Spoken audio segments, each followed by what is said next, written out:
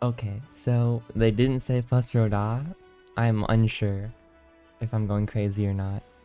This 100% feels like that song, but I have no idea. But man, this song's great. It really gets me in the mood. Oh, sorry if that's loud. Just adjusting my mic. Um, yeah, I didn't really want to wait another full week and forget stuff. Um, I feel like the lore I'm not really going to understand, but I'm going to give it my best shot. Um, yeah. I think I'm just gonna jump right back into it. I mean, I guess I could check volume and stuff real quick, but I think it'll be fine.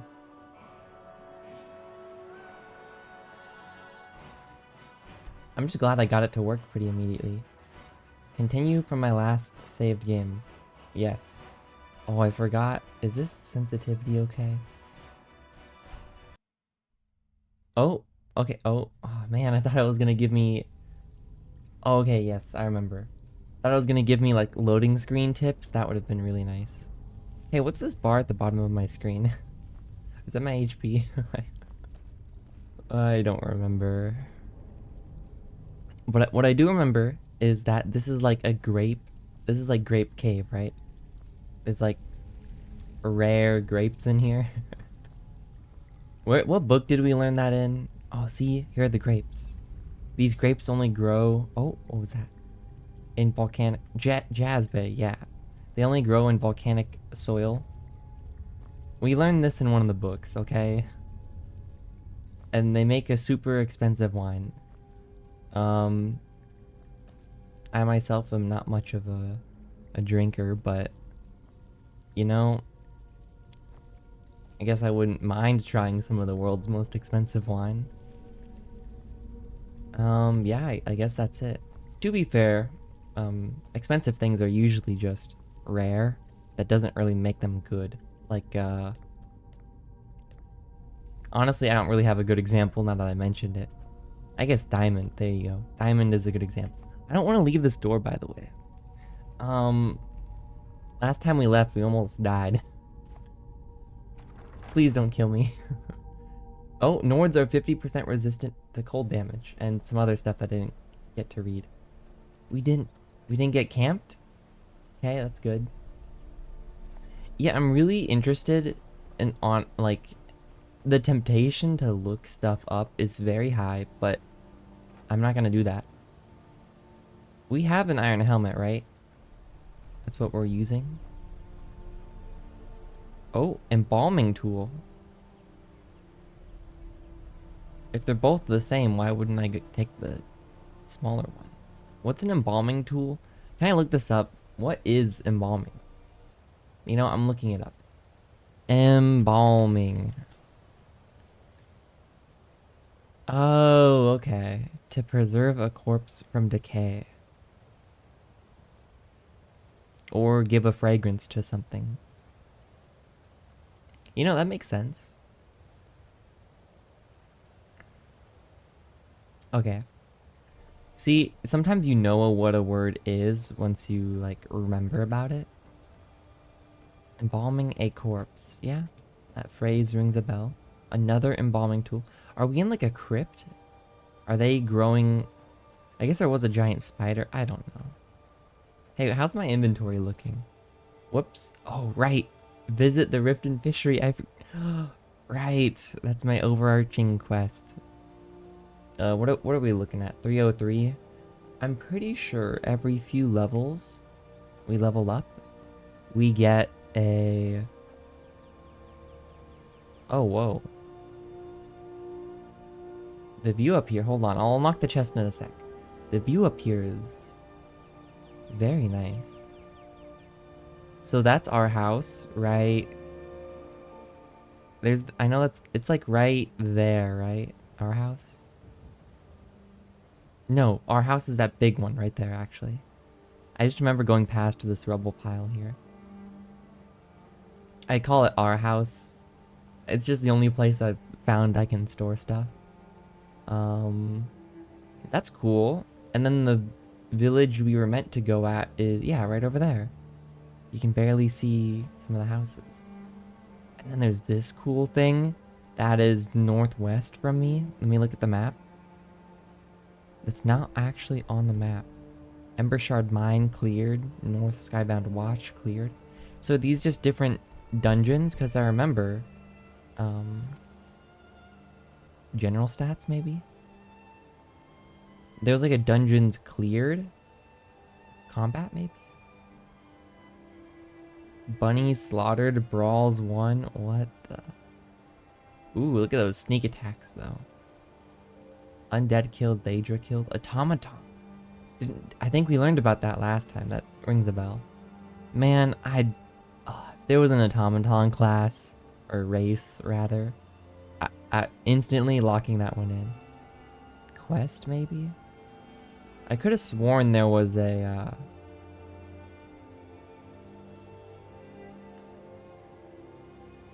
Am I crazy? Dungeons clear. There we go, too. So yeah, that lines up with our current knowledge. Those are dungeons. Wait. These are all dungeons. I guess these two count as one since they're connected. We went in here. One over here. Up this path. Up to Orphan Rock. Over to Skybound Watch. Then over here. To South Skybound Watch. And then we tried to go up this path, but there's a ghost here. I remember that very distinctly. This ghost is out for blood. Okay. But yeah, this place is just really nice to look at. And the music reminds me of Shadow of the Colossus almost. Right now. Honestly, I'm gonna turn it up for myself. I'm not sure if it'll affect the stream, but... Yeah. I'm really digging this game. I didn't realize how much I missed just exploring a world. Nice. I think we're pretty good at lockpicking, but then again, we did get the lockpicking perk. Potion of fire resist. Of resist fire, whatever. Same difference. Resist 20% of fire damage for a minute. I hate to say it. I'm probably one of those people who isn't going to use those, but we'll see. Hey, can we get across to the other side? Oh yeah, let me check if that's the helmet we have. Tab. Apparel. Yeah, iron helmet. Yeah. Do you get like a set bonus, by the way? Should I be wearing like... Don't answer this. I feel like maybe I should be wearing a full set. Maybe the bonus is just leveling up that one area of armor rather than doing what I'm doing and leveling up multiple. I guess that's kind of it up here. I mean... Wow, this music is really grandiose. I just wanted to see, yeah, the embalming tools are here. Since they're in miscellaneous, that leads me to believe they don't actually do anything. So I might just sell them.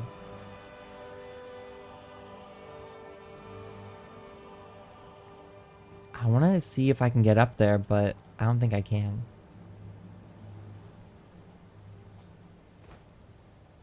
I'd have to do some... Ugh. Wait, can I zoom out? Yeah! I'd have to do some crazy jumps, but... I don't think they want me over there, I'll be honest. It already feels so janky doing this. I don't want to fall. Because I'm pretty sure there's fall damage. Oh, here we go. Most sane... What are they called? Like people who do parkour? You know what I mean? The people who do parkour. Oh yeah. Okay, I remember this. That flag. Like, as soon as we got up to it, a ghost appeared.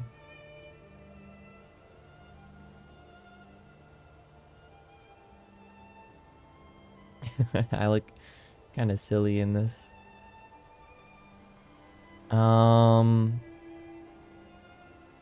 So yeah, I don't want to fight that ghost. Oh, there's nothing over here. Oh man. Is this tower destroyed because of the dragon, by the way? Do I want to go visit the ghost of Christmas past or future, I guess? Maybe present, I don't know. Honestly, no, present is like the best one. Future is just edgy. I'm scared. I don't want to walk much further than this. What's our weapon again? The giant sword, right? How do I... Oh, just right click. Or R, I guess. Do I dare go up to the ghost? Oh, jeez.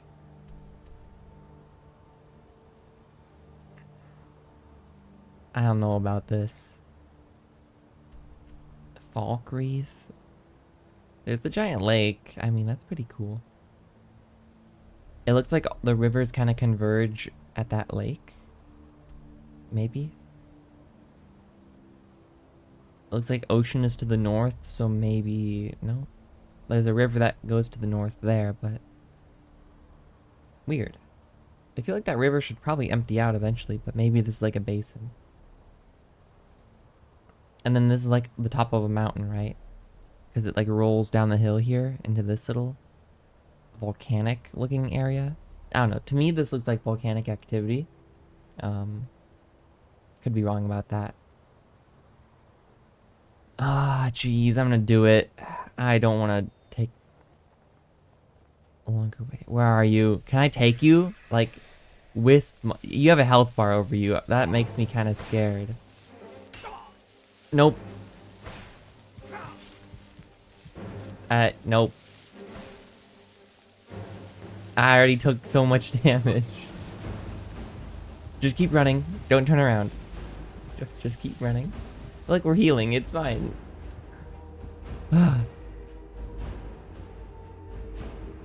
Okay, number 1 bucket list item. Beat the Wisp Mother. We're not being chased by wisps? Okay. Just get out of here. Wait, I can drop stuff off at the... You know, let me go back home. Okay, good. Health bar disappeared.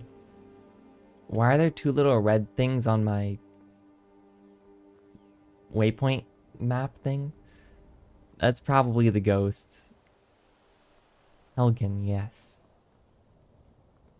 Home camp. Home sweet home. Oh, that's cool. In the top right, it even tells you. I should probably pay attention to that if I visit somewhere for the first time. I'm sure I've been probably paying attention to it where I'm going. Alright, is our stuff still here? That is the question.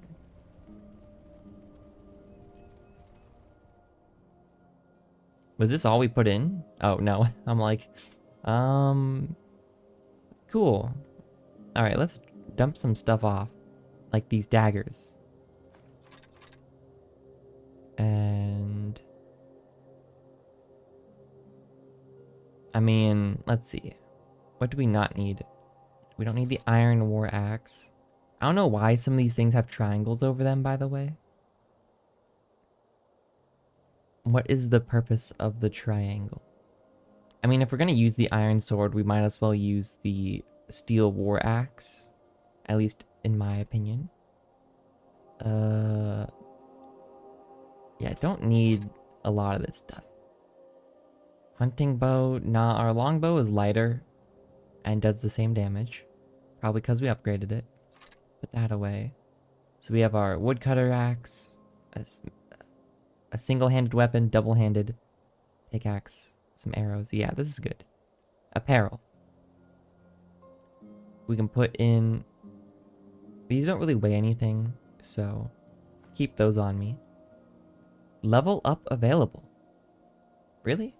I don't think I did anything to deserve a level up, but maybe surviving the Wisp Mother is kind of a level up in and of itself.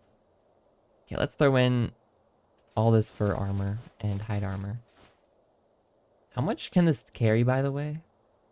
This locker?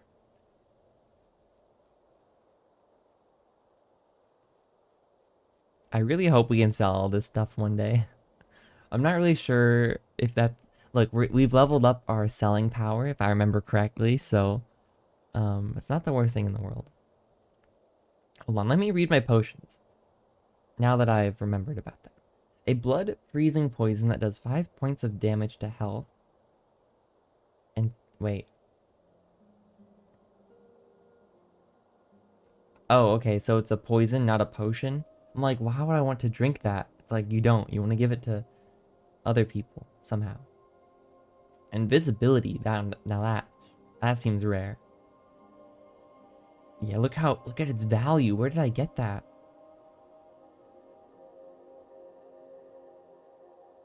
Potion of true shot. Jeez, I can't speak. This is gonna be a long day. Well, I'm not planning on going for too long here. At least compared to our first one. Bows do 20% more damage for 60 seconds. I understand that in video game terms, but hear me out. How does a potion increase your bow damage? That doesn't make any sense. Yeah, just restore. These are all restoratives right here. Cool, cool. Scrolls. We've got creatures. Oh, right. Isn't that like our character's ability? Where do we go to see that? Magic? Power. Voice of the Emperor. Yeah, I think that's like our... Oh, yeah. Anywhere gold coins might be found, Imperials always seem to find a few more. It says active effect, so I'm assuming it's just permanently active, especially if we can't equip it. I really want to try leveling up my healing, but it feels very... Like, I don't really know how to multitask all this. It's a lot to keep in mind. I'm pretty sure this was like R on my keyboard. If I go to System, Set No Controls. Ready? No, it wasn't. It was Z. Okay. Why did I think it was R? Okay, we'll keep that in mind. Books. I like to keep all my books on me. We could probably skim through them again if we really wanted to learn where those berries come from, but... Spell Tome Clairvoyance. Wait, hold on. This does something. Where did we get this? I need to remember more stuff. This was a book about like 4 towers that crumble or something. Like the red tower, white tower, bronze tower, glass tower or something. Got some keys. I really wish the keys looked different. That would be a nice detail. Hold on, I wanted to go to miscellaneous. Put the embalming tools away. Cast iron pot, fox pelt. Whoa, we're rich. Iron ingot, linen rapture. A petty soul gem. The tankards away. And the plate. I think that's mostly everything. I really like having all these ingredients on me in case we find something we can do with them. And food, I mean, whoops. I don't know why I exited out there. The food, can I not store food? Maybe that's why? Every time I click food, what was going on? I don't know what I was doing. What was I saying? I don't know. What have we got here? I mean, none of the food is particularly heavy, so... It's like maybe, I want to say, no more than 20 weight. Probably no more than 10, to be honest. Actually, that's probably a lie. These carrots alone are like 1.7, so... Again, the wine... Yeah, okay, it probably adds up to about 20. Level up available. Right, right. I gotta remember to do that. I'm completely fine with this, I think. I'm guessing I'll just sell the necklaces, but... yeah, I think that's everything. Alright, let me level up. Tab. Oh, I got an achievement. Reach level 5. I don't know what I did to reach level 5, but I did it. Choose an attribute to advance. Health. Stamina. Magicka. Maybe I just go even distribution here? I don't know. I don't know. What is stamina? I guess stamina's for like heavy attacks. I feel like I don't really need stamina. And I'm not really going to be using Magicka right now. Or soon, I think. Sure, there's the healing thing, but... just give me the health. Yeah.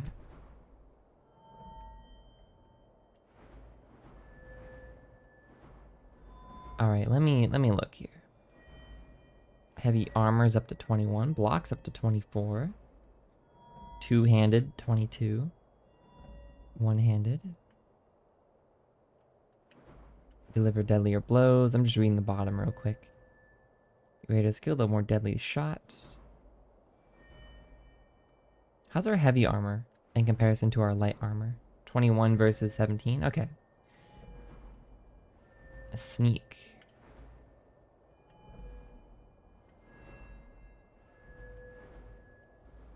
I wonder if this is random or not, or if this is because I chose the Imperial race. And this is why my stats look like this by default. That's an interesting question.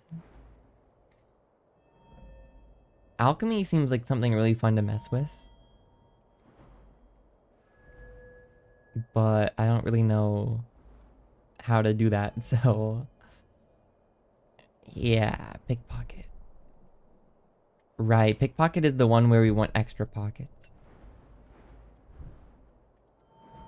Lock picking. So we made novice locks easier to pick. We haven't come across apprentice locks, and we need to be 25 anyways, so... requires 40, 50, 60, 50... wow, a lot of these... wait, we need to upgrade too? Wow. Yeah, a lot of these,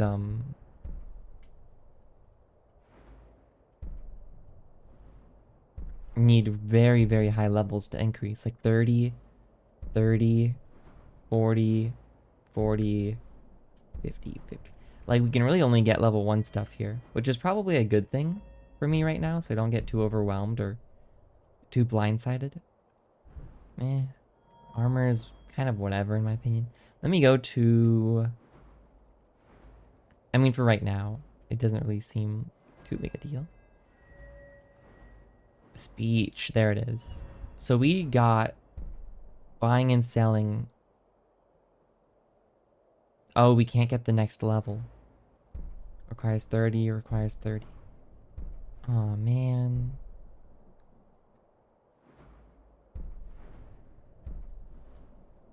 Can sell any type of item to any kind of merchant. That seems very nice. I don't really know what investor means. Can barter stolen goods. I don't really get what this means either. This seems like a black market kind of thing. This is a very interesting tree. Alchemy. I feel like we should not invest in this because we don't even know how to use that. And then we just look at the level 1. Oh, the level 1 stuff is all going to be like casting for half, which I don't think is too useful for me.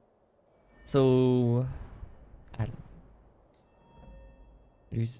Let me go to actually sneak. I think for all the level 1s we have currently available, sneak is definitely the best. This one. 20% harder to detect when sneaking. I think we go with this with one of ours. Is this stacking, or is this just from 20 to 25? That doesn't seem like too big of a deal if it is. Then we can't get any of these. Sneak attacks with one-handed weapons. 6 times damage. Yeah, it seems way easier to sneak attack with a bow. You won't trigger pressure plates. But I kind of want to. Silent forward roll. Walking and running does not affect detection. That's pretty cool.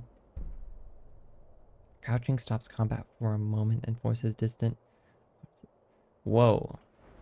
Yeah, the sneak tree seems very fun, I'll be honest. Like, you know, one-handed and two-handed seem very... And even archery is just, like, more damage. These are all just more damage to me. And even, like... Where is it? Conjuration, destruction, all these kind of just seem like more damage. I like the ones that just don't do straight up more damage. We could try pickpocket, I guess. Item weight and value reduce. I don't really get what the second part means. Item weight and value reduce odds. So is it like the heavier and more expensive an item is, make it less likely to be able to pickpocket? That's what my guess is. Because like you'd notice if something heavy off of your person was just missing all of a sudden.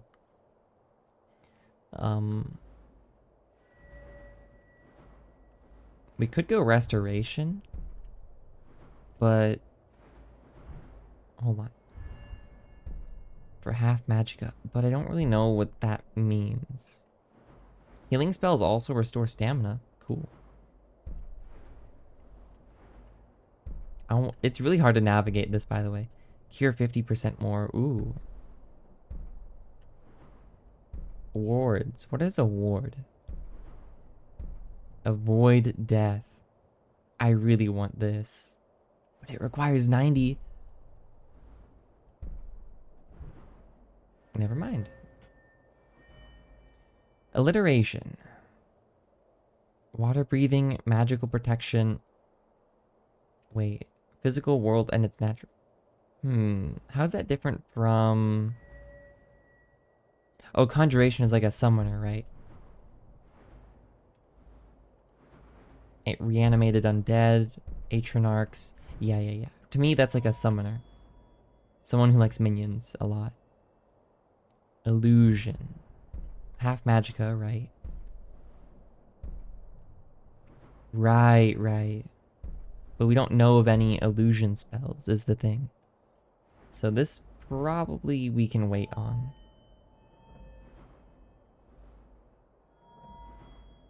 I don't think there's really anything we want or need.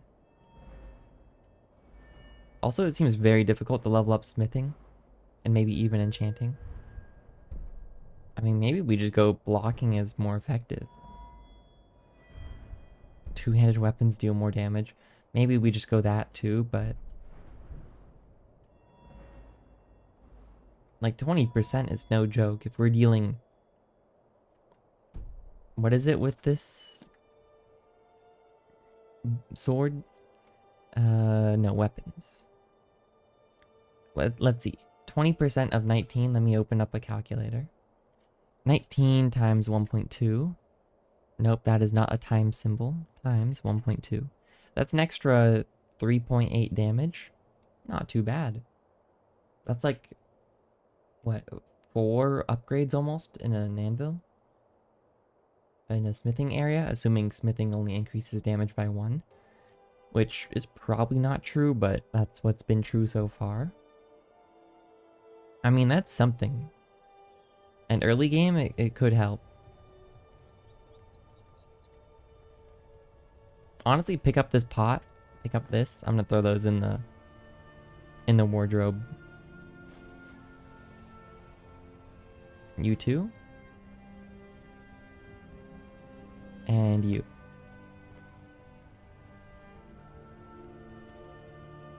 Oh, the music. I really like this music.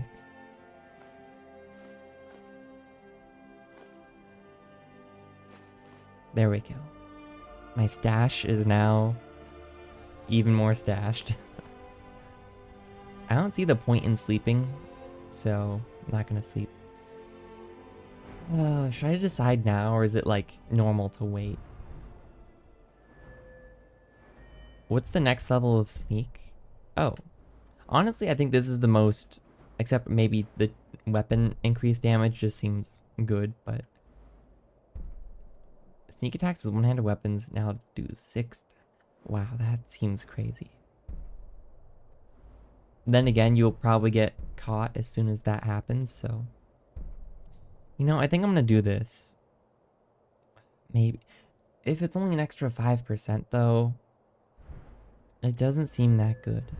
I really want my lock picking to level up, but I need way more experience.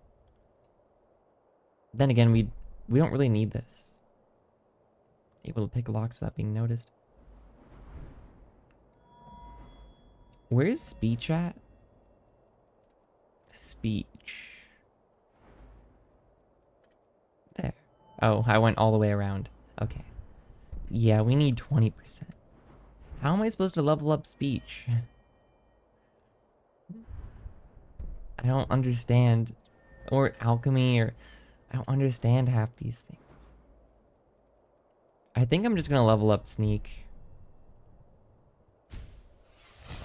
Requires 40, wow. Alright. I think it makes the most sense right now. I think it's good all around. Let's get out of here. That was good. This was a good little... I don't know. Break. We got a little bit scared earlier by the ghost, but... The wisp mother. But it's okay. We're gonna get through this. We're on the road to Viridian City. Riften. Home sweet home. Can't wait to go to the fishing guild. Oh, it's gonna be great. I guess since I'm just holding W here, I'm just gonna drink some water.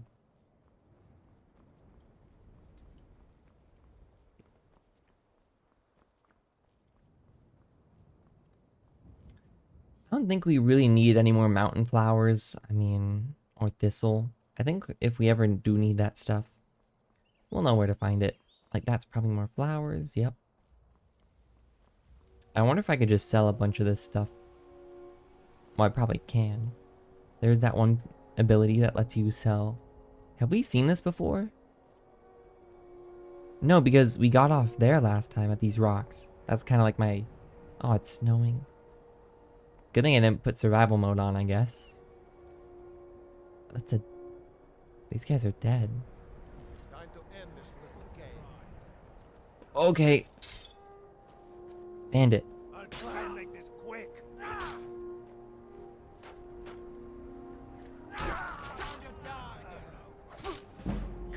Oh, I need stamina. Skyrim belongs to the Nords. There's an archer back there. Yeah. I want him to shoot his friend. I'm standing between him and his friend. Come on. Finish him. Yeah. Oh, dude, I'm the best. Oh, this guy's got nothing on me. Oh, sorry. Not really, though. I just wanted to see what was going on. You guys are the ones who attacked me. So this was the guy who was already dead. So I'm gonna check him first. Boots, clothes. Oh, this guy was just he wasn't even a warrior. Oh, sorry, dude. Your clothes were nice, though. I guess since this isn't too far from home, I'm just gonna take it all. I feel like I'm already getting very heavy again with all that steel stuff. Yeah, this looks like it was a traveling, like, caravan of Khajiits. Boots and clothes. This is sad. These guys were just chilling.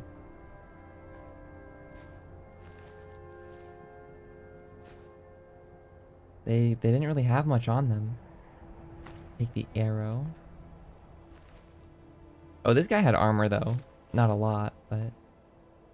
Oh, here we go. Carrying too much. The horse is empty. Okay, that's... You know, I didn't want horse meat anyways.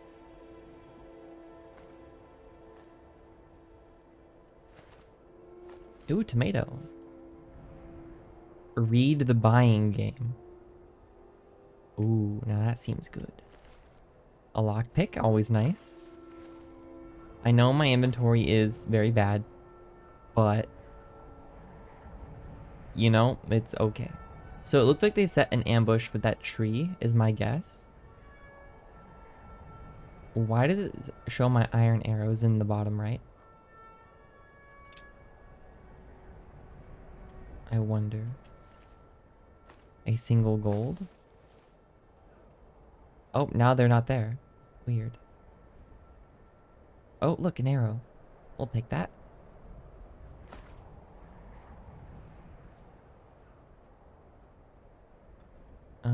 Oh, yep, another person. Hi, how are ya? Sorry about the ambush. I was not involved. I'm merely an opportunist. So it seems like these guys were maybe transporting that extra rare wine. That's my current guess. Whoops. I wanted to zoom in. And that's why they got ambushed. Their rare wine. Can I get in the back of this? There we go. Take those. That's my current hypothesis, but could be wrong. So they had a book, or they had a chest, and they had this book. Now, new book, very exciting. Oh, hold on. Sack. Oh, there we go, that one. Oh, salt, the most valuable of food ingredients. Nope, there we go. Read the buying game. My speech increased? Okay, that's funny. The buying game by Ababail Timsar Dadsun. Dad Isun. Yeah. So many people simply buy the items they need at the price they are given. It's a very sad state of affairs. When the game is really open to all, you don't need an invitation. And it is a game, the game of bargaining, to be played seriously and, I hasten to add, politely. In elsewhere, it is common for the shop owner to offer the prospective buyer tea or sweetmeats and engage in polite conversation before commencing the business. This eminently civilized tradition has a practical purpose, allowing the buyer to observe the wares for sale. It is considered impolite not to accept, though it does not imply obligation on the part of the buyer. Whether this particular custom is part of the culture or not, it's wise for the buyer and seller to greet one another with smiles and warm salutations, like gladiators honoring one another before the battle. Bargaining is expected all over Tamriel, but the game can be broken if one's offer is so preposterously low that it insults the shopkeeper. That makes sense. If you are offered something for 10 gold pieces, try offering 6 and see where that takes you. Do not look like you are very interested, but do not mock the quality of the goods, even if they deserve it. Much better to admire the quality of workmanship, but comment that, regretfully, you simply cannot afford such a price. That's nice, polite, yeah. I agree with that. When the shopkeeper compliments your taste, smile, but try to resist the flattery. A lot of the game depends on recognizing the types of shopkeepers and not automatically assuming that the rural man, that word caught me by surprise. I always forget how hard it is to pronounce. Rural. Oh my gosh, I sound like Pat Sajak. If you know what I mean, you know what I mean. Merchant is ignorant and easily fooled. I don't even want to try saying it. Or the rapacious city, I don't even know what that means. City merchant is selling shoddy merchandise. Caravans, it should be mentioned, are always good places to go to buy or trade. Knowing what you're buying and from whom is a talent bought only after years of practice. Know the specialties of certain regions and merchants before you even step foot in a shop. Recognize, too, the prejudices of the region. In Morrowind, where I hail from, for example, Argonians are viewed with a certain amount of suspicion, Don't be surprised or insulted if the shopkeepers follow you around the shop, assuming you're going to steal something. Okay, that's good to know. In Morrowind. I'll have to look at that on the map. Similarly, Nords, Bretons, and Cyrodiils are sometimes treated coolly by merchants in the Somerset Isles. Of course, what does that even mean, coolly? I know, like, generally, but weird. Of course, I don't know any shopkeepers anywhere, no matter their open-mindedness, who aren't alerted when a Khajiit or a Bosmer enters their shop, even Khajiit and Bosmiri shopkeepers. So they're suspicious of each other. What's a Bosmer again? Is that the, like, dark elf looking guy? If you see something you really like or need, buy it then and there at the best price you can get. I cannot tell you how many times I passed up a rare and interesting relic, assuming that I could find it elsewhere in the region. Perhaps at a larger town at a better price. Too late, I discovered I was wrong, and when I returned to the shop weeks later, the item I wanted was gone. Is that really how they're gonna do it? Are they actually gonna, like, lock stuff behind first sight? That would be really evil if that was the case. I hope they don't do that, but we'll see. Better to get a great purchase at a decent price and discover it again at a worse price than to miss out on your opportunities for ownership. Occasionally, impulsiveness is the best buying strategy. Interesting. Sense the moves of the game and everyone can win. Beautiful. I didn't really learn much. Oh, Morrowind. Where's Morrowind? Whiterun, Morthal, Solitude, Dawnstar. Is Morrowind an actual place? Windhelm. Then Riften is down here. Whiterun. This was like Riverwood? Yeah. Okay, I have no idea where Morrowind is, so I tried. Oh, can you not jump when you're over encumbered? That's funny.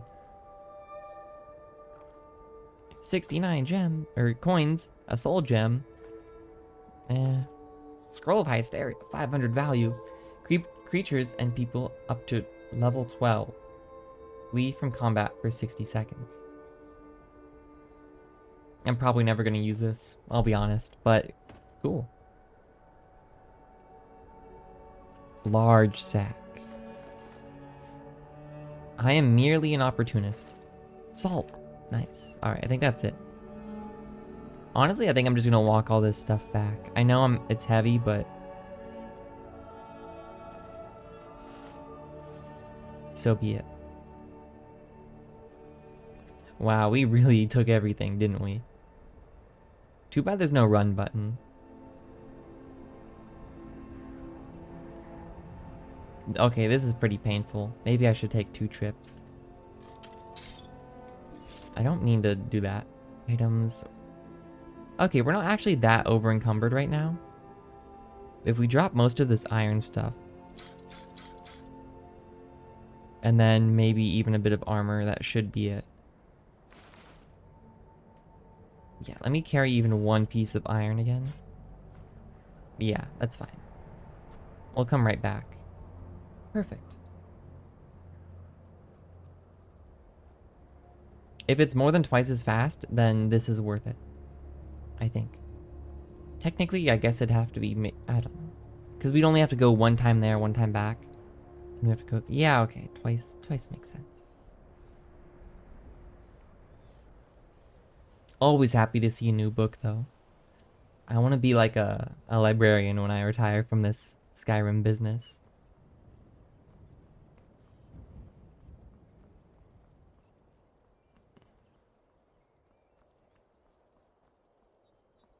Home sweet home. Still on fire like always. Love to see it.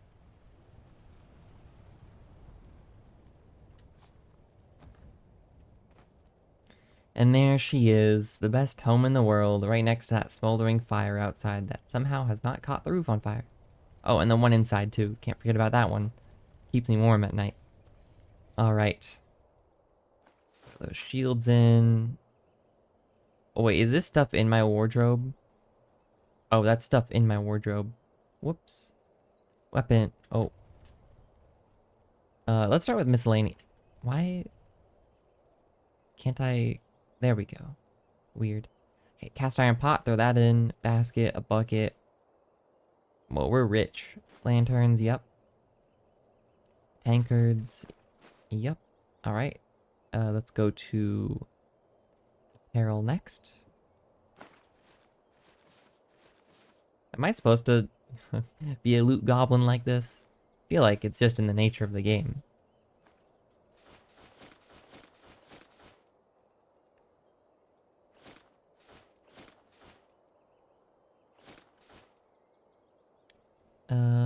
Yep, that looks good.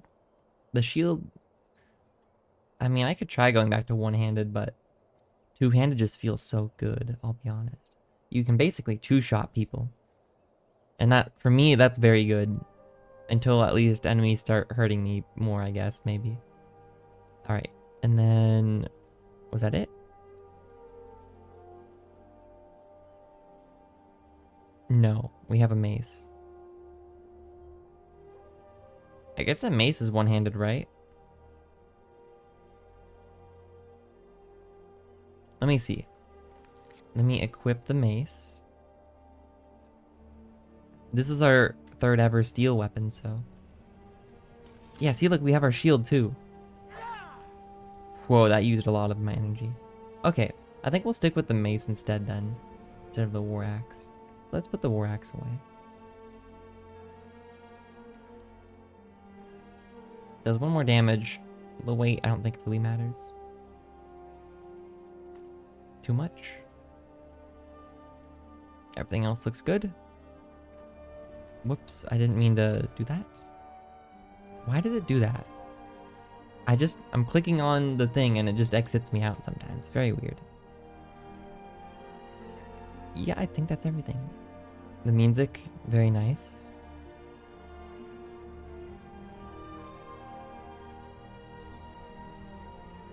Cool.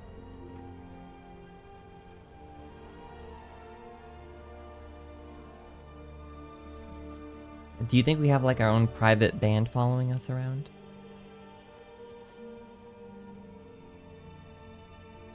I don't like those red dots on my minimap up there. I think those are the ghosts. The wisps. That ghost scares me. She like can very easily two-shot me, I think. I can barely even handle her wisps that she summons.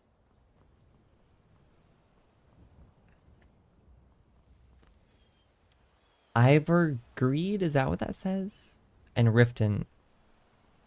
Oh, maybe the... here, hear me out. I think the white names are like small cities, but the black names are like the big cities that are on the map, you know? The ones that we see right away. Like Riften, I think one of them was like Winterhold. And then like Solstice. Or, no, Solitude. Not Solstice. So yeah. Oh, are you trying to cannibalize their bodies? That's kind of messed up. I don't know why you're floating, but... okay.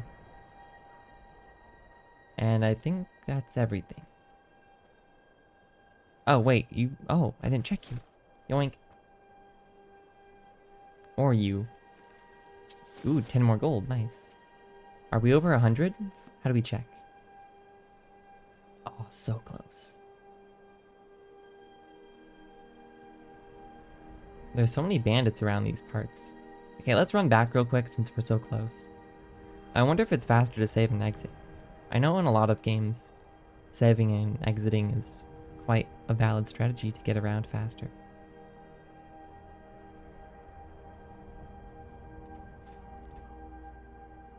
Yeah, I don't think we really need all this random flower stuff. But there are two varieties so far. There's purple and blue. More thistle. There's another purple. I mean, maybe there's other colors, but in this region, there's only blue and purple.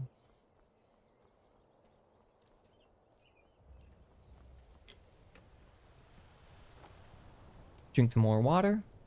We're just walking here. And this should be our last stop before we continue on again. One of these days, we're going to sell all this stuff, and it's going to be beautiful. We're going to carry it all with us and take a very nice long walk. Alright. Why does it exit me out? I don't know. I guess we'll keep the flowers on us. What about the thistle? Where's that at?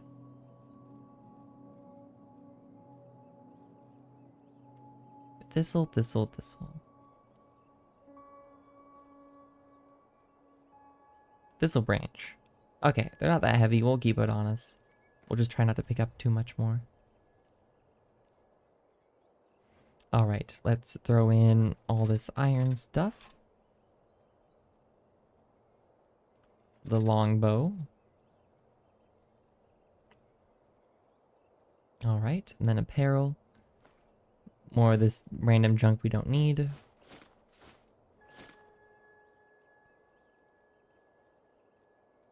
I think that was kind of it. We only picked up more armor and stuff, so. Cool. How much weight are we carrying on us? 170? Oof.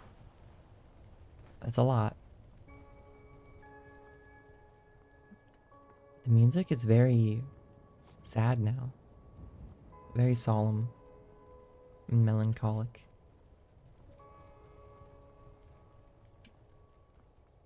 I'm probably gonna get a very serious lung illness by living in Helgen, but it's okay.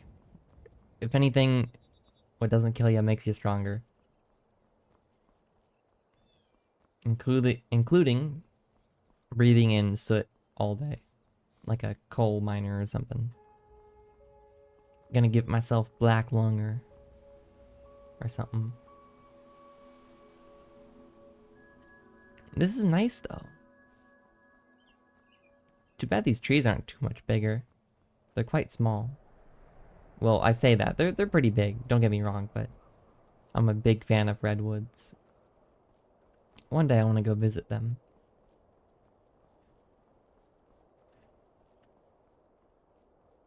Alright, new territory. Finally made it past the little wagon camp. This looks like a little off the road thing here, so let me go look.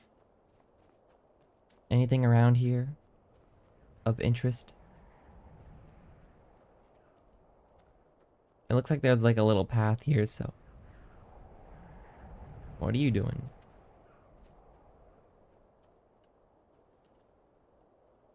Oh. Take a look. A vendor? No, you can't do this to me.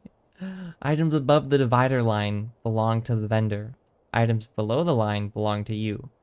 To buy or sell an item, select it and press E.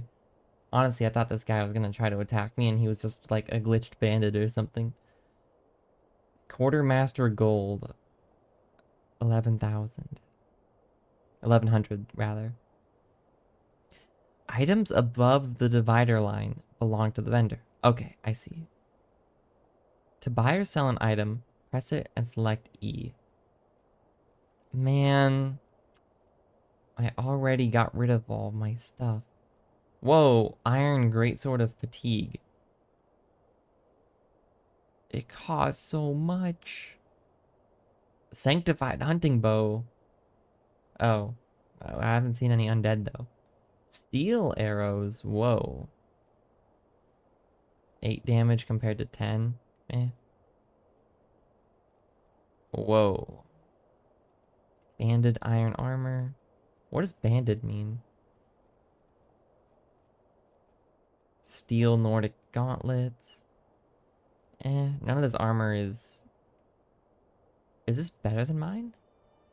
It might be slightly better than mine. I don't know what I need. Oh, no. Take a look. I don't know why it exited out. I was just clicking on miscellaneous. Charcoal. Corundum. Okay, lots of ingots and stuff. Ah, do I have to bring all my stuff back here to sell it to this guy?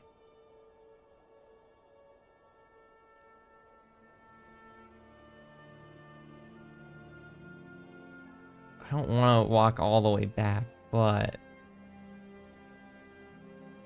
Oh, I can't even sell that much stuff. I can only sell this stuff, these weapons, and a little bit of gems. Take a look. That's very weird. I guess this was that what they were talking about. Some vendors are very specific. I could sell my lockpicks for 35 gold. I don't really... What's that? 17 damage compared to my 19? Who cares about stamina? 5 points of stamina damage, you know? It's like... kind of whatever. The best thing here are probably the steel arrows. How much are they? 6 damage each? Is that what that is? That's a lot. I don't need the hunting bow.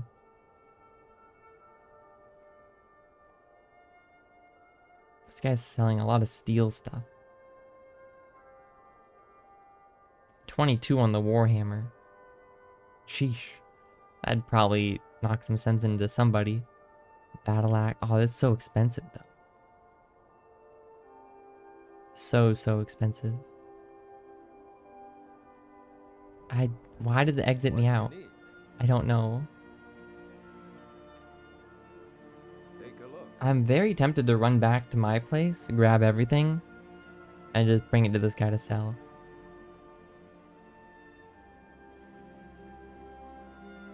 Yeah, I don't really know what I need, so none of this really, you know, interests me. It all seems very minor upgrades. Like, none of it seems game-changing. How are you supposed to... He's just chilling up here. You're just supposed to run into this guy? I probably should have tried buying something to see how the system of bartering works. Hold on, can I sneak up on him and steal him? Steal stuff from him? Our sneaking is better now.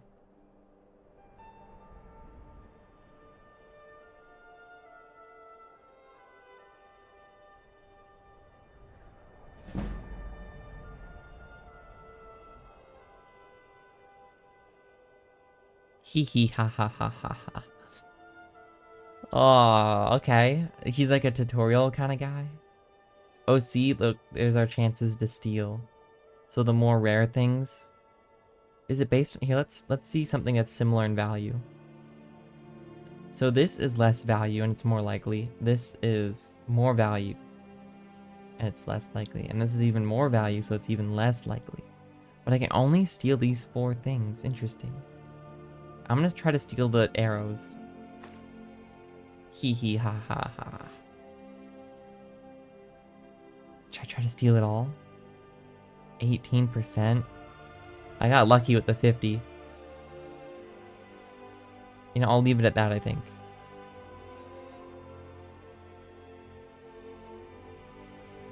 Then let me quickly check my skills.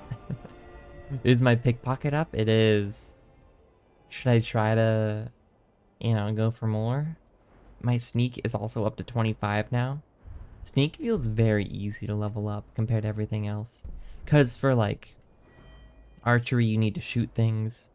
You need targets to hit for all, like, these 3. For armor, you just need to take hits. For blocking, you also need to take hits. Smithing, you need to have things to smith and materials to smith. A lot of this seems very difficult to level up. Sneaking just feels so passive, because you can kind of farm people for it. Lockpicking feels difficult to level up, because you need locks. I feel like I just take my opportunities here and pickpocket everything. But then he's not going to like me.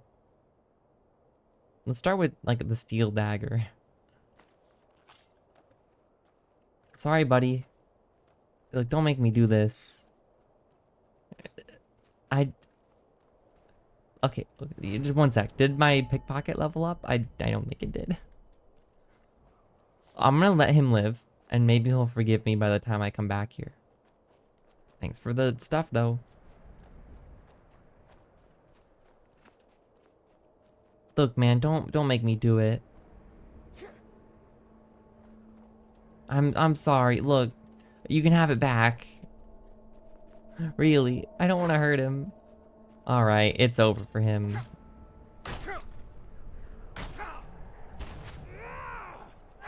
Oh, I whiffed. That was so bad.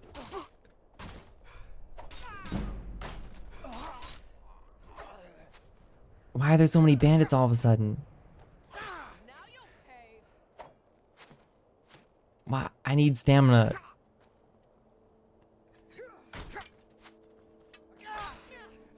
That was pretty good. Finish him. Where'd all their friends come from? They're back at the loot site.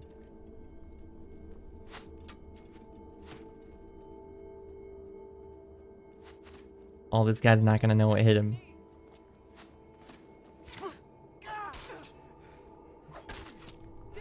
Bonk. Okay. Where's the other guy? He's over there. I'm just gonna run at him. What's he gonna do? Oh. Oh, he still... Oh.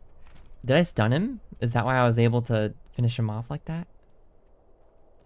Look, I wanted to practice my skills. I'm sorry. Oh, I'm over 1,000 gold now, though. Jug of milk. Cool. Oh, were they killing this poor snow fox? I guess thanks for the snow fox pelt. Alright, alright. Look, guys. I didn't want to do it, but... Look, it happens.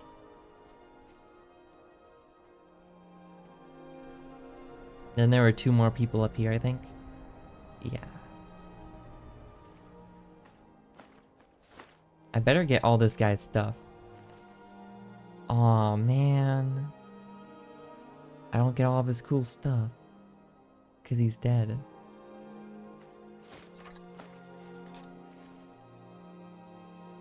Aw, man. Let me go back up to his spot. Maybe, just maybe. He was like up here by this rock. Like just standing around here. Man. Okay, okay.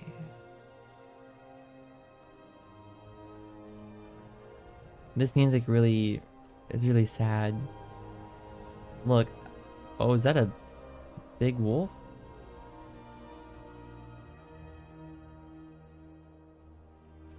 Okay.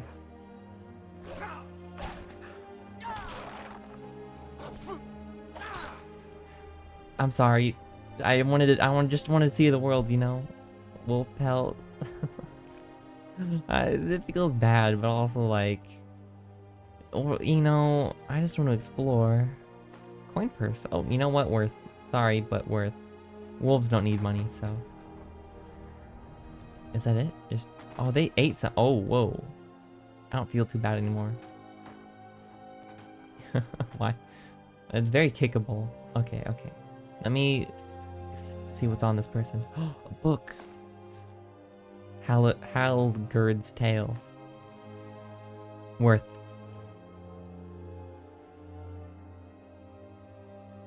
There could be something up there. Okay, new book. You know what time it is? It's book time. Items. Book. Halgurd's Tale. Oh, look at our awesome book collection. This is 70 value. Book of the Dragonborn is only 12. Oh, I can read this journal? Oh no, I read this. This was in the mines. Yeah, that guy had a collapse on him. Okay. Halgurd's Tale. Nope, not that one. Alright, Halgerd's Tale by Tavi Dromio. Didn't we... There wasn't... I think we've seen Dromio before, or read a book by him. Okay. Think the greatest warrior who ever lived had to be Vilus Nominus, offered Ziomara. Name one other warrior who conquered more territory. To Perceptum, obviously, said Halgerd. Hey, it's Halgerd, that's the main character. He wasn't a warrior, he was an administrator, a politician, said Garaz. And besides, acreage conquered can't be final means of determining the best warrior. How about skill with a blade? There are other weapons than blades, objected Ziomara. Why not skill with an axe or a bow? Who was the greatest master of all weaponry? I can't think of one greatest master of all weaponry, said Halgerd. Balaxes of Agia, Nero in Black Marsh. I don't know how that's supposed to be read. Was the greatest wielder of a lance. Ernst Lervu of the Ashlands is the greatest master of the club I've ever seen. The greatest master of the katana is probably Akaviri Warlord.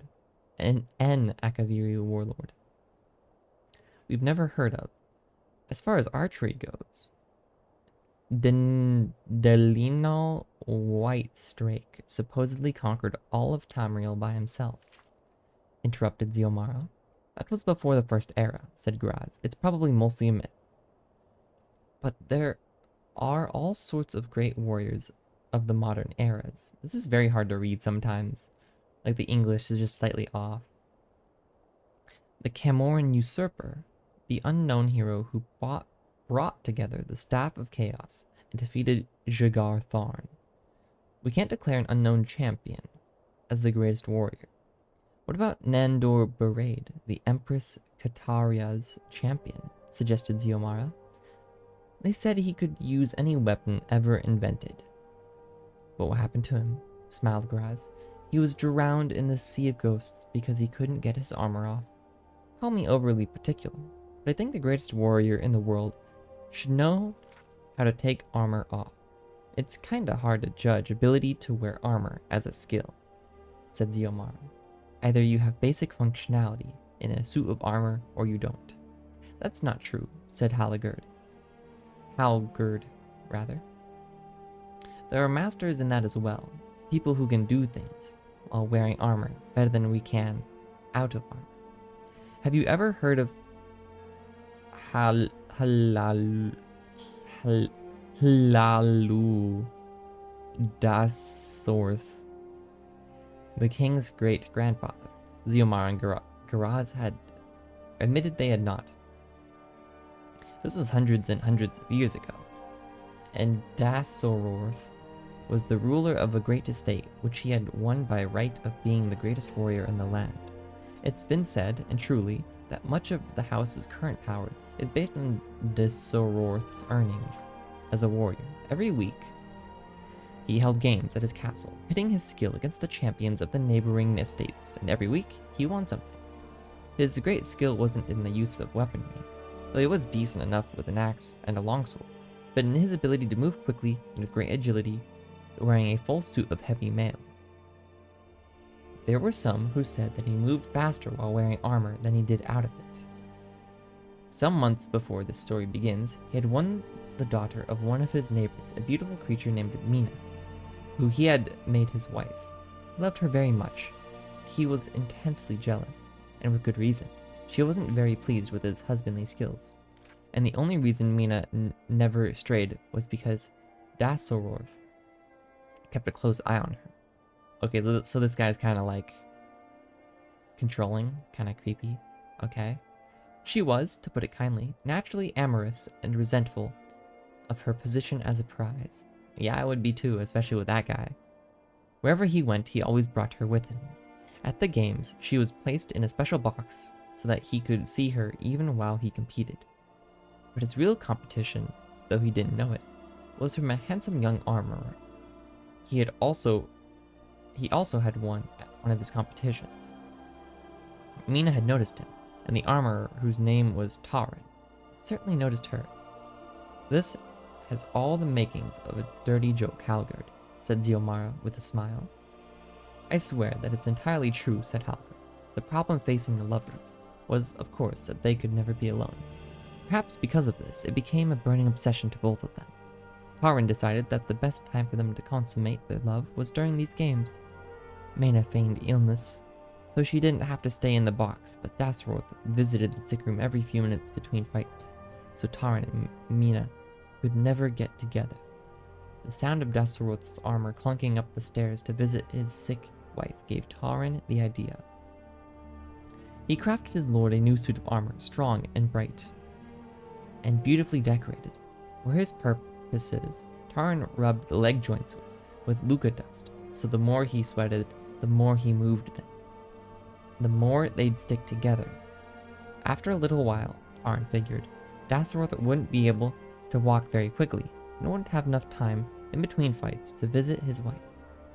But just in case, Taran also added bells to the legs which rung loudly when they moved, so the couple would be able to hear him coming in plenty of time. What is this story about? I thought that this was about finding out the greatest warrior. This is like some Romeo and Juliet stuff now. When the games commenced the following week, Mina feigned illness again and Taran presented his lord with the new armor. Dasroth was delighted with it, as Taran hoped he would be, and donned it for his first fight.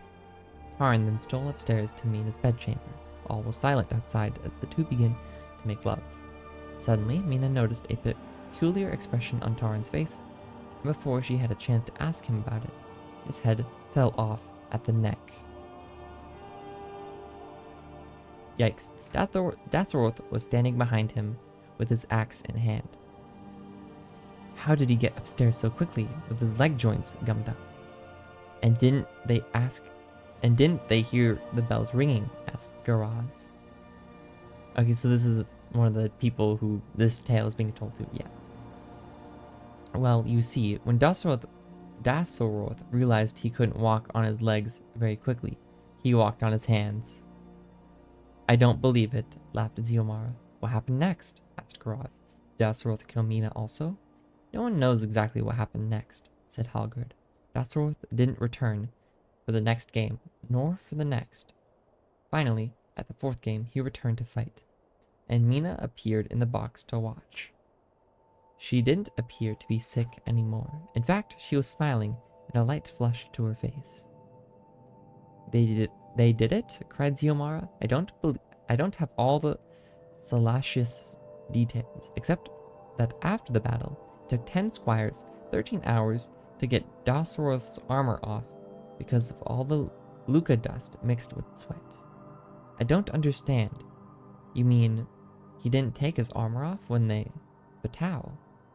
Like I said, replied Halgard, this is a story about someone who is more agile and accomplished in his armor than out of it. Now, that's a skill, said Garaz. So it's basically telling me, hey, maybe try armor.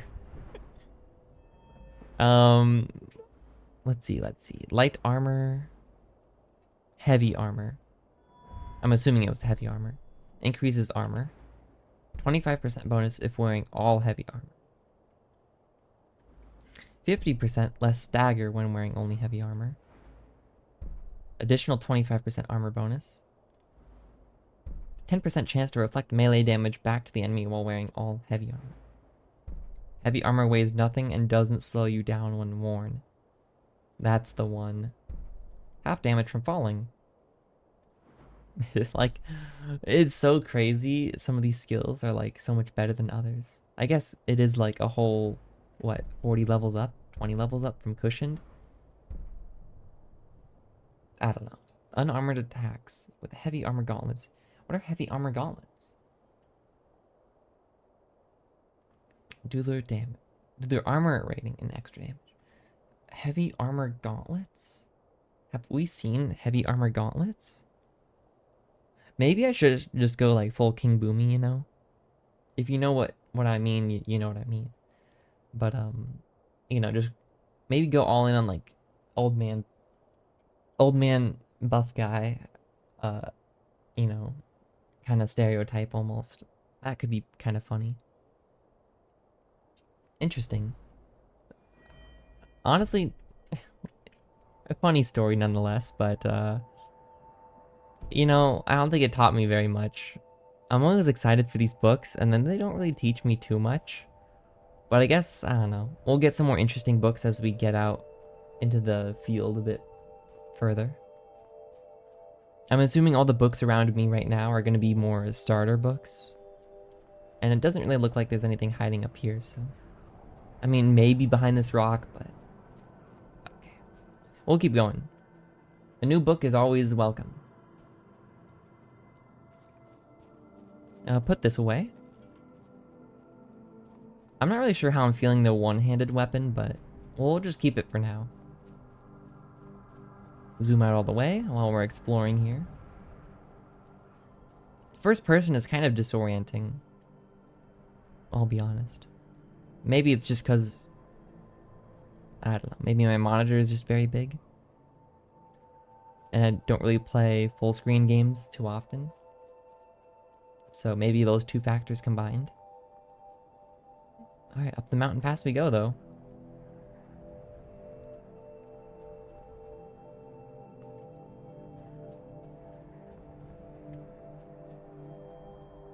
Just looking for anything out of the ordinary. Anything at all. Like up here, it looked a little bit suspicious, so I'm like, okay, check it out. Nothing crazy.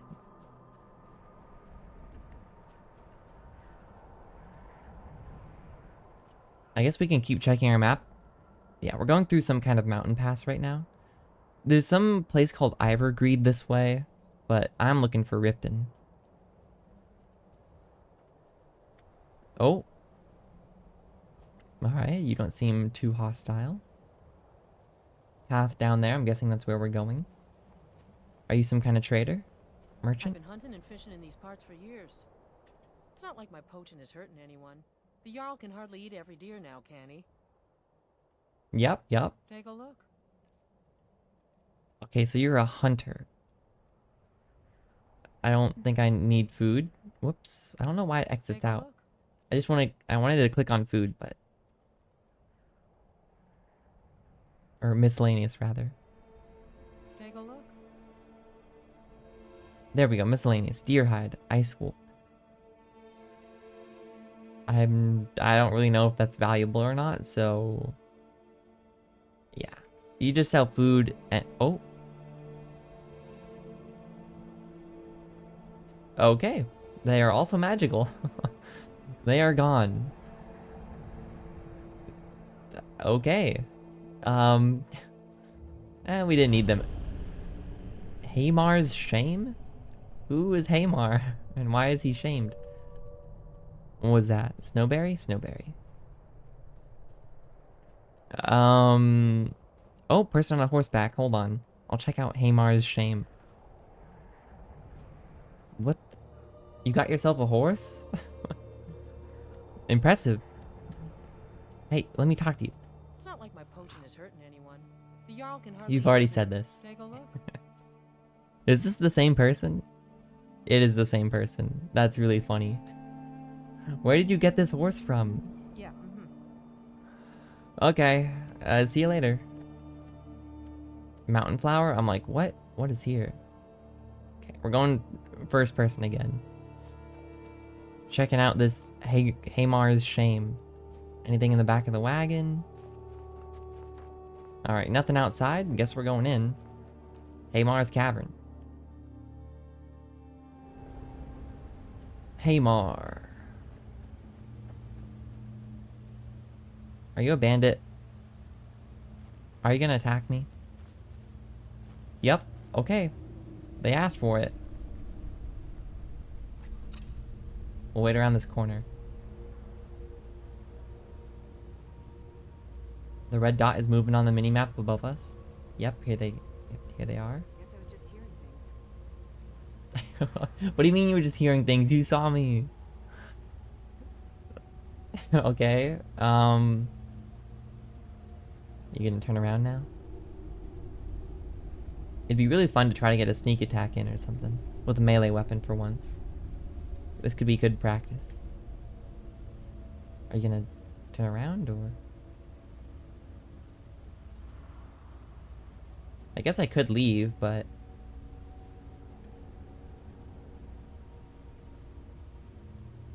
Are you just gonna stand there now?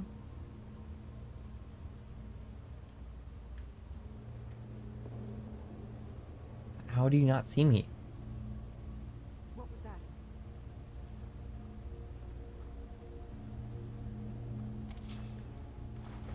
Oh, clean. Whoa. Wait, vampires thrall? What? There's vampires? Okay, good to know. There's vampires in this game. Oh, that was so clean, though.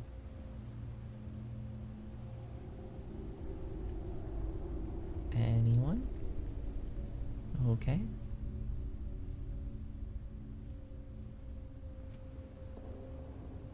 Why does it say iron arrow on the bottom right? No idea. Anything in these barrels? Yes. Oh, salt. Salt is, in my opinion, my limited experience and opinion, the best resource right now for food. No other food matters without salt. Salt is the ultimate, like, food making food. You know what I mean? Ingredient for food. I don't think we have to sneak too much anymore. Alright, some free arrows. We'll take it. Yeah, it just looks like we'll get a free chest up here. I'll absolutely take the 40 gold. Very nice. And sure, the tankard too. We'll dump it off if we don't need it. Okay, we'll crouch again because we don't know what's up. Vampire Thrall. Good thing we didn't get turned into a vampire, I guess.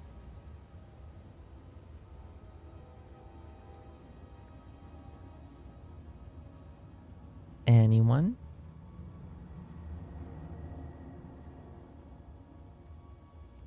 Okay. There's a weird little indent in the rock here. I don't know what that's about. Oh, there's a guy there. What is that? Is that a trap? I think that's a trap. Hold on.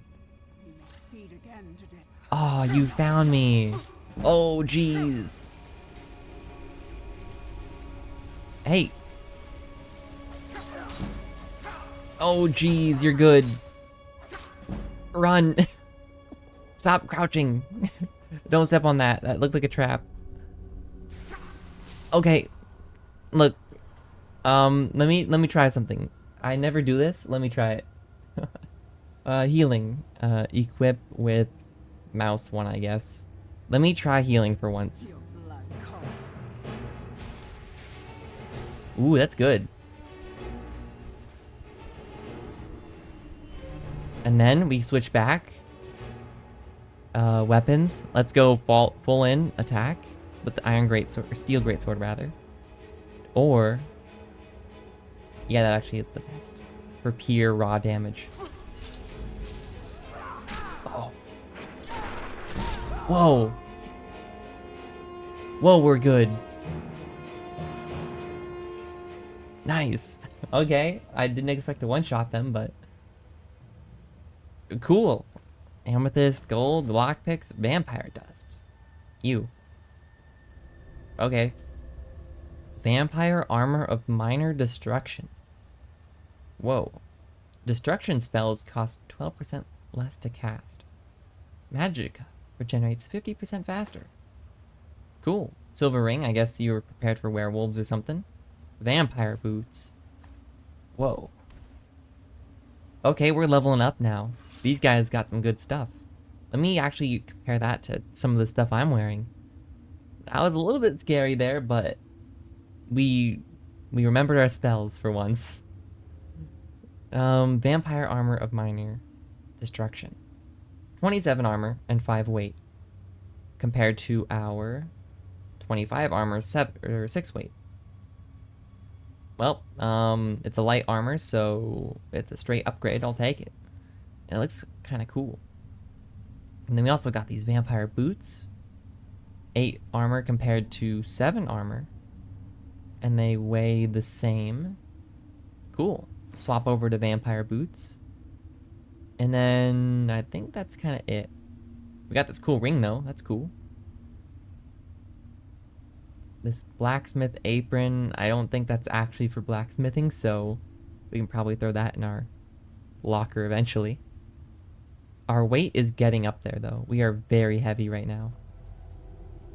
Cool. That was a good fight. Now, is this a trap? Is there... Oh, yep, that's a trap. That is a trap. Too bad we didn't sneak up on that vampire, though. Okay, we'll ignore that trap. I'm very tempted to see what happens if I crouch on a trap. Is this dumb? Am I gonna die here? I don't even want to try it. Forget I said anything.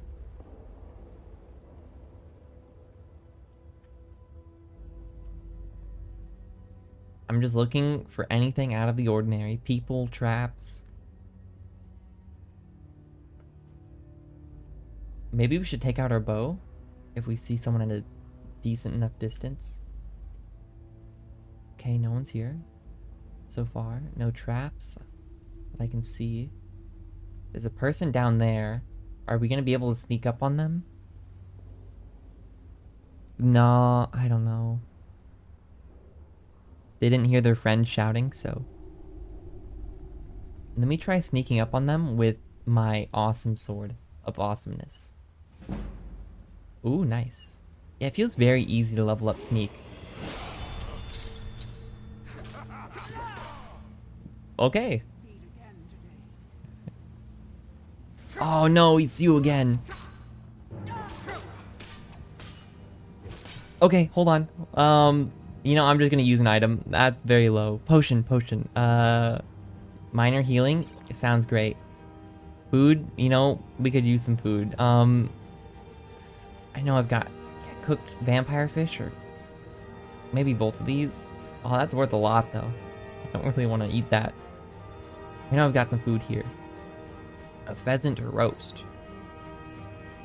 We'll eat some of that.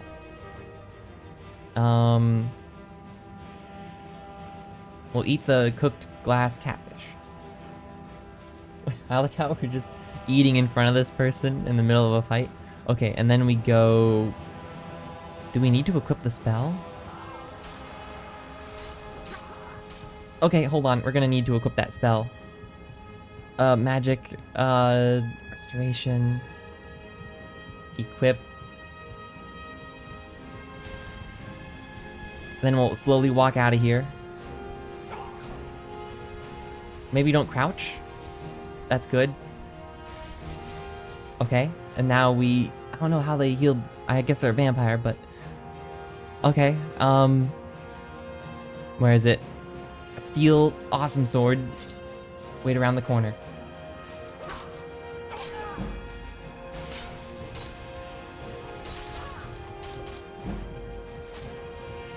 Oh, am I getting stabbed? Oh.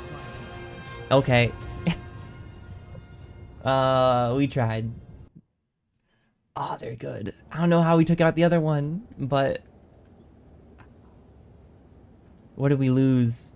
Did we lose our cool stuff that we got? We did. Did we lose any money? I should have over 1,000. Okay. Looks like that we don't lose money when we die. Ah. That sucks. That really does suck. Do we still have our book? I guess. Let me check my books real quick to see if we have... Yeah, we have Halgard's Tale. So we still are... Like, it saved as soon as we walked in, I think. I don't want to use a bow. Using a bow feels kind of... I don't know. Feels kind of powerful. I could just equip a bow here and take some shots, but...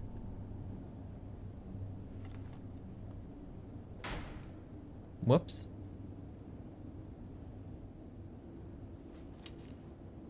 There we go. Let me go first person here. Okay. I don't know what we did wrong, but we did something wrong.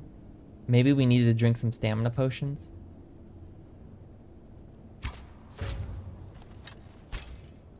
Whoops. Okay. Now we go over to weapons. We'll just equip the mace for now. That way we'll have our shield.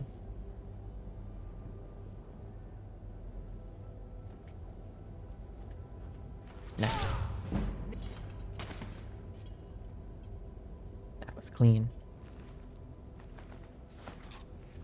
And then take our arrow back that we missed. Alright. Very clean.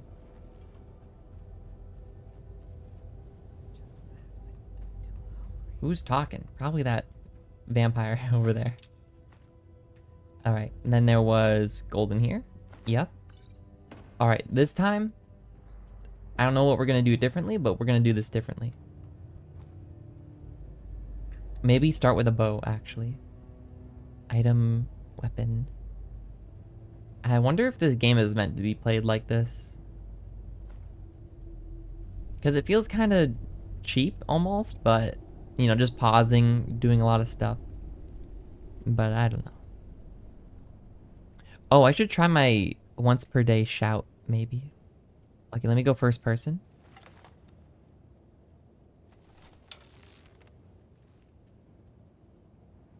How do you not see me? Oh, that whiffed? Okay. You're pretty low, but I know you can heal. But I think we can take you out. But just in case, I'm going to equip the mace so I can have my shield. Even though you have magic, I guess you have magic, so maybe I should just go all in on the greatsword.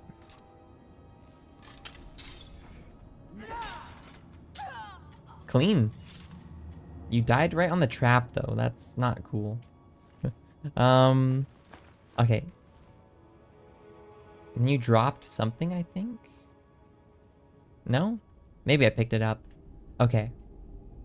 Now we level up our equipment real quick. Apparel. There we go. Okay, we're looking good. Let's equip the bow again. I didn't really want to use the bow, but... you know, this game forces the worst out of you. Here we go. Okay, it's not here yet. Here we go. Right down there. So our problem last time is we got up close to face with the vampire in the hallway, and we got stun locked or something. I don't know, really. I think we were just out of stamina, so we weren't really doing much damage.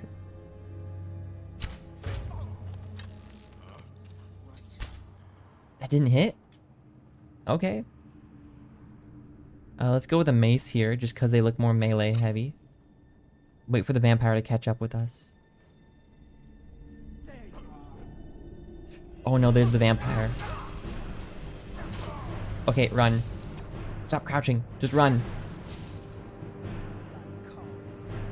Okay, now we'll equip the spell of awesomeness. Heal up while we run.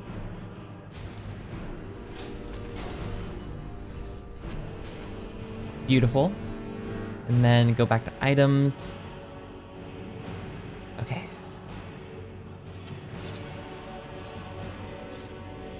We'll hide around this corner. And crouch.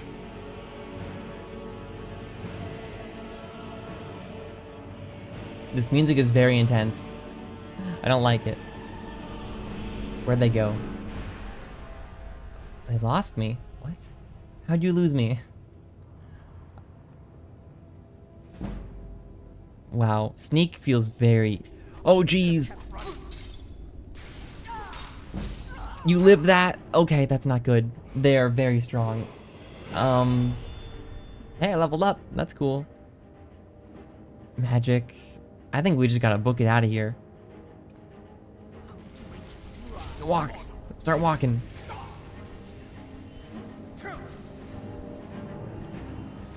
You know, I'm out. Get me out of here. That was good.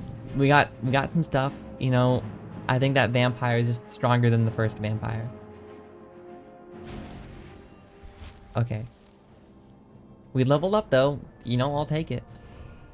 I think I just want to keep leveling up HP here, I'll be honest. Or stamina. I guess if we're going for heavy hits. Okay, to me, stamina feels like a melee class. The music should calm down a bit. We're safe. We're safe. I think. Unless they can go through those walls. Or checkpoints, kind of. But I don't think they can. But who knows. And magicka seems like obviously magic. And yeah, health just is kind of all around. Because I don't know what I want to go yet, I will, I think, keep pumping health. I don't think you can go wrong with that. But stamina definitely seems more melee focused, magicka more magic focused. Just go health. And I want to see if our our restoration did improve. Because we healed with that spell, I think. So our restoration got better. We might want to upgrade this, actually. Now that I think about it. And then go to healing spells here for 50% more. I think that's our current, what we should go. So we go here. Unless I can skip straight to this one. No, okay. So we'll take this one. Even though, I guess we can heal for longer. Because I think we got down to like 10% of our magicka. So this should help with that a little bit. But I think we just go regen here. And then that's kind of it. I don't think we really care for much else in this skill tree, but I could be wrong. Restoration dual casting? A restoration spell overcharges the effects into a more powerful version. I don't know what this means though. That's the problem. So to me, that just seems useless. So we could go back in, but I don't think we're more powerful. Hey, have you seen the vampires in there? It's crazy. You could be ambushed by vampires, you know. Not like my potion is hurting anyone. Take a look. Food. Yeah, okay. You're the exact same person. See ya. See ya. I'm so tempted to go back in. Let's try it. Are you going to be at the entrance? Oh, you're still here, though. Interesting death pose, I'll be honest. I'll see if I can take out that vampire with a few good shots with a bow, but we can really only get 2 shots in, maybe. Realistically. We'll give it a good old try here, but I'm just saying, is that something on the ground right there? Or is that just a leaf or a rock? Okay. Because I know they dropped like their weapon. I just was wondering if it was still on the ground. Okay. Let's see if we can deal with that vampire. I hear them whispering.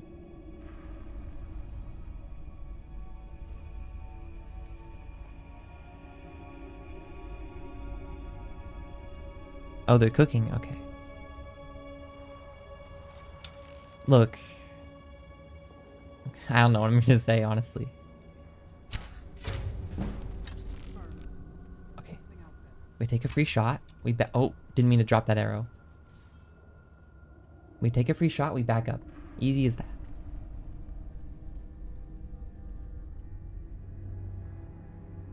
Where are you? Now they're low HP and they don't have anyone to heal off of. And look, they just went back. Yes, yes. Nothing. That arrow that hit you, nobody knows where it came from. Where? Oh, there's 2 people there. What the heck? Where did you guys come from? Oh. That's the big bad right there. Yeah, you walk back. I'll take care of your minion. Do they summon zombies? Is that what that is?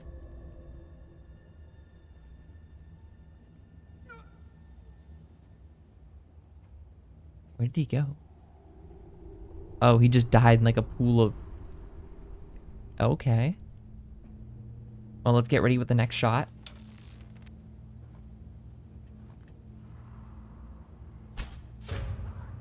Oh, they're back up to full?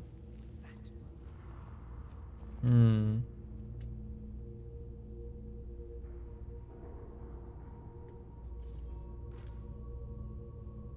They're summoning a minion? That's not good. I'll find you.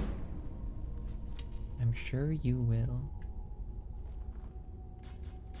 The scent has gone cold.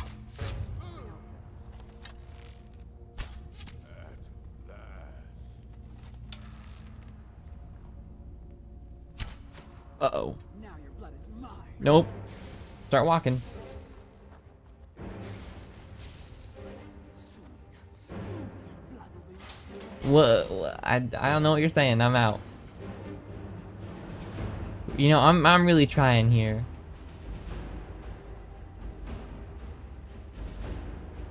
I don't know if we can take him, I'll be honest. Maybe I go like a steel dagger. Start poking him to death.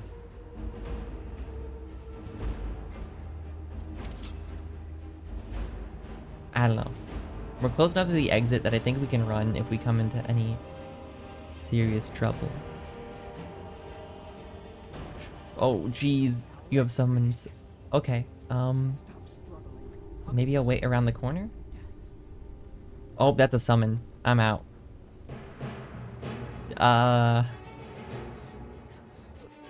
I don't know how we take this person on.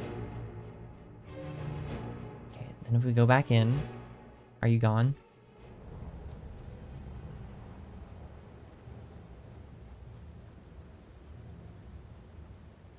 I mean, kind of.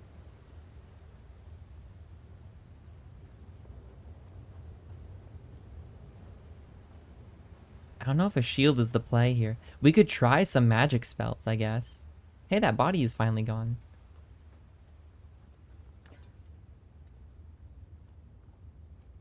I don't know. I don't know what the approach is. Here, let's try magic. Destruction. Let's try it. I've yet to try a magic spell that does damage.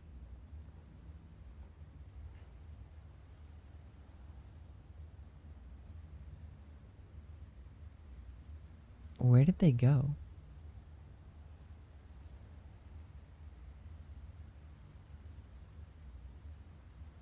Am I crazy?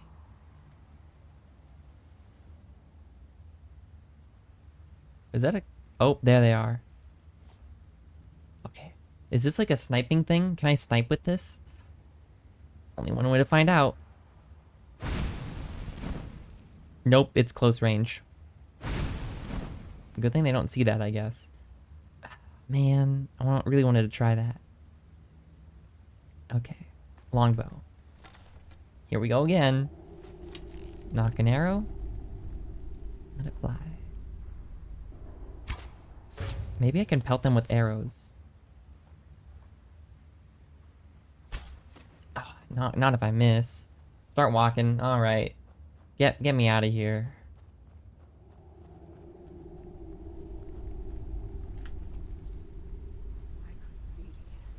I hear him behind me. I'll crouch behind this wall here.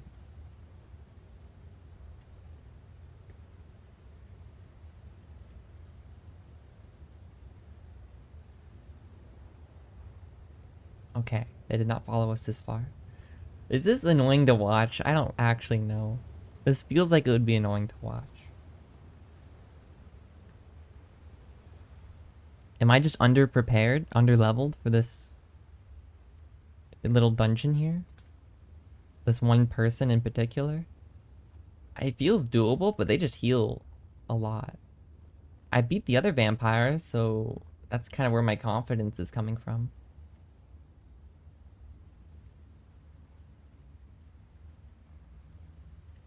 They're already back to sitting and drinking? Okay.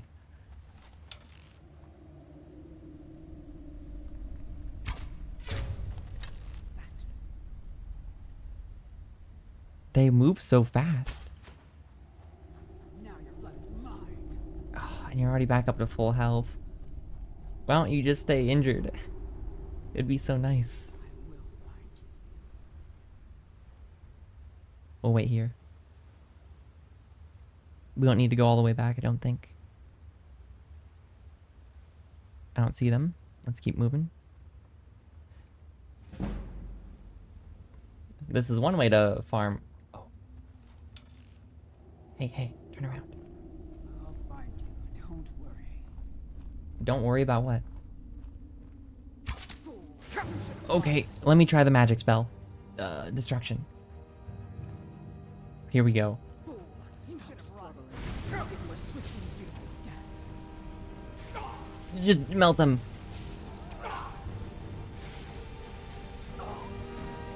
Okay, that's pretty melted. Then we go in with the great sword. Yes! Yes! Yes! Oh, you didn't even have anything good. You know how hard that was? Okay, now let's level up our restoration by using a restoration spell. Oh. The best to ever do it right here.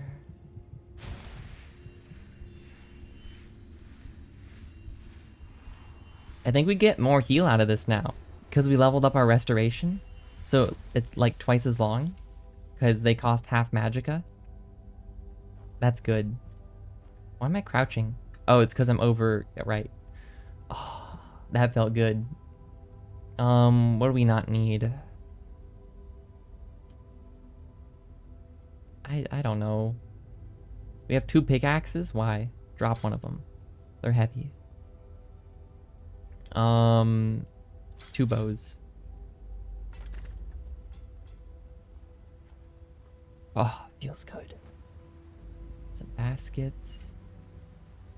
I don't know what these goop piles are.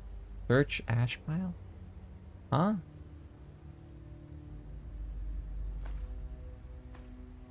The steel battle axe sells for a lot. Just take it all. Okay. I didn't realize these were vampire people. Okay, maybe I shouldn't take it all. Again, running into an inventory problem here. Well, I guess we'll start a pile. Dump. Oh, they sell for a lot though. 50. I'm assuming this is sell price, by the way. Value. Apparel. What weighs a lot? Probably the iron armors, if I had to guess. Oh, we have vampire armor now. But this vampire armor is cooler. Destruction spells cost 12% less magic to cast. 12% less, I guess, magicka to cast. Magicka regens. I think this definitely helped us out. This armor. It doesn't weigh that much either, so we can carry it around. We're not really carrying any iron armor. It's probably in our weapons that's weighing us down. Let's drop all this iron stuff that we're not using. There we go. Ash pile. Okay. I don't know where all these ash piles came from. Empty. Boots and clothes. Okay. Hey, look, some arrows from our previous attempts or something. There's a coffin here. Classic vampire. Potato. Come on, have salt. Not salt. Okay. What is that? Wooden... Oh, they're eating I see. Charred skeever hide. Why is it always skeevers? Is that... You know, let me put this this spell away. It's kind of right. Maybe not right, but you know, it's kind of in the way. There we go. Woodcutter's axe. We already have one. So we could go that way, or... Oh, look. Iron dagger. Never mind. I'm like, wow, secret under the table. Oh, little pantry area here. I don't think there's really... Oh, never mind. Warrior, miner... I mean, I will... Salt. Oh, look at the value. Whoa. What's that? Iron sword. Never mind. Cool. I'm gonna take the shield in case there's something behind it. There wasn't. Okay. You never know. Is the shield in apparel? Yes. I thought I had a steel shield. Maybe I'm crazy. That's okay. Okay, that was good. Let me actually check out what I got there. What was that? Like special salt. Void salt? Void salt. That's worth a lot. That is a lot. And then I also got frost salts. Interesting. And then I keep getting this charred skeever hide. I don't really know what that is, but it's the only thing I seem to get from those. Oh, alchemy lab. Oh my gosh, it's beautiful. And I can cook here. Oh, this place is great. Can I search the coffin? No.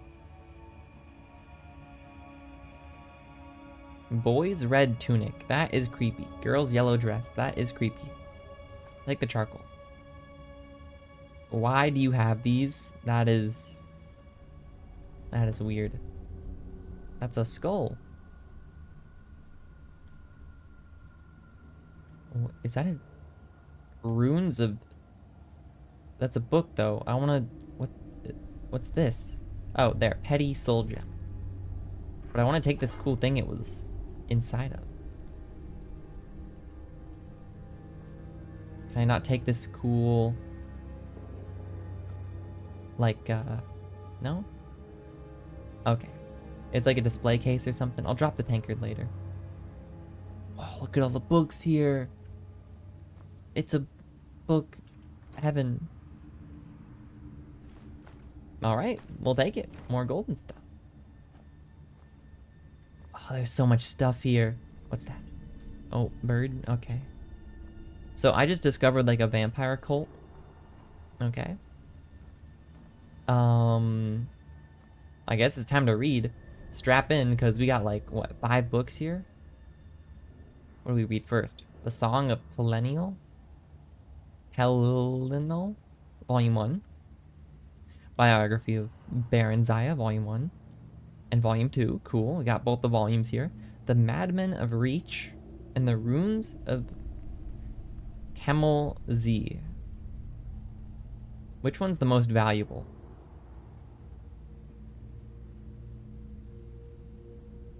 Wait, yeah.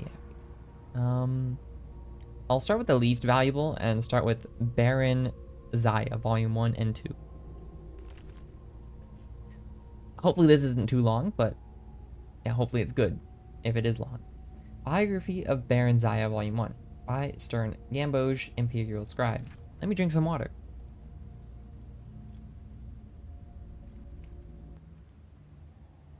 Okay, just doing that. Okay.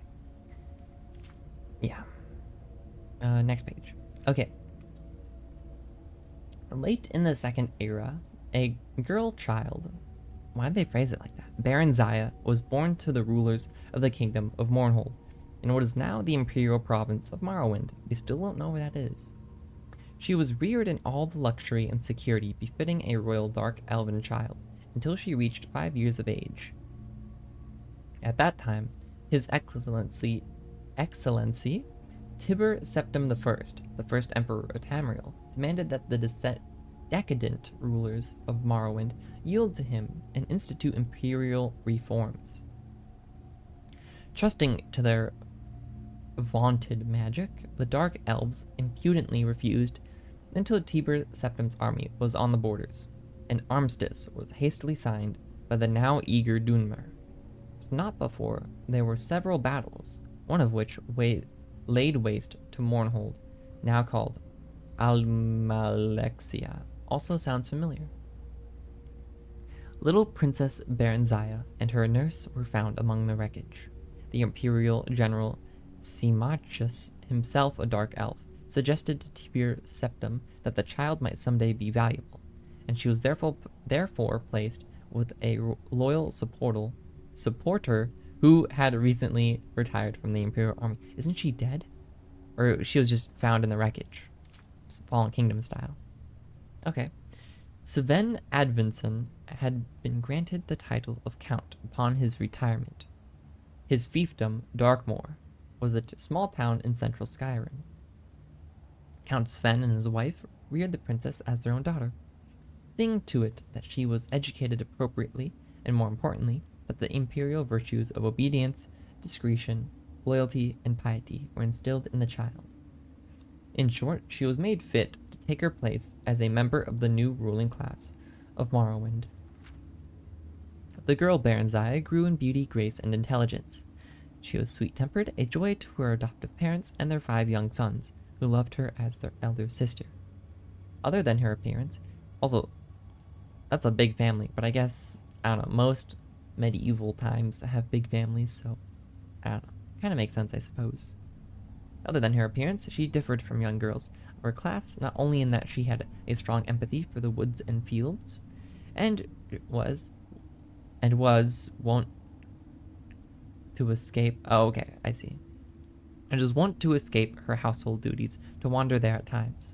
Baranzaya was happy and content until her 16th year, when a wicked orphan stable boy, whom she had befriended out of pity, told her he had overheard a conspiracy between her guardian, Count Sven, and a Redguard visitor to sell her as a concubine in Rihad, as no Nord or Breton would marry her on account of her black skin, and no dark elf would have her because of her foreign upbringing. "Whatever shall I do?" the poor girl said, weeping and trembling, for she had been brought up in innocence and trust. And it never occurred to her that her friend, the stable boy, would lie to her. The wicked boy, who was called Straw, said that she must run away if she valued her virtue, and that he would come with her as her protector. Sorrowfully, Baranzaya agreed to this plan, and that very night she disguised herself as a boy, and the pair escaped to the nearby city of Whiterun. Hey, we actually know where that is on the map. After a few days there, they managed to get jobs as guards for a disreputable merchant caravan. The caravan was heading east by the side roads in a mendacious attempt to elude the lawful tolls charged on the imperial highways. Thus the pair eluded pursuit until they reached the city of Riften. It's spelled differently, though, right? Isn't Riften with an E? So is this the Riften that we're going to, or a different one? Where they ceased their travels for a time. They felt safe in Riften, close as it was to the Morrowind border. The dark elves were enough of a common sight. Yoink. Take that one. Oh, they're all fallen now. Alright, let's read number 2. The first volume in the series told the story of Baron Zaya's origin. Harris, the throne of Mournhold, to her father, rebelled against his excellency Tipper Septim I and brought ruin to the province of Morrowind. Thanks largely to the benevolence of the Emperor, the child Baron Zaya was not destroyed with her parents, but reared by Count Sven of Darkmoor, a loyal imperial trustee. She grew up, this is just a summary, come on man. She grew up into a beautiful and pious child, trustful of her guardian's care. This trust, however, was exploited by a wicked orphan stable boy at Count Sven's estate, who with lies and fabrications tricked her into fleeing Darkmoor with him when she turned 16. After many adventures on the road, they settled in Riften. See, look, now Riften is spelled with an E. Come on, game. Get your facts straight. A Skyrim city near the Morrowind borders. Okay, interesting. So we kind of know where Morrowind is. Morrowind is near Riften. Good to know. A lot of books mention Morrowind, so I feel like just getting a lay of the land is very nice. The stable boy Straw was not altogether evil. He loved Baranzaya in his own selfish fashion, and deception was the only way he could think of that would cement possession of her. She, of course, felt only friendship toward him, but he was hopeful that she would gradually change her mind. He wanted to buy a small farm and settle down into a comfortable marriage, but at the time, his earnings were barely enough to feed and shelter them. After only a short time in Riften, Straw fell in with a bold, villainous Khajiit thief named Theris, who proposed that they rob the imperial commandant's house in the central part of the city. Theris said that he had a client, a traitor to the Empire, who would pay well for any information they could gather there. Baranzaya happened to overhear this plan and was appalled. She stole away from their rooms and walked the streets of Riften in desperation, torn between her loyalty to the Empire and her love for her friends. In the end, loyalty to the Empire prevailed over personal friendship, and she approached the commandant's house, revealed her true identity, and warned him of her friend's plans. plan. The commandant listened to her tale, praised her courage, and assured her that no harm would come to her. He was none other than General Symmachus, who had been scouring the countryside in search of her since her disappearance. I should probably go back and read the first one. I know his name is important, but I already forget who he is in relation to all this. And had just arrived in Riften, hot in pursuit. He took her into his custody and informed her that, far from being sent away to be sold, she was to be reinstated as the Queen of Mournhold as soon as she turned 18. Until that time, she was to live with the Septim family in the newly built imperial city, where she would learn something of government and be presented at the imperial court. At the imperial city, Baron Zaya befriended the emperor Tiber Septim. Right. During the middle years of his reign. Sorry, I'm just trying to, absorb this knowledge as I read it. So I don't want to read it and only be reading it without absorbing it, if that makes sense.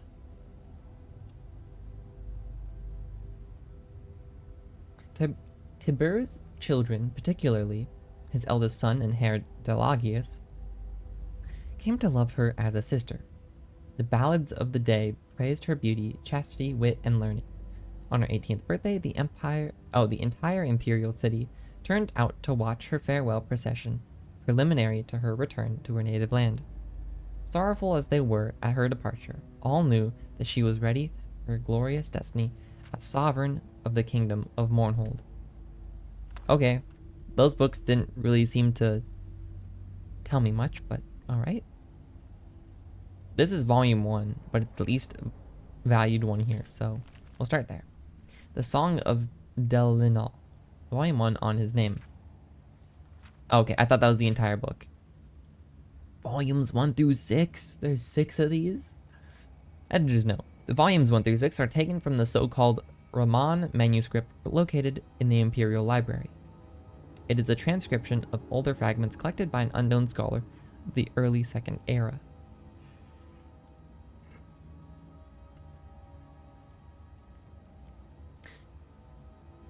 Beyond this, little is known of the original sources of these fragments, some of which appear to be from the same period, perhaps even from the same manuscript.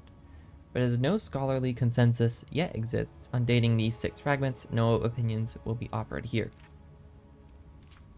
Okay, it's a pretty short one. That he took the name Delinial was passing strange. No matter his later what is that? Sobriquets. Time to look this one up. Sobriquet definition. A person's nickname. Okay. Thank you for telling me. Google is the best sometimes. Okay. No matter his later strange nicknames, which were many. That was an Elvish name, and Delinial, am I saying that right? Delinal was a scourge on that race, not much given to irony. Delinal was much too grim for that. Even in youth, he wore white hair, and trouble followed him. What does that mean, he wore white hair? Perhaps his enemies named... Is that a D or a P? Have I been saying P's as D's? What does a capital D look like? Maybe his name's Pelinal? Well, I'll start calling him Pelinal, I guess. Pelinal of their own in their tongue. Named yeah, okay. But that is doubtful, for it means glorious knight, and he was neither to them. Certainly, many others added to that name during his days in Tamriel. He was Pelinal, the White Strake, because of his left hand. We've heard of White Strake before, but I forget where. Made of a killing light. He was Pelinal the Bloody, for he drank it in victory. He was Pelinal Insurgent, because he gave the Crusades a face. He was Pelinal in Triumph, as the words eventually became synonymous, and men-at-arms gave thanks to the 8 when they saw his banner coming through war. He was Pellinol the Blamer, for he was quick to admonish those allies of his that favored tactics that ran counter to his. That is, sword theory. And he was Pellinol the Third, though whether this was because some said he was a god geyser, who had incarnated twice before already, or that simpler, he was the third vision given to Deref or Peref, a non-Alesia, in her prayers of liberation before he walked among the quarters of rebellion, is unknown. Alright, so that book made zero sense to me. Next, The Madman of the Reach. A cultural treatise, probably butchered that, on the Forsworn by Irenaeus Arius, Imperial Scholar. Did these people just steal books from Imperial Scholars? Oh, great. It's a long one, too. Alright. Let me drink some water.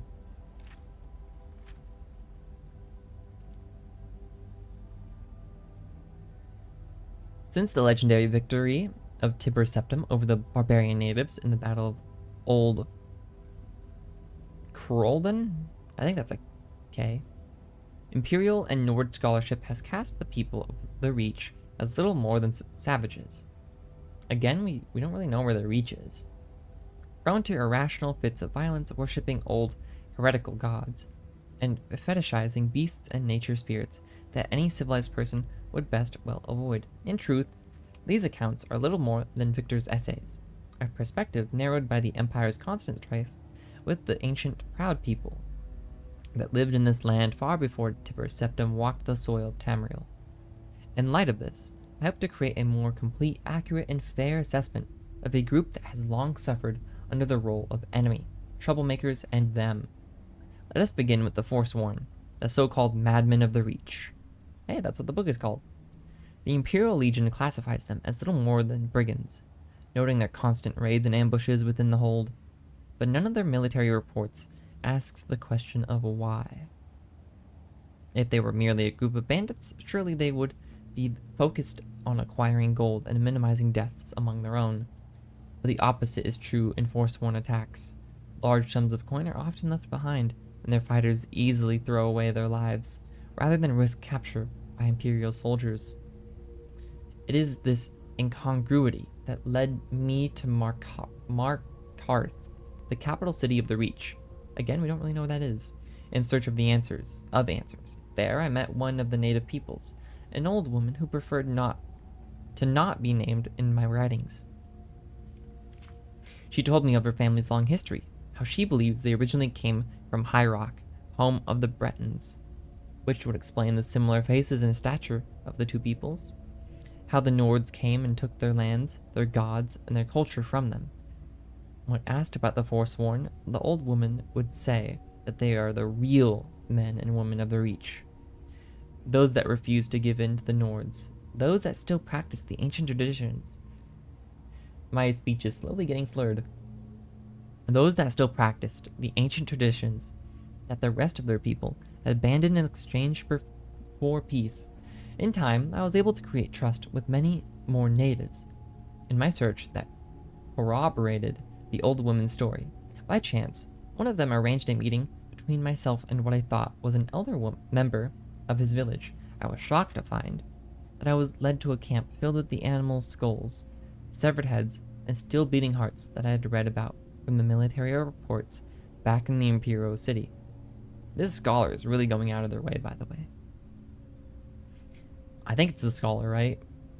There I met Cortoron, a Forsworn, who seemed amused at the prospect of me writing down his story, which I quote in full below. Let me see if this is made. So yeah, it's by this person, obviously, but did this person actually, are they like a reporter? That's pretty cool. I think it is. That's cool. Props to this random Arius guy. Or gal. You want to know who the Forsworn are. We are the people who must pillage our own land, burn our own ground. We are the scourge of the Nords. The axe that falls in the dark, or the scream before the gods claim your soul. We're the true sons and daughters of the Reach. The spirits and hags have lived here from the beginning, and they are on our side. Go back and tell your empire that we will have our own kingdom again. And on that day, we will be the ones burying your dead in a land that is no longer yours. Cool. What is that? Behind the book there.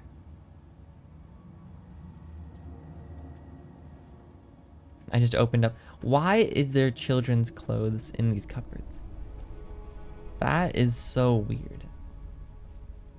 I know I'm carrying too. We also got to check out that alchemy table, and we got to cook stuff. Oh man, I'm living here. The ruins of Kemmel Z by Rollard Nordson. It's an R, not a K. Alright, this is probably the best book here. With the acclamations of the Fellows of the Imperial Society still ringing in my ears, I decided to return to Morrowind immediately. Again, another place referencing Morrowind, which we only know is near Riften. It was not without some regret that I bade farewell to the flesh pots of the Imperial City, but I knew that the wonders I had brought back from Ralad Mackay had only scratched the surface of the Dwemer ruins in Morrowind. Even more spectacular treasures were out there, I felt, just waiting to be found, and I was eager to be off. That's me right there. I am this guy. And I also had before me the salutary example of poor Bannerman who was still dining out on his single expedition to Black Marsh 20 years ago. That would never be me, I vowed. With my letter from the Empress in hand, this time I would have the full cooperation of the Imperial authorities. No more need to worry about attacks from superstitious locals. But where should I look next? The ruins at Kemmel Z were the obvious choice, just making sure that's actually a K. Unlike Ralad Mackay, getting to the ruins would not be a problem. Also known as the Cliff City, Kemmel Z lies on the mainland side of the Vardenfell Rift, sprawling down the sheer coastal cliff. Travelers from the east coast of Vardenfell often visit the site by boat, and it can also be reached overland from the nearby villages without undue hardship. Once my expedition had assembled in Seydanin, with the usual tedious complications involved in operating in this half-civilized land, we set out for the village of Morag near the ruins, where we had hoped to hire a party of diggers. My interpreter, Tuwen Denai or Panai, and then that is a P. Oh man, I've totally been butchering the P's and D's. Okay. An unusually jolly fellow for a dark elf who I had hired in Seydanin at the recommendation of the local garrison commander, assured me that the local villagers would be very familiar with Kemmel Z, having looted the site for generations. Incidentally, Tenpenny, as we soon came to call him, to his constant amusement, proved invaluable, and I would recommend him without hesitation to any of my colleagues who were planning similar expeditions to the wilds of Morrowind. At Morag, we ran into our first trouble. The Hetman. What is a Hetman? I'm gonna look that one up. Hetman definition. A Polish or Cossack military commander. Alright. The commander of the village, a reserved, elegant old fellow, seemed willing to cooperate, but the local priest, a representative of the absurd religion they have here, worshipping something called the Tribunal, who they claim actually live in palaces in Morrowind, was fervently against us excavating the ruins. But they've been doing it for generations. Who cares? I don't know. He looked likely to sway the villagers to his side with his talk of religious taboos. I waved the Empress's letter under his nose and mentioned something about my friend, the garrison commander, at Seydanin, and he quieted right down. No doubt this was just a standard negotiating tactic arranged among the villagers to increase their pay. In any event, once the priest had stalked off muttering to himself, no doubt calling down curses upon the heads of the foreign devils, we soon had a line of villagers eager to sign on to the expedition. While my assistant was working out the mundane details of contracts, supplies, etc., Master Arum and I rode on to the ruins by land that can only be reached using narrow paths that wind down the face of the cliff from above, where any misstep threatens to send one tumbling into the sea, foaming about the jagged rocks below. The city's original entrance to the surface must have been in the part of the city to the northeast, the part that fell into the sea long ago when the eruption of Red Mountain created this mind-bogglingly vast crater. After successfully navigating the treacherous path, we found ourselves in a large chamber open to the sky on one side, disappearing into the darkness on the other. As we stepped forward, our boots crunched on piles of broken metal, as common in dwarven ruins as potsherds and other ancient sites. This was obviously where the looters brought their finds from deeper levels, stripping off the valuable outer casings of the dwarven mechanisms and leaving their innards here. Easier than lugging the intact mechanisms back up the top of the cliff. I laughed to myself, thinking of the many warriors unwittingly walking around Tamriel with pieces of dwarven mechanisms on their backs. For that, of course, is what most dwarven armor really is. Just the armored shells of ancient mechanical men. I sobered when I thought of how exceedingly valuable an intact mechanism would be. This place was obviously full of dwarven devices. Judging from the litter covering the floor of this vast chamber, or had been, I reminded myself, looters had been working over this site for centuries. Just the casing alone would be worth a small fortune, sold as armor. Most dwarven armor is made of mismatched pieces from various devices, hence its reputation for being bulky and unwieldy. But a matched set from an intact mechanism is worth more than its weight in gold.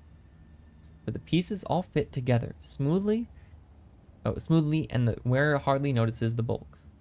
Of course, I had no intention of destroying my finds for armor, no matter how valuable. I would bring it back to the Society for Scientific Study. I imagined the astonished cries of my colleagues as I unveiled it at my next lecture. It smiled again. I picked up a discarded gear from the piles at my feet. It still gleamed brightly, as if new-made, the dwarven alloys resisting the corrosion of time. I wondered what secrets remained hidden in the maze of chambers that lay before me, defying the efforts of looters waiting to claim again in the light they had not seen in long eons, waiting for me. It remained only to find them. With an impatient gesture, the master a room to follow, I strode forward into the gloom. Dude, I want to go to this place. Okay, here's my 2 cents so far, if anyone cares, I guess. It seems like the dwarves are extinct. And it also seems like they're very tinker heavy. It feels like they are the original creators of automatons. We know automatons exist because they're in our... Where are they again? I think in our stats somewhere. Next to like undead or something. It feels like because they mentioned a gear that the dwarf and devices and mechanisms that dwarves were very tinker heavy and metal heavy, which I guess makes sense. And are no longer here on this earth. Hence why we couldn't choose them as a race. Those are just my theories though.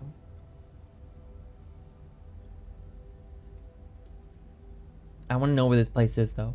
I think if I go back I can kind of pinpoint it out because they were talking about nearby places to it. There's like a nearby village with the priest and stuff. I want to go here though. It seems like lots of good stuff is here. Anyways, Master Arum, Tenpenny, and I spent several days exploring the ruins while my assistant set up camp at the top of the cliff and hauled supplies and equipment from the village. I was looking for a promising area to begin excavation, a blocked passage or corridor untouched by looters that might lead to completely untouched areas of the ruins. We found 2 such areas early on, but soon discovered that the many winding passages bypassed the blockage, gave access to the rooms behind. Nevertheless, even these outer areas, for the most part stripped clean of artifacts by generations of looters, were full of interest to the professional archaeologist. Behind a massive bronze door, See, even bronze. Bronze is typical of steampunk automaton kind of stuff. Burst from its hinges by some ancient turmoil of the earth, we discovered a large chamber filled with exquisite wall carvings, which impressed even the jaded Tenpenny, who claimed to have explored every dwarven ruin in Morrowind. They seemed to depict an ancient ritual of some kind, with a long line of classically bearded dwarven elders processing down the side walls. Oh, processing down, okay. All seemingly bowing to the giant form of a god carved into the front wall of the chamber, which was caught in the act of stepping forth from the crater of a mountain in a cloud of smoke or steam. So like a god of volcano. Oh, sorry about that. So like a god of volcanoes or something? According to Master Arum, there are no known depictions of dwarven religious rituals, so this was an exciting find indeed. I set a team to work prying the carved panels from the wall, but they were unable to even crack the surface. On closer examination, the chamber appeared to be faced with a metallic substance with the texture and feel of stone, impervious to any of our tools. I considered having Master Arum try his blasting magic on the walls, but decided that the risk of destroying the carvings was too great. Much as I would have preferred to bring them back to the Imperial City, I had to settle for taking rubbings of the carvings. I was just about to say, like, why not just take a piece of paper and do a quick rub, you know? The word didn't come to my mind until I read that, but, you know, you take a piece of paper, you put it up against the wall, take, like, a stick of charcoal, and you just rub it against the paper. If my colleagues in the society showed enough interest, I was sure a specialist could be found, perhaps a master alchemist, who could find a way to safely remove the panels. Reminder, go check the alchemy tree after this in the skills. I found another curious room at the top of a long winding stair, barely passable due to the fall of rubble from the roof. At the top of the stair was a domed chamber with a large ruined mechanism at its center. Painted constellations were still visible in some places on the surface of the dome. Master Arum and I agreed that this must have been some kind of observatory, and the mechanism was therefore the remains of a dwarven telescope. To remove it from ruins, down the narrow stairway was required. To remove it from ruin, I don't understand. The English is tough. To remove it from the ruins, I guess is what they meant to say. Down the narrow stairway would require its complete disassembly, which fact no doubt had preserved it from the attention of looters. So I decided to leave it in place for the time being. The existence of this observatory, suggested, that this room had once been above the surface. Closer examination of the structure revealed that this was indeed a building, not an excavated chamber. The only other doorways from the room were completely blocked, and careful measurements from the top of the cliff to the entry room and then to the observatory revealed that we were still more than 250 feet below the present ground level, a sobering reminder of the forgotten fury of Red Mountain. There was that book about the Battle of Red Mountain. I'd have to read it again, though. This discovery led us to focus our attentions downward. Since we now knew approximately where the ancient surface lay, we could rule out many of the higher blocked passages. One wide passage, impressively flanked with carven pillars, particularly drew my interest. It ended in a massive rockfall, but we could see where looters had begun and then abandoned a tunnel through this debris. My team of diggers and Master Arum's majory to assist, I believed we could succeed where predecessors had failed. I therefore set my team of dark elves to work on clearing the passage. I relieved, finally, to the beginning of the real exploration of Kemmel Z. Soon, I hoped my boots would be stirring up dust that had lain undisturbed since the dawn of time. With this exciting prospect before me, I may have driven my diggers a bit too hard. Tenpenny reported that they were beginning to grumble about the long days, and that some were talking of quitting. Knowing from experience that nothing puts heart back into these dark elves like a taste of the lash, I had the ringleaders whipped and the rest confined to their ruins until they had finished clearing the passageway. This sounds like Rebellion 101, but okay. Thanks, Stendar, for my foresight in requisitioning a few legionaries from Sedanine. They were stolen at first, but with the promise of an extra day's wages when they broke through, they soon set to work with a will. While these measures may sound harsh, my readers back in the comforts of civilization, let me assure you that there is no other way to get these people to stick to a task. I am a reader, and yeah. I guess I am in the comfort of civilization, so okay, you're the boss, man. I'm just reading the book. The blockage was much worse than I had first thought, and in the end it took almost 2 weeks to clear the passage. The diggers were as excited as I was when their picks finally broke through the far end into emptiness, and we shared a round of the local liquor together, a foul concoction in truth. To show that all was forgiven, I could hardly restrain my eagerness as they enlarged the hole to allow entry into the chamber beyond. Would the passage lead to entire new levels of the ancient city, filled with artifacts left by the vanished dwarves? See, vanished dwarves, they're totally extinct, right? Or would it be only a dead end, some side passage leading nowhere? My excitement grew as I slid through the hole and crouched for a moment in the darkness beyond.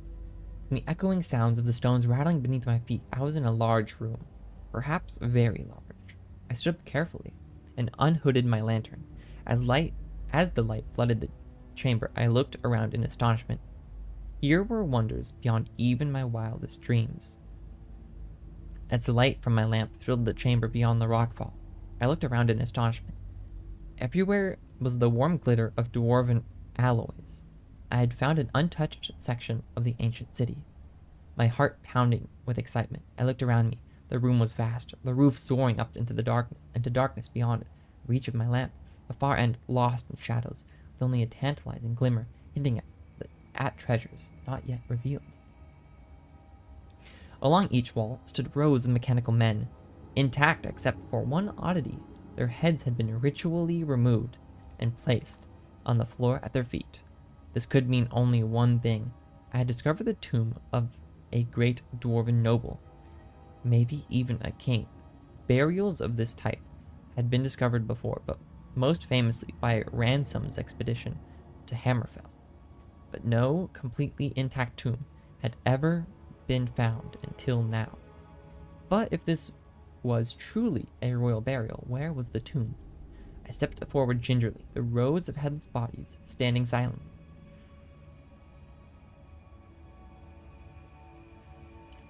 As they had for eons. Oh, yeah. Their disembodied eyes seeming to watch me as I passed. I had heard wild tales of the curse of the dwarves, but had always laughed it off as superstition. But now, breathing the same air as the mysterious builders of the city, which had lain undisturbed since the cataclysm that spelled their doom, I felt a twinge of fear. There was some power here. I felt something malevolent that resented my presence. I stopped for a moment and listened. All was silent, except it seemed I heard a faint hiss. Regular as breathing, I fought down a sudden surge of panic. I was unarmed, not thinking of danger in my haste to explore past the blocked passage. Sweat dripped down my face as I scanned the gloom for any movement. The room was warm, I suddenly noticed. Much warmer than the rest of the labyrinth thus far. My excitement returned. Could I have found a section of the city still connected to a functioning steam grid? Pipes ran along the walls, as in all sections of the city. I walked over and placed my hand on one. It was hot. Almost too hot to touch. Now I saw that in places where the ancient piping had corroded, small jets of steam were escaping, the sound I had heard. I laughed at my own credulity. I don't know how to pronounce it off the top of my head. I now advanced quickly to the far end of the room, giving a cheerful salute to the ranks of mechanical soldiers who had appeared so menacing only moments before. I smiled with triumph, as the light swept back the darkness of centuries to reveal the giant effigy of a dwarven king standing on a raised dais, his metal hand clutching his rod of office. This was the prize indeed. I circled the dais slowly, admiring the craftsmanship of the ancient dwarves. The golden king stood 20 feet tall under a freestanding domed cupola. Alright, new word just dropped. Cupola definition. A small dome, especially a small dome on a drum on top of a larger dome, adorning a roof or ceiling. Okay, so it's like, yeah, okay. If you looked up the definition, there's like images. The image explains exactly what it is. Where was I? Alright, the Golden King stood 20 feet tall under a freestanding domed cupola.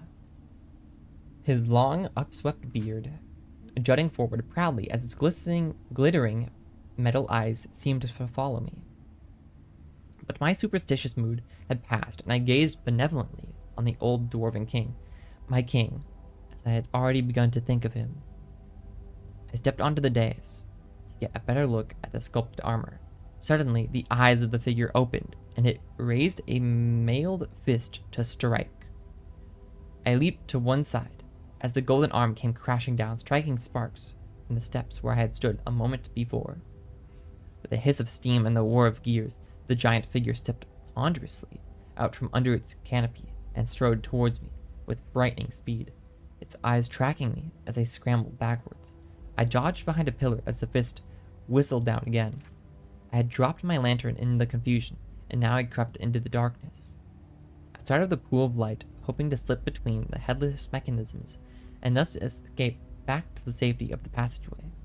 Where had the monster gone? You would think that a 20-foot golden kind? You mean king? 20-foot golden kind would be hard to miss, but he was nowhere to be seen. The guttering lamp, guttering, is that the right word to be using there? Only illuminated a small part of the room. I guess guttering because it's like the light is still on the ground but just flickering out. He could be hiding anywhere in the gloom. I crawled faster without warning. Dim ranks of dwarven soldiers in front of me went flying as the monstrous guardian loomed before me. He had cut off my escape. As I dodged backwards, blow after blow whistled down at the implacable machine followed me relentlessly, driving me into the far corner of the room. At last, there was nowhere left for me to go. My back was to the wall. I glared up at my foe, determined to die on my feet, the huge fists lifted for one final blow. He's not going to die here, though, because he's the author of this book, right? So, obviously, he's going to live. The room blazed with sudden light. Bolts of purple energy crackled across the metal carapace of the dwarven monster, and it halted, half turning to meet this new threat. Master Arum had come. I was about to raise a cheer when the giant figure turned back to me, unharmed by the lightning bolt hurled by Master Arum, determined to destroy this first intruder. I shouted out, "Steam! Steam!" as the giant raised his fist to crush me into the floor. But there was a hiss and a gust of bitter cold, and I looked up. The monster was now covered with a shell of ice. Frozen in the very moment of dispatching me, Master Arum had understood. I leaned against the wall with relief. So he froze him? That's pretty cool. The ice cracked above me. The giant golden king stood before me, the shell of ice falling away, his head swiveling towards me in triumph. Was there no stopping this dwarven monstrosity? But then the light faded from his eyes, and his arms dropped to his sides. The magical frost had worked, cooling its steam-driven energy. So they're weak to cold damage. Write that down, write that down. As Master Arum and the diggers crowded around me, congratulating me on my narrow escape, my thoughts drifted. I imagined my return to the Imperial City, and I knew that this would be my greatest triumph yet. How could I possibly top this find? Perhaps it was time to move on, recovering the fabled Eye of Argonia. Now that would be a coup. The fabled Eye of Argonia, huh? It's a relic to write down. I smiled to myself, reveling in the glory of the moment already planning my next adventure.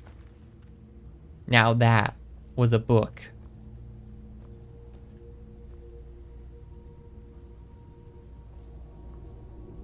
That was good. Now that's my kind of book. A book about like treasure hunting and stuff. Ancient cities filled with metal and machines by ancient builders no longer on this earth. Like, that's just cool. Alright. Let's learn about alchemy, why don't we? But man, that was a good book. I don't care that that was long. That was my favorite book yet. It makes me want to go there so bad. Alright. My throat is getting pretty dry now, though.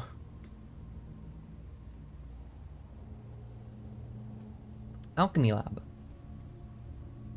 You can create potions and poisons by combining 2 or more ingredients that share a common effect. Experiment with different ingredients to learn their effects. Alright, common effects. Requires ingredient optional. Oh no, oh no. They want me to use the salts, don't they?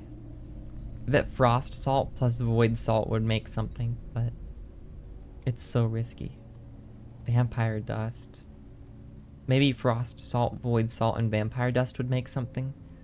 I don't want to throw away ingredients though. I'll throw away stuff that I have lots of. Let's do a purple mountain flower and a blue mountain flower to start, because those are all over the place. And then maybe throw in a... where is it?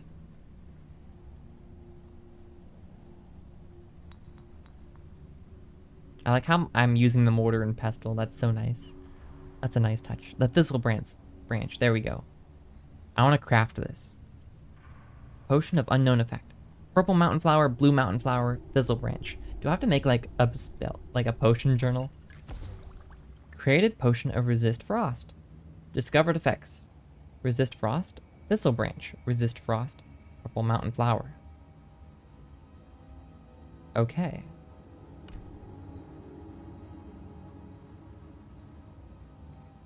Oh, and it gets added. That's cool. That's cool. All right, let's try. Can I clear selections? F. Let's try the purple mountain flower. Oh, the blue mountain flower is just grayed out. Whoa. So it doesn't even let you. Whoa. And doesn't let you select the. Whoa. They like prevent you from wasting. I thought I would have to try it. Okay, that's cool. Cool, we have a resist frost potion. What do we have a lot of? Bear claws are rare. I mean, a lot of this stuff is rare. Hanging moss we only got a lot of in the load. Like, I don't want to... Jazzbay grapes, those are so rare though. Oh, what about snowberries? Snowberries are all over the place. Let's do a snowberry plus blue mountain flower plus a thistle branch. And then craft. Resist frost from snowberries. Great. That makes sense. I don't want more resist frost potion though. So now if I click snowberry, it should say, here, let me clear selections. Yeah, resist frost is one of the effects. Okay, that's cool. So far, we haven't found anything to do with the blue mountain flower. Frost Miriam sounds like it could be a resist frost thing. Okay, if you guys were a potion, what would you be? I don't... Let me just exit out of here. Quit alchemy. For now. I want to open up my skills. I was meaning to check here anyways. Okay, I could totally get lost in alchemy, I think. Alchemy seems right up my alley. Where is it? There it is. Potions and poisons you make are 20% strong. Yeah. Potions you mix that restore health magic. Okay, no one cares about that. Potions you mix with beneficial effects. 25. This. Why does it have different levels though? Probably. I can only imagine if. But it requires 50 levels in alchemy. At that point, you might as well already have found out what everything does. What was I saying? Oh yeah, it has 3 levels because I think every additional level. So at level 1 out of 3, you're going to reveal the first 2 effects. At level 2 out of 3, the first 3 effects. Level 3 out of 3, every effect. All 4. 50% resistance to all poison, 2 ingredients gathered from plants. All negative effects are removed from created poison potions. And all positive effects are removed. Oh, okay. So if you make like a, let's say you make like a plus 100 HP potion, but minus 10 stamina potion. You know, it's good HP, but it lowers your stamina, so there's a downside. That makes it so there's no downside. Cool. But none of that stuff, it's all just kind of basic. None of it's like game changing. Like compared to Sneak, for instance. Sneak, like, you won't trigger pressure plates. That's just a straight up new thing. Alchemy is just 25% fat or more effective, 25% longer.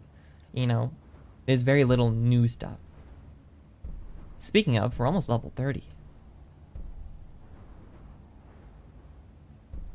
What's the noise from armor is reduced. Sneak attacks with one-handed. We're not really, I don't think we're that interested. I like how sneaking is our top thing. It's just so easy to level up, I feel like. I want to level up restoration with my next level though and get curing for 50% more and maybe this, but that requires 30.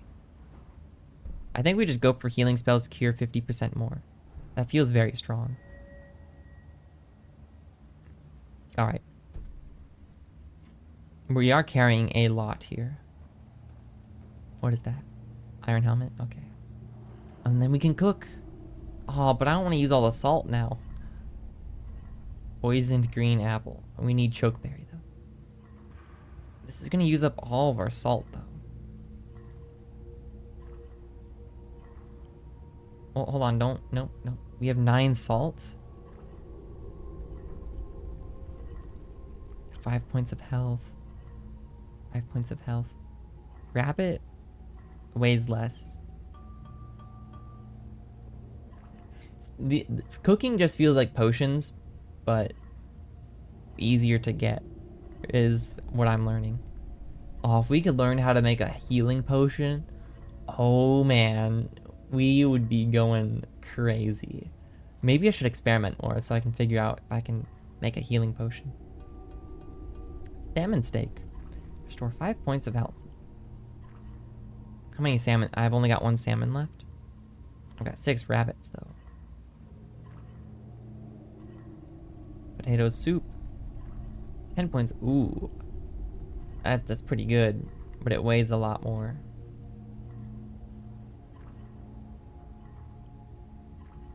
Vampire fish is the most valuable by far. Cabbage soup. 10 points of health, 8 points of stamina. 15 points of health, 15 points stamina, 10 points of health. Okay, so this is just better stamina. Apples are for stamina, I guess. Let me look at the potato soup. 10 points of health, 10 points of stamina. I honestly think we just make potato soup. Let's make a bunch of potato soup.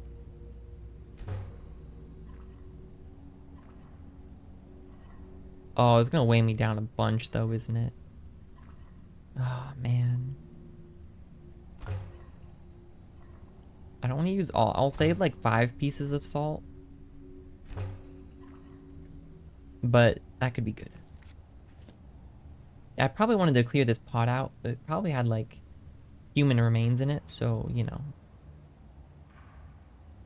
Okay, how much are we carrying? Okay, not that much.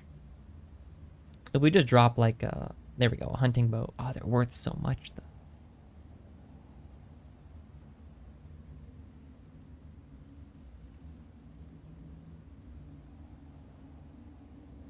don't want to drop any of these. Ah, man. Apparel. Weight. Hide armor. 5 times the value for 5 times the carrying weight. I just want to sell this stuff. Right, vampire armor, this is just better. Oh, this vampire armor is sick though. Shoes. Okay,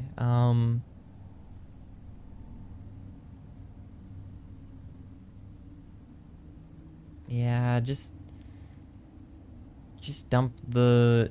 man, even the blacksmith's apron's pretty cool.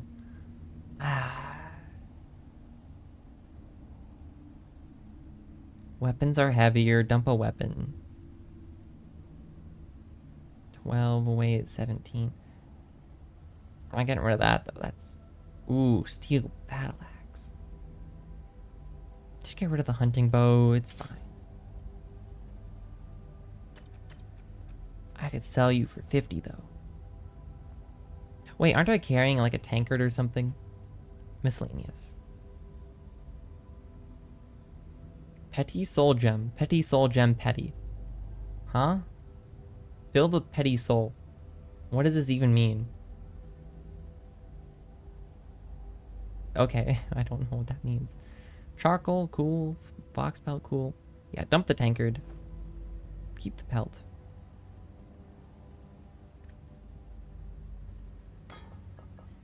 Okay, let's go back to alchemy.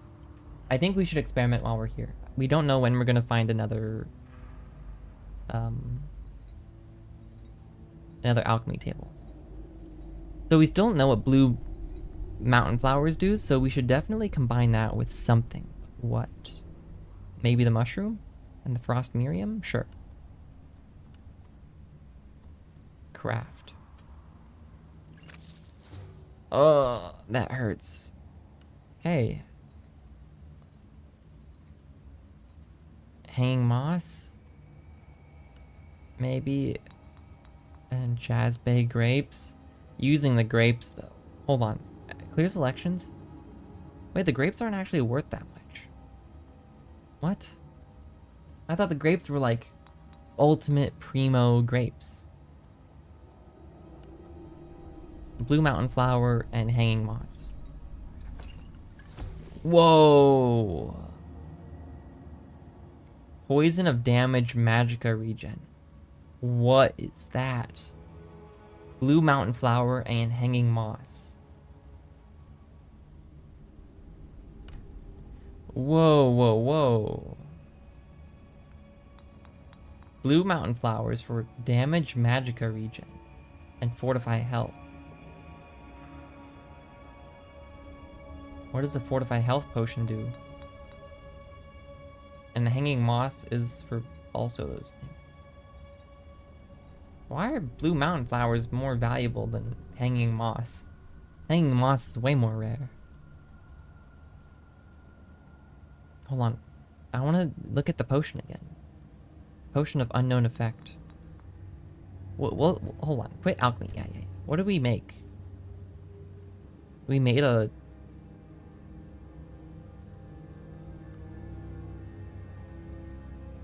Poison of damage magicka regen.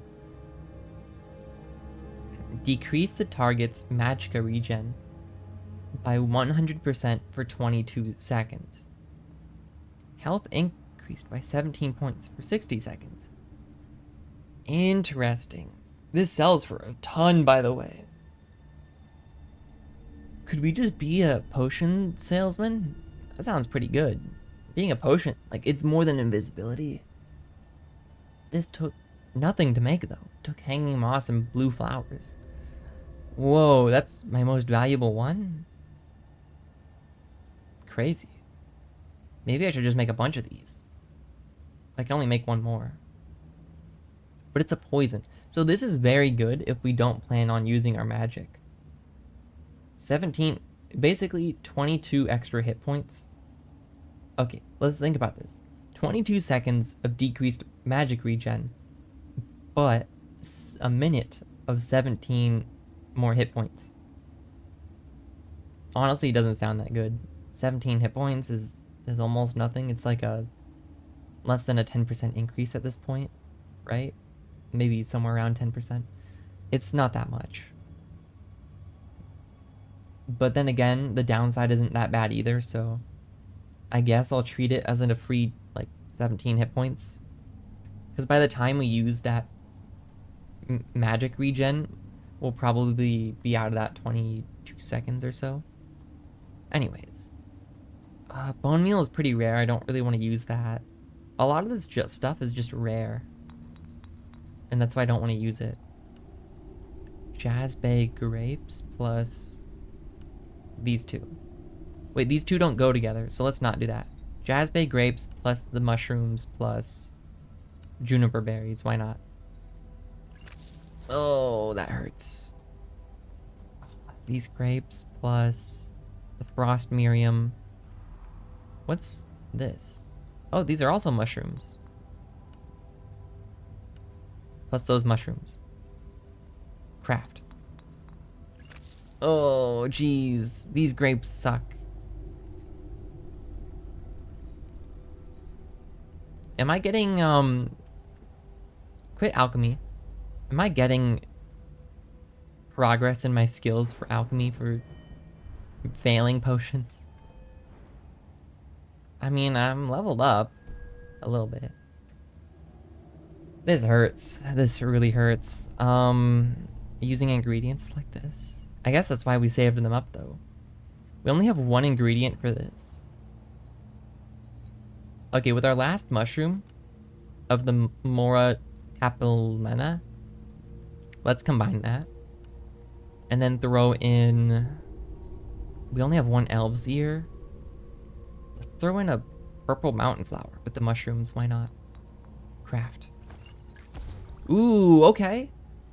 The mushrooms regenerate stamina. And my alchemy increased. Nice. Regenerates 22% faster for 300 seconds. That's good stuff. And my alchemy leveled up. Also nice. Oh, dude. Alchemies is my favorite so far. What was in here? Oh, right. Honestly, sure. I'll sell them or something. Kind of creepy, but whatever. Okay, this has been fun. I should keep moving, though. I don't want to use too many of my ingredients. It said combine like ingredients. So combining the two mushrooms there was pretty smart. Surprisingly, the mountain flowers don't combine, though, so... But the snowberry does. Woodcutter's axe. We already have a woodcutter's axe, right? I guess I can check. Weapon. Would it be a weapon? Yeah, we have a woodcutter's axe. It does damage. I mean, makes sense. Okay. I hope there's not too much more loot, because I'm looted out right now. Oh, I guess there could still be enemies here now that I think about it. That's spider web right there. Does that mean there's going to be a spider? Dude, I'm... Oh. Where are... Oh. There are still people here. Okay. Item... Oh, the longbow. There he is.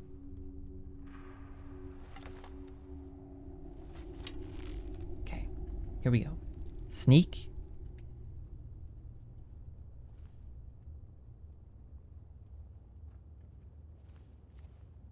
I could probably hit him with a melee attack, actually.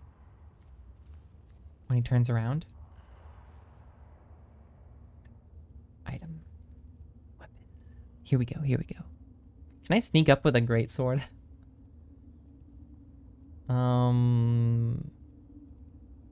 Just sneak up with the mace, it's fine. When he turns around, I'm gonna sneak up on him and whack him over the head. There he goes.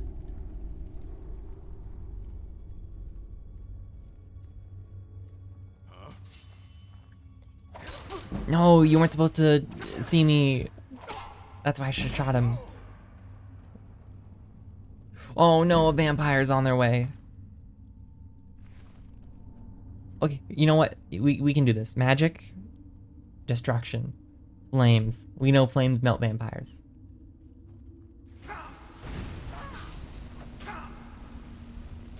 Burn them. Oh jeez. No, no. Ugh. Guess it's all. No, please don't reset me all the way. I wanted to heal, but I was staggered.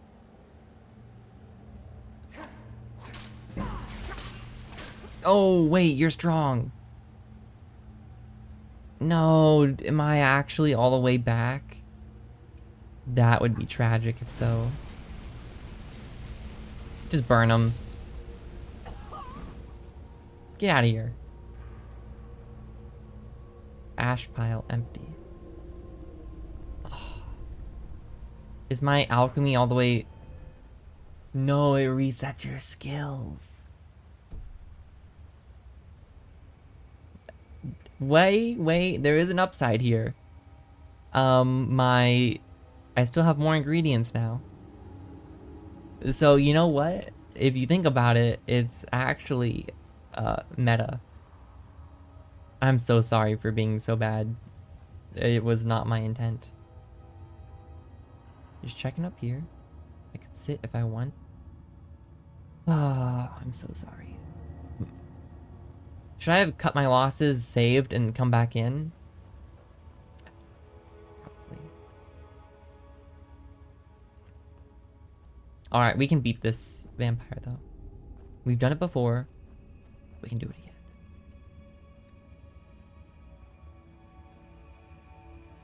Okay, item. Weapon. Not the hunting bow, but the fine longbow. Whoops. Whoopsie daisy. Okay, we do that. We go into magic, destruction, flames. We melt them. I'll get the arrow in a bit. Yeah, that's right.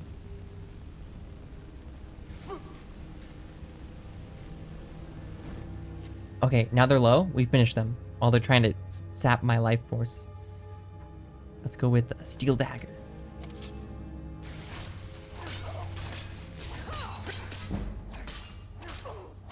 Stab him to death. Yeah.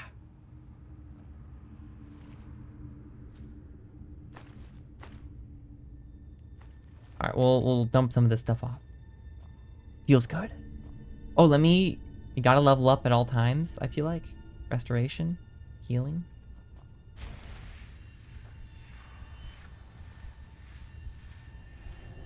Nice. Okay, that was good. I don't think the dagger is great for us though. We were barely getting out ahead there. Okay, give me the greatsword again, just so I can put it away. Crouch. We are slow. We are slow. Okay, let's dump some stuff.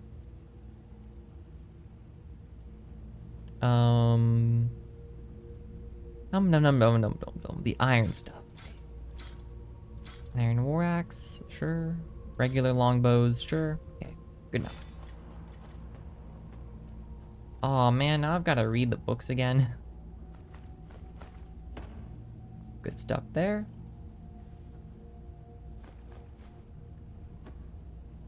All right, take the. Oh, this is gonna be. Don't I have to like read the books or something? Don't reading books give me extra speech? So it's good that I'm reading them anyways. This is a good book though. Definitely my favorite.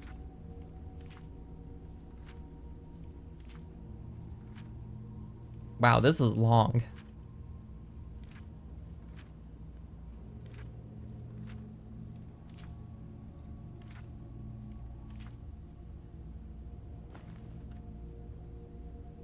The madmen of the Reach.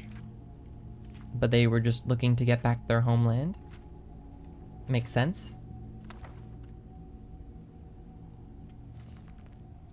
This song.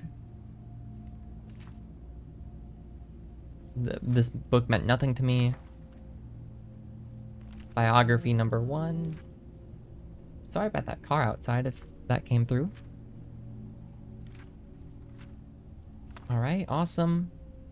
And biography number 2.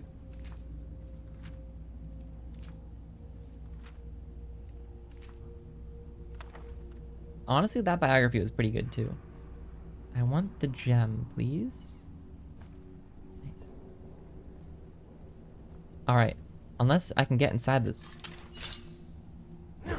Nope, can't get inside the coffin.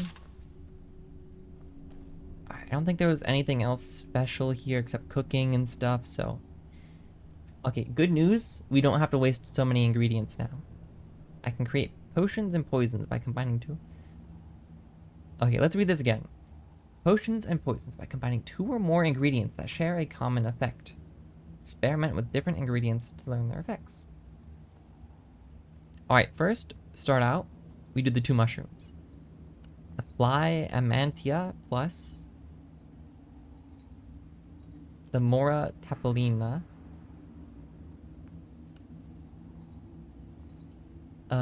Should be a potion of stamina. Yup. Alright, clear selections. I think it was hanging moss plus the blue mountain flower. Poison of damage magicka regen. Yup.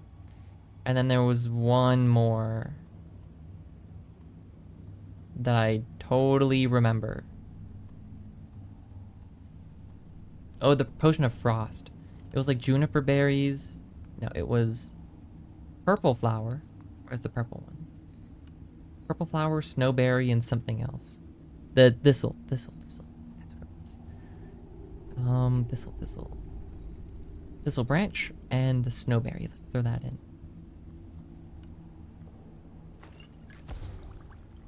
Yes, then we discover all those effects. Perfect. I think that's honestly kind of it.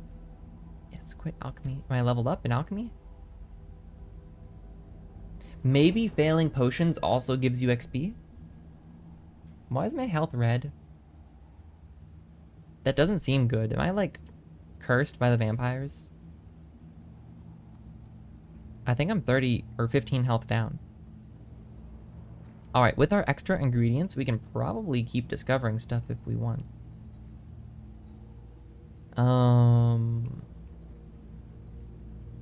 We want to figure out the fortify health potion. But these both... See, that's the problem. They fortify health, but they also damage our magic regen, so... it's a... you know... It's not great. Frost Miriam. Let's go Frost Miriam, the grapes and the berries, maybe?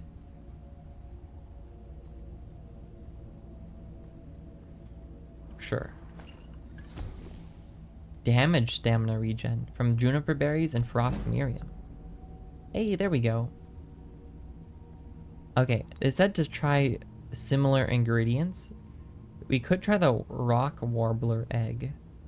Let's clear selections with the spider egg, but we only have one rock warbler. I don't know where we got it. What's hist carp? The fish? Do we have any other fish? The river betty. We only have one river betty though. Skeever tail. I don't know what that is.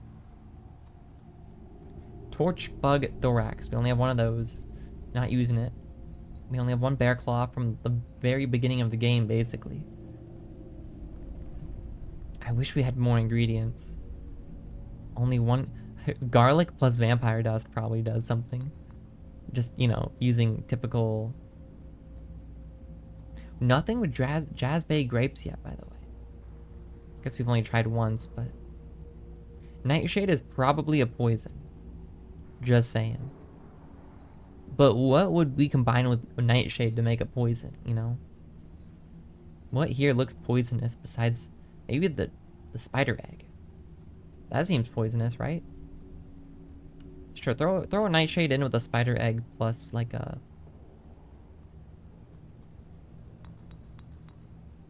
I could have sworn we had another skeever tail. Oh, we didn't grab it yet. Okay, let's do a skeever tail. Craft. Oh, okay. Damage, magic regen, damage, health. From Nightshade and the Skeever Tail. That's good to know. Damage, health. So we can make a damage health potion with this, okay, with the Skeever Tail and the Nightshade. Let's get the other Skeever Tail. Where was it? Down here. Down here. That's why we had another one. Skeever hide? Wait, hide? Thought we got a tail. I want the tail. Oh, there's barrels here. Please have salt. No salt. That's okay. Nothing in the coffin? It's kind of funny how they're still using vampire stereotypes. Should I save? Like, should I leave this room and to save? Basically. I think I should before I continue deeper. We can also cook stuff. Let's cook stuff while we're here. Fishman! How's it going? Yo, am I crazy or is like salt like the best thing? Whoops, didn't mean to exit out here. Salt just feels so important. It's used in potions now that I have an alchemy table. It's used in basically every single food. Salt just feels so valuable. Let's see. What do we want to make here? We only have one salmon left. Let's keep our salmon. I think potato soup. Yeah, potato soup's pretty good, but it weighs 0.5, which is a lot more. But it conserves our salt. It's twice as good to conserve salt, so... You use a site for bookmarking every single recipe. I'm tempted to write them down, honestly. Very tempted to start a book, but the game does a pretty good job at keeping track, so... I think I'm not going to. Because if I go in here, I can make basically any potion I want. Damage, health, well, that I've learned, obviously, but I don't mind process of elimination. Just gotta find the ingredients for it. So I can make a damage health potion with these two. Damage magicka with any of these. You know, I've got some options here. And I don't really want to keep experimenting yet, just because I don't have many ingredients left. At least rare ones. I assume that are rare. So I'll keep it at that for now. Much to learn? I bet. I really want to just find all the ingredients though. Okay, let's see. I think these two heal the same. Yeah, both 10. They both weigh 0.5. I want something that doesn't weigh too much. So probably the pheasant, was it? No, the rabbit. Potato soup is so much better for the cost of your salt, but it weighs more, and weight is very valuable to me. I'll make some, I think. Make like 3. It's basically potions without needing to potion. In 150 hours to see how my ingredient list is. Okay. I mean, I can't imagine it gets like 10 times as big as that, but we'll see. I could imagine it getting like 5 times as big as my current potion list though, for sure.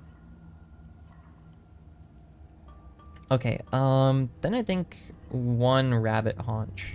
Can't go wrong. Keep 5 salt to myself. I could try salt in one of my recipes over here, but the alchemy table said to try similar ingredients, and the only thing that's similar to salt is bone meal and vampire dust, which doesn't, and maybe the, no, that, honestly, sure. We'll try bone meal, or maybe glow dust. Ooh, but glow dust feels rare. I don't remember where I got it. Yeah, it's pretty bad, the inventory system in this game, but I'm hoping if I get my pickpocket levels up, I can get 100 extra carry capacity. I haven't had too many opportunities to try to increase it, though. Okay, bone meal, let's go with... not the glow dust, that feels rare. Let's go with vampire dust. Seems like we'll get more of that. And what was it? Salt. Where's my salt? There. Okay, well, we tried. It said combine similar ingredients. I had to try 3 different dust-like ingredients. Just made sense. Alright, so there's a vampire in here who... You know what? Before I continue, let me save. Have I checked this ash pile? No. I haven't. Okay, let me exit this dungeon little area first.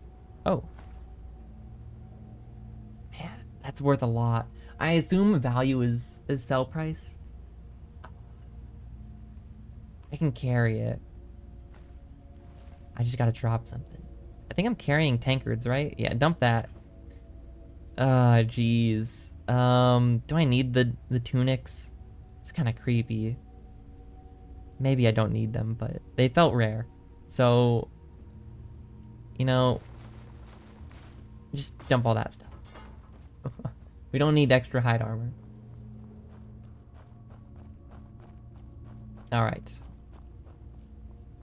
Let me get out of here so I save. Oh, that's... Don't... No. Close one. So I can save the game, I assume. So when I die, I don't lose all my progress again. Hi, how are ya? Ignore you. You find a permanent residence of sorts. It will... I think I found a permanent residence that I'm using as like a home base. I just head back to, Helgen all the time. Whenever I want to drop something off, I go back to Helgen. And it's working out pretty good. Oh, mountain flower. Grab some of that while I'm out here. Snowberry, why not? Alright. Snowberry and mountain flower and thistle seem like the most common ingredients, so I don't really need to collect them all the time, I think, but... So be it. Yeah, I did like a 6-hour one on Friday, but... Here I am again. Day 2. I'm trying. I don't want to forget too much. Oh! Here, want to check out my book collection? It's pretty good. My favorite book so far is definitely this one, The Ruins of Kemmel Z. Aw, dude, this was so good.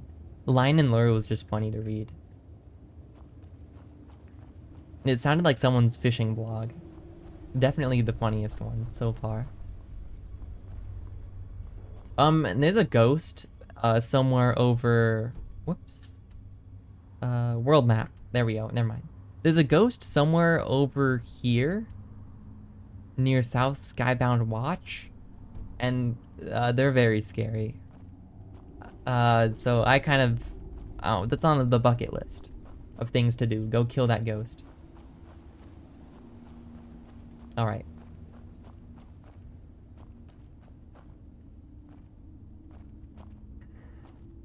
There's I know there's at least 2 more vampires.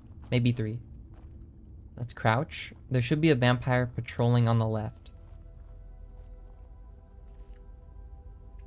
Yeah, right there. Well, I don't know if he's a vampire per se, but... We can't sneak up on him yet. From my understanding.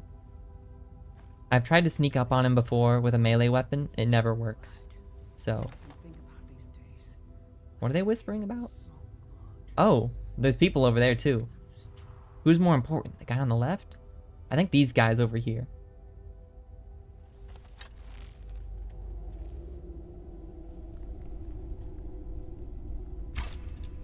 What? Oh, geez. Hold on. I can do this. Destruction. To my knowledge, they're weak to flame. Okay, maybe not when there's that many of them, though. I blame the hitbox. Let's go with...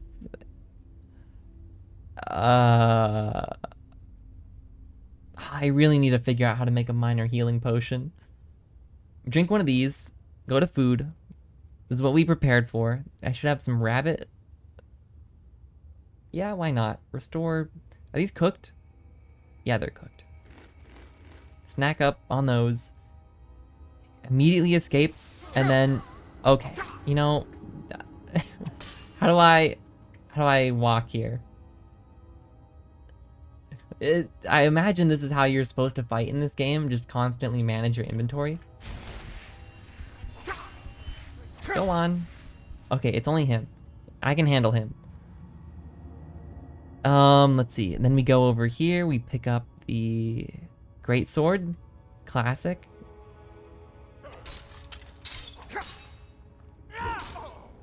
Then whack him again. Okay, he's down. For some reason, the vampire... Oh, the vampire died? Okay. Cool. Am I over encumbered? No, I'm just walking slowly. Oh, because I'm crap. How do you... What am I doing wrong here? Why do I walk slowly? Look, I know the inventory management's bad, but I'm trying here. Vampire stuff is good. Arrows are always good. You can't hide from me. I can hide from you though. Let's put this away.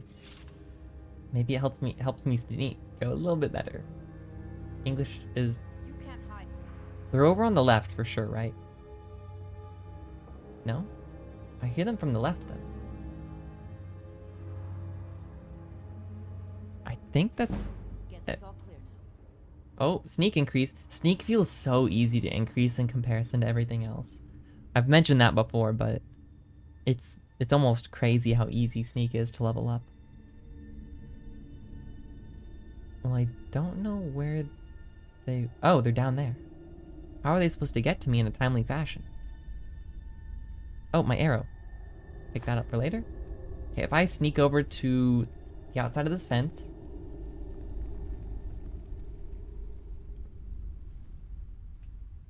I should be able to knock an arrow first to get a starting blow. Okay. I don't know if there's drop, but I'll just aim a little bit higher. Okay, they're almost dead. Honestly, I might be able to finish them off right here. Cool. They had no armor. Okay. I think that's everything. Why do I walk so slowly, though? What did I do?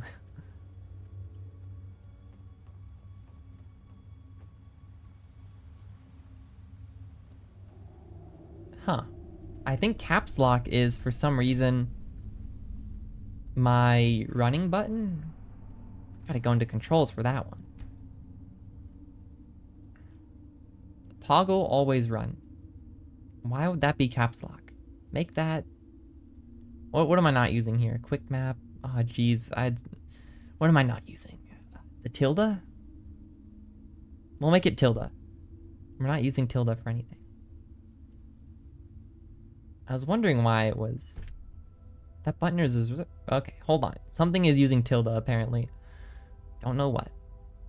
That button is reserved for what, though?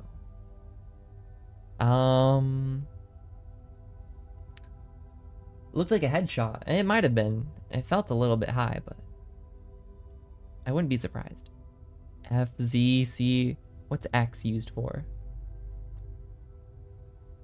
X is not used for anything? Really? Quick magic, P.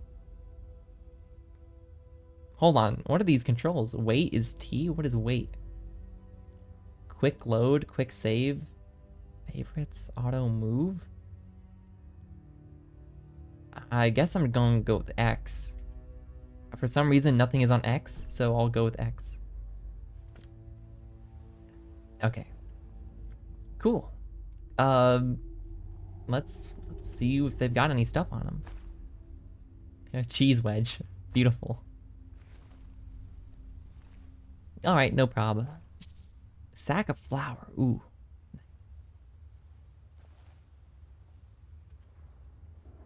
Oh, right, I'm over encumbered now. Okay, what do I got here? What do I got? Boots? Don't need boots or clothes, probably. Drop. Alright. And none of that stuff is too useful. Oh, there's so many books here. Oh my gosh, there's like 10 books here. there's even more than that. Okay. Vampire stuff is worth quite a bit. So I will take it. Weapons. Do I have any extra here? The pickaxe. Don't need that. Don't need hunting bows either. Okay. Looks like we got a lot of reading to do. Are ruined books just not... Huh. Guess you can't read a ruined book. What book do I want? Oh no, there's more brief history of the empires. That's the worst book here.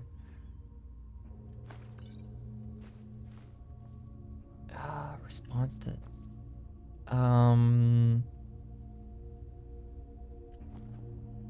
Ruined book. Adra and Daedra. You got... Dwemer Inquiry. What is that? A gourd? Okay. That's new. Song of the Mixed Unit Tactics. Okay. Geez, there's so many books here. I think we'll start with Mixed Unit Tactics. Sounds like something I've read before. Mixed Unit... Wait, I already have Mixed Unit Tactics. By Codus Colonus. Let's see. Is this the same book?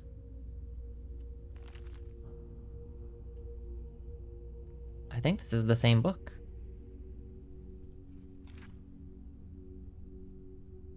Yeah, this is telling me about the different fighting styles of the different peoples. If I take this, I think I'm gonna have an extra one in my book area. Cool, that's my first duplicate book. Alright, guess we'll start over here and leave that shelf for last. Song of the Ascaladi Men. Don't know how to pronounce that. Oh, it's a song?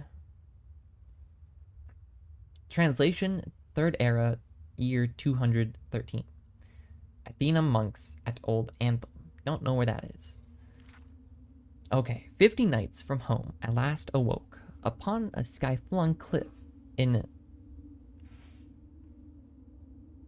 Hjalmarkhold?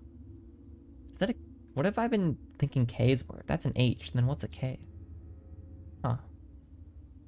Though my flesh had died and gone to ground, my vision went on from body unbound. Waking there in the vale, whence I came, this dead man's eyes saw pale flame. Were men the same who took life away, sung high their battle glory and praise? Wafting, that's pronounced wafting, right? Not wafting.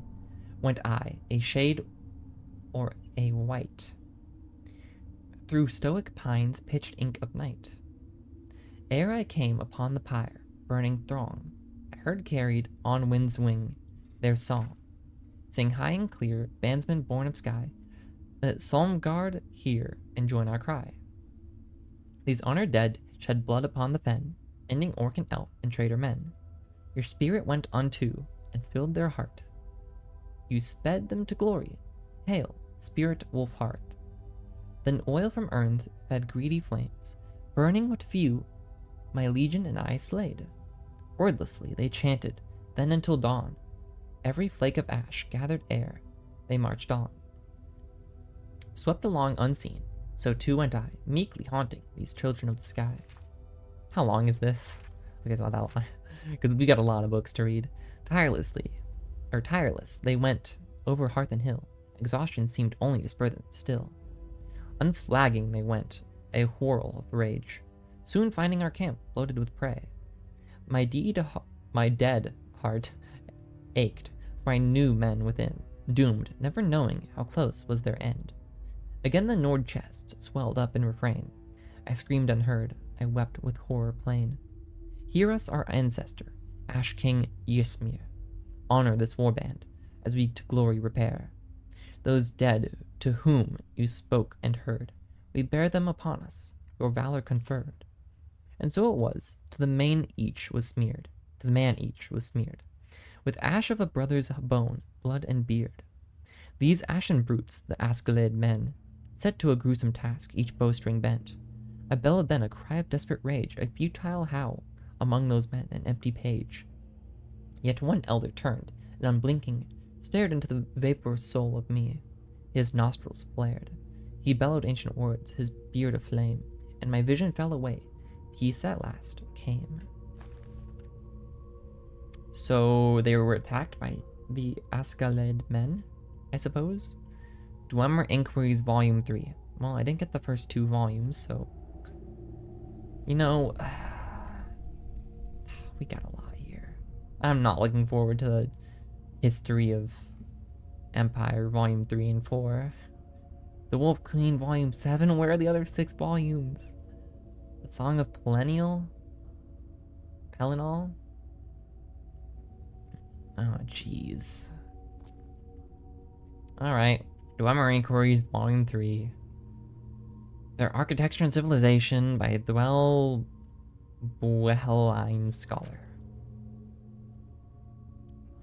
That's probably a translation for something. I do not speak it. Some kind of hieroglyphs. Or ruins. My studies in this text have focused heavily on the fact that the Dwemer archaeological sites west of Vardfell. Oh, I want to know where this is. Near the Red Mountain, west of Vardfell, there's these ancient dwarves who made these machines, and I want to go there. Anyways, seem to be built at a much greater depth than their counterpart near the Red Mountain. Okay. I believe there was a specific threshold to which dwarven excavators would dig before the construction of vital structures would begin. I have referred to this threshold as the geocline.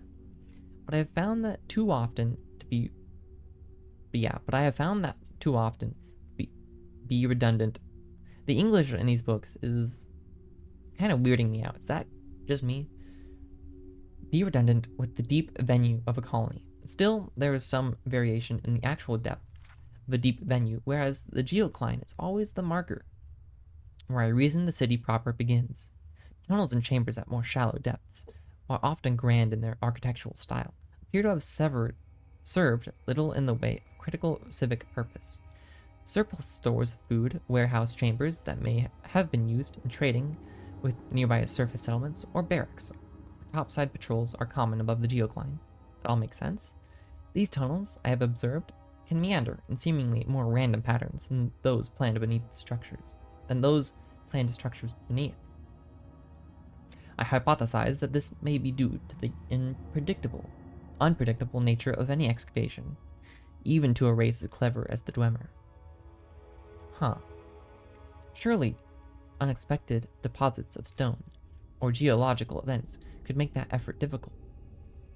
And I think that these haphazard tunnels are often the result of the search for suitable substratum to build within. Okay, so it's like a maze because they need to find, somewhere structurally sound to build within. Makes sense. I have found in a small number of ruins reference to a geological anomaly or place known as... This is intriguing because the term not only appears in a few tablet fragments, but very specifically on ornate metal frames in the deepest reaches of the strongholds, Alftend, Erkindhand, and Mishinkaleft of Skyrim. I have yet to decipher the meaning of these elaborate carvings, but consider it highly strange that they occur in the deepest part of each of these ruins. Risen by order cousin of privilege Kulek of Shizeinlein. Yup, privileged duties. That made no sense to me. Clan home building of Hogan Koltora. K is very similar to H and R. Tradition of a Hail the World Shaper. What is this whole paragraph made no sense to me. What? Risen by order cousin of privilege. I'm just going to ignore it. The most reasonable translation of I have managed to decipher is Blackest Kingdom Reaches, but I cannot imagine what that means. It means the Blackest Kingdom reaches. I suspect that there may be some pattern I am failing to notice. This creeping doubt has haunted my career in recent years.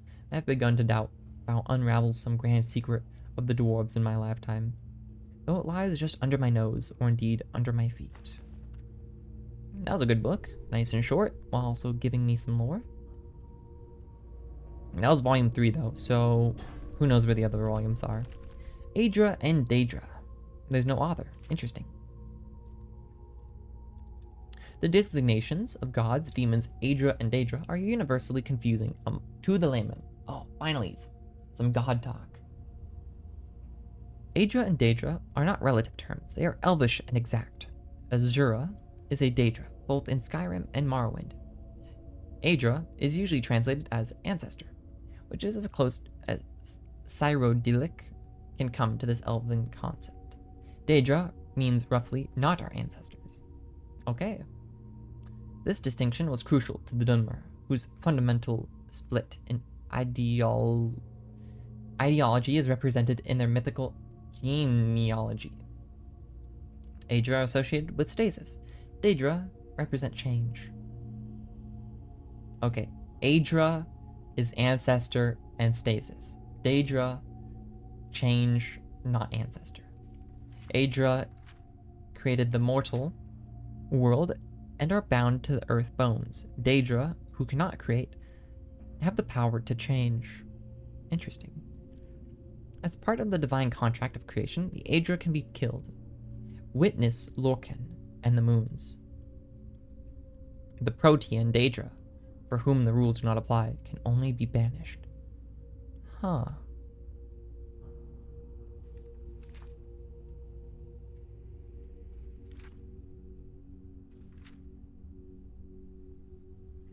So gods, Aedra, ancestor, mortal.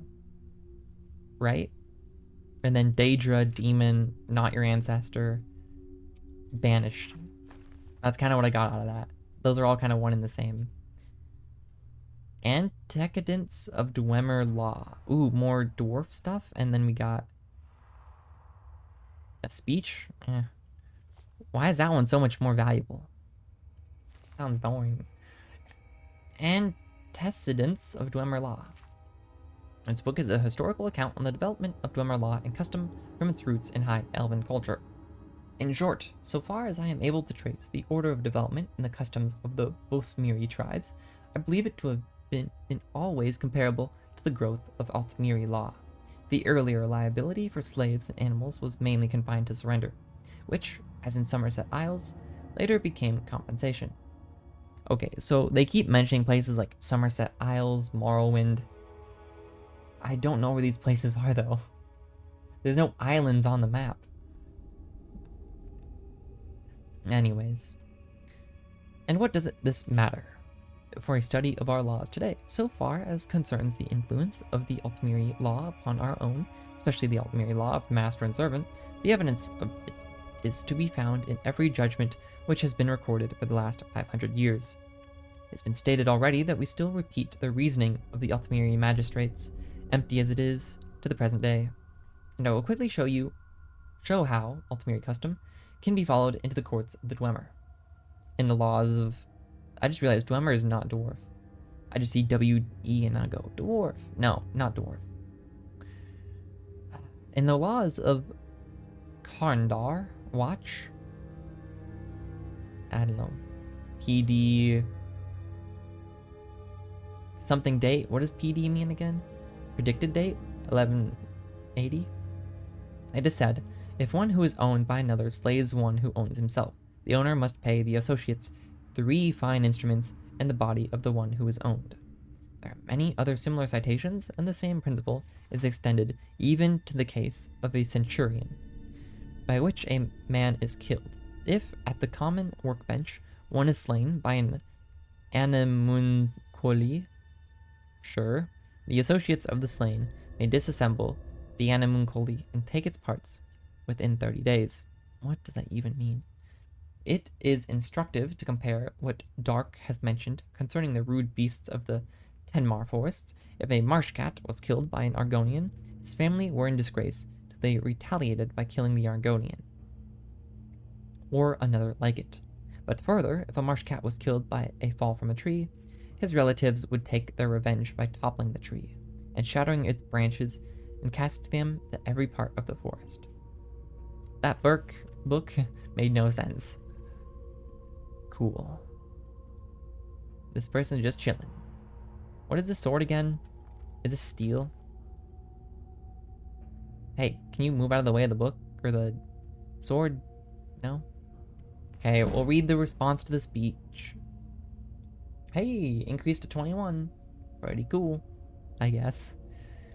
By Malvisor Battle Mage. On the 14th of the last seed, an illusionist by the name of Berivar Barrow gave a very ignorant speech at the chantry of Julianos in the Imperial City. As ignorant speeches are hardly uncommon, there was no reason to respond to it. Unfortunately, he has since had the speech privately printed as Barrow's speech to the battle mages, and it's received some small, undeserved attention in academic circles. Let us put his misconceptions to rest. Let me drink some water.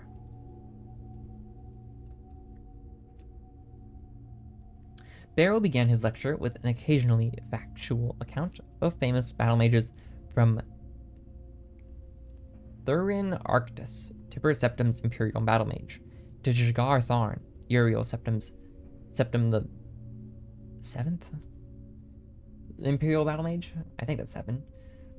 His intent was to show that where it matters, the Battle Mage relies on other schools of magicka, not the School of Destruction, which is supposedly a Battle Mage's particular forte.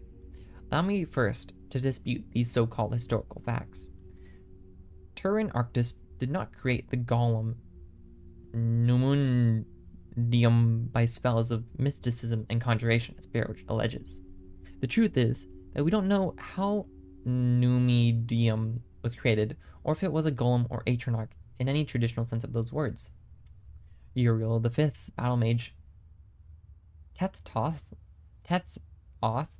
sure, was not. Is that a T? Honestly, that's not a T, right? That's a like Heathoth, I don't know, was an imperial battle mage. He was simply a sorcerer in the employ of the Empire. Thus, which spells he cast in the various battles of Akavir are irrelevant, not to mention heresy.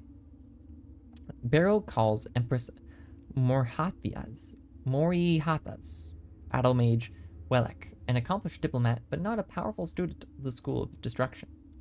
I congratulate Barrow on correctly identifying an Imperial battle mage, but there are many written examples of Welek's skill in the School of Destruction. The sage Stellaris, for example, wrote extensively about Welek casting the vampiric cloud on the rebellious armies of the Black Rose, causing their strength and skill to pass on to their opponents. What is this but an impressive example of the School of Destruction? Barrow rather pathetically includes Jagar Tharn in his list of underachieving battle mages. To use an insane traitor as example of rational behavior is an untenable position.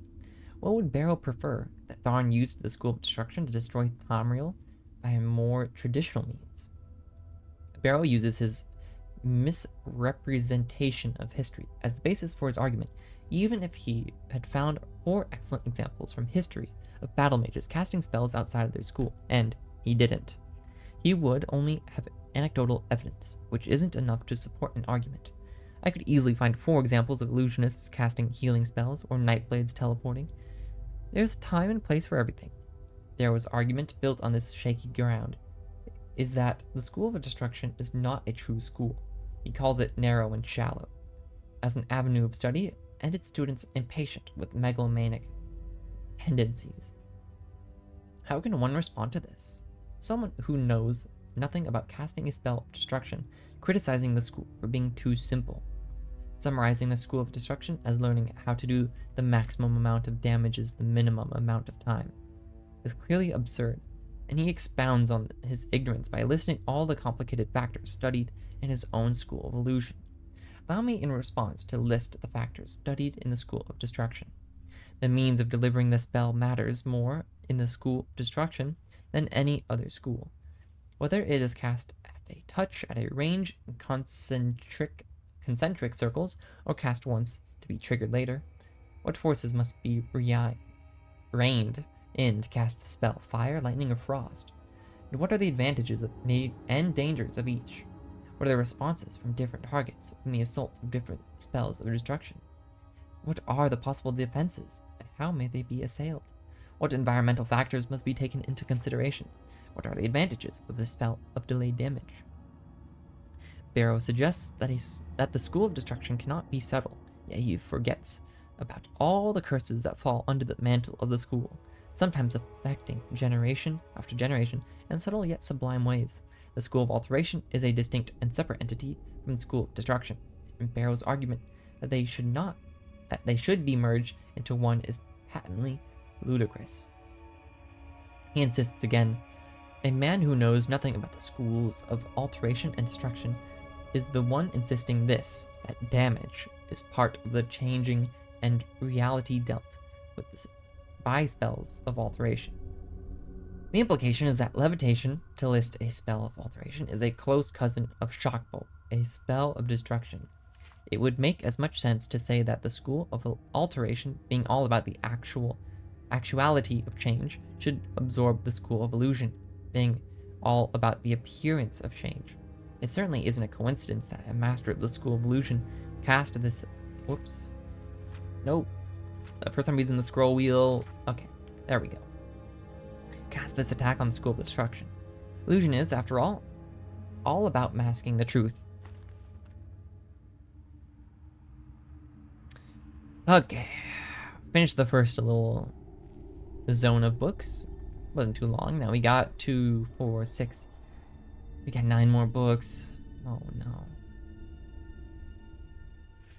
Alright, Ancestors in the Dunmer. How long is this one? Pretty long. Let me drink some more water.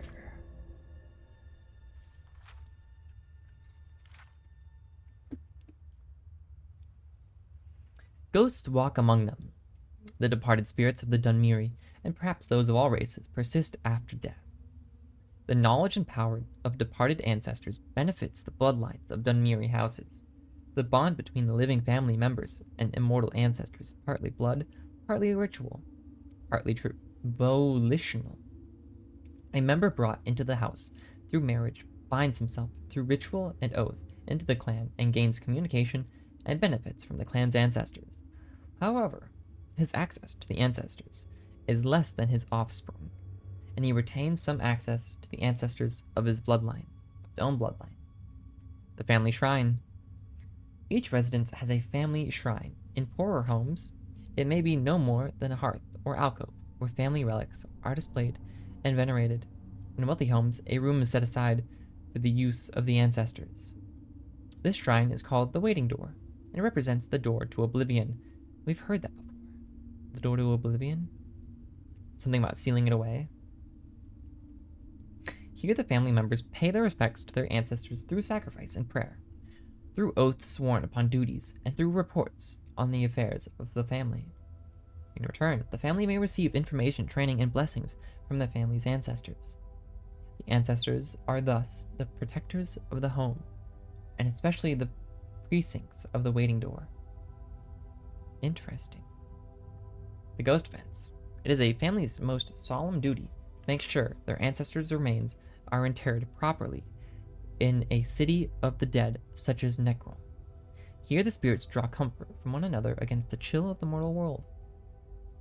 However, as a sign of great honor and sacrifice, an ancestor may grant that part of his remains be retained to serve as part of a ghost fence, protecting the clan's shrine and family precincts. Such an arrangement is often part of the family member's will, that a knuckle bone shall be saved out of his remains and incorporated with solemn magic and ceremony into a clan ghost fence. In more exceptional cases, an entire skeleton or even a preserved corpse may be bound into a ghost fence. I'm kind of confused on this one.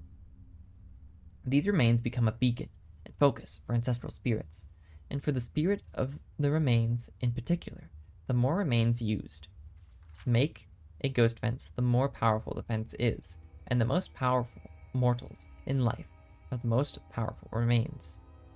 The great ghost fence, created by the tribunal to hold back the blight, incorporates the bones of many heroes of the temple and the houses in Doril and Ridoran, who dedicated their spirits to the temple and clan as their surrogate families. The ghost fence also contains bones taken from the catacombs of Necron and the many battlefields of Morrowind. So I understand what a ghost fence is.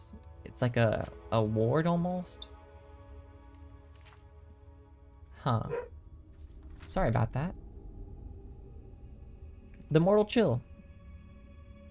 Spirits do not like to visit the mortal world, and they do so only out of duty and obligation. Spirits tell us that the other world is more pleasant, or at least more comfortable for spirits than our real world, which is cold, bitter, and full of pain and loss. Mad spirits. Spirits that are forced to remain in our world against their will may become mad spirits or ghosts. Some spirits are bound to this world because of some terrible circumstances of their death, or because of some powerful emotional bond to a person, place, or thing. These are called hauntings. We've seen one, I believe. Some spirits are captured and bound to enchanted items by wizards. Binding is involuntary. The spirit usually goes mad. A willing spirit may or may not retain its sanity, depending on the strength of the spirit and the wisdom of the enchanter. Some spirits are bound against their wills to protect family shrines.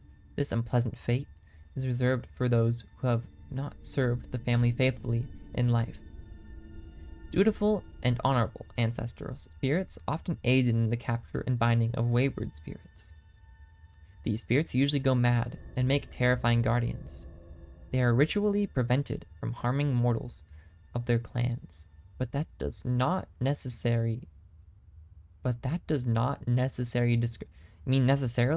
discourage them from mischievous or peevish behavior. They are exceedingly dangerous for intruders.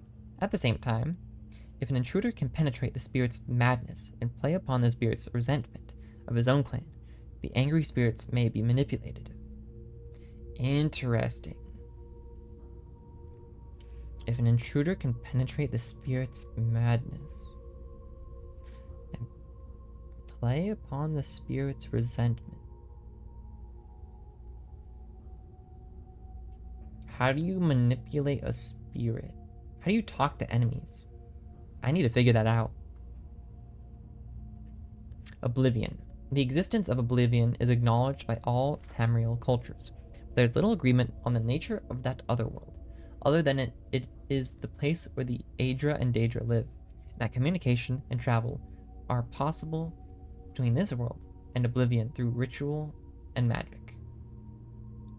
The Dunmer do not emphasize the distinction between this world and oblivion as do the human cultures of Tamriel. They regard our world and the other world as a whole, with many paths from one end to the other, rather than two separate worlds of different natures with distinct borders. This philosophical viewpoint may account for the greater affinity of elves for magic and its practices. Foreign views of Dunmeri ancestor worship and spirit magic. Oh, that's the title. The Altmiri and Bolsmiri cultures also venerate their ancestors, but only by respecting the orderly and blissful passage of these spirits from this world to the next. That is, wood elves and high elves believe it is cruel and unnatural to encourage the spirits of the dead to linger in our world.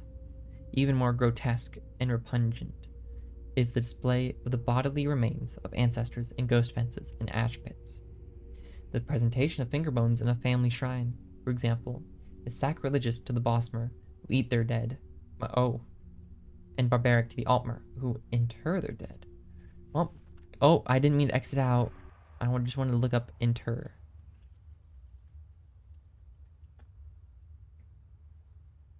Oh, just give them funeral rites, bury them? Okay. Oh, hold on.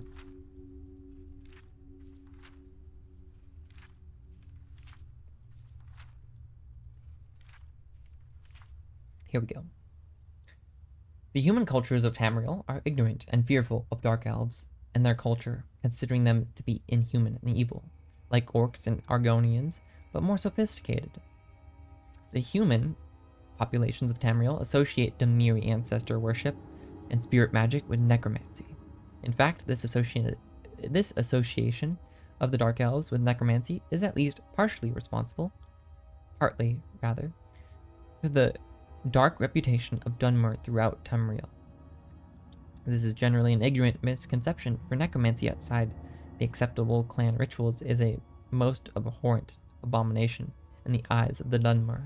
The Dark Elves would never think of practicing sorceress, necromancy upon any Dark Elf, or upon the remains of any elf. However, Dark Elves consider the human and Orcish races to be little more than animals. There is no injunction against necromancy upon such remains, or on the remains of any animal, bird, or insect. So they view themselves as higher, and thus they don't necromance themselves, but they necromance people they think are lower. Interesting. Imperial policy officially recognizes the practices of Dunmeri ancestor veneration and spirit magic as a religion, and protects their freedom to pursue such practices so long as they do not threaten the security of the Empire. Privately, most Imperial officials and traders believe Dark Elf ancestor worship and displays of remains are barbaric or even necromantic. Telvanni necromancy. I see, that's the title. Telvanni are adept masters of necromancy. They do not, however, practice necromancy upon the remains of Dark Elves. Saint Telvanni regards such practices with loathing and righteous anger. They do practice necromancy upon the remains of animals and upon the remains of humans, orcs, and Argonians, who are technically no more than animals in Morrowind. Publishers note, this book was written by an unknown scholar as a guide for foreign visitors to Morrowind shortly after the armistice was signed. Many of these practices have since fallen into disfavor. The most obvious changes are those regarding the practice of necromancy and the Great Ghost Fence. Dunmer today regard necromancy upon any of the accepted races as an abomination. Okay, so scratch that.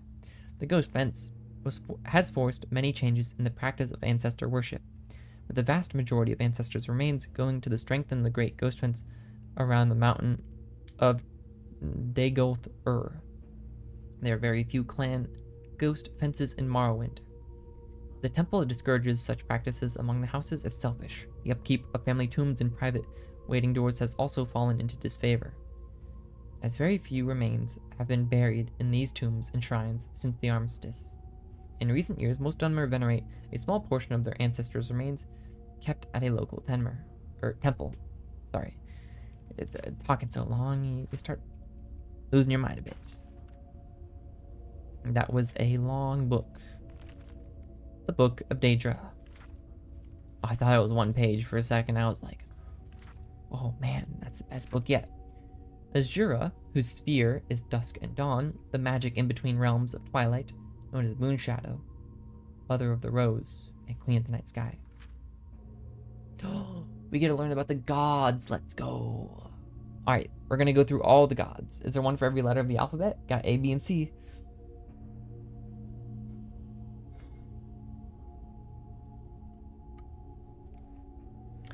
Boethia, yep, whose spear is deceit and conspiracy, and the secret plots of murder, assassination, treason, and unlawful overthrow of authority.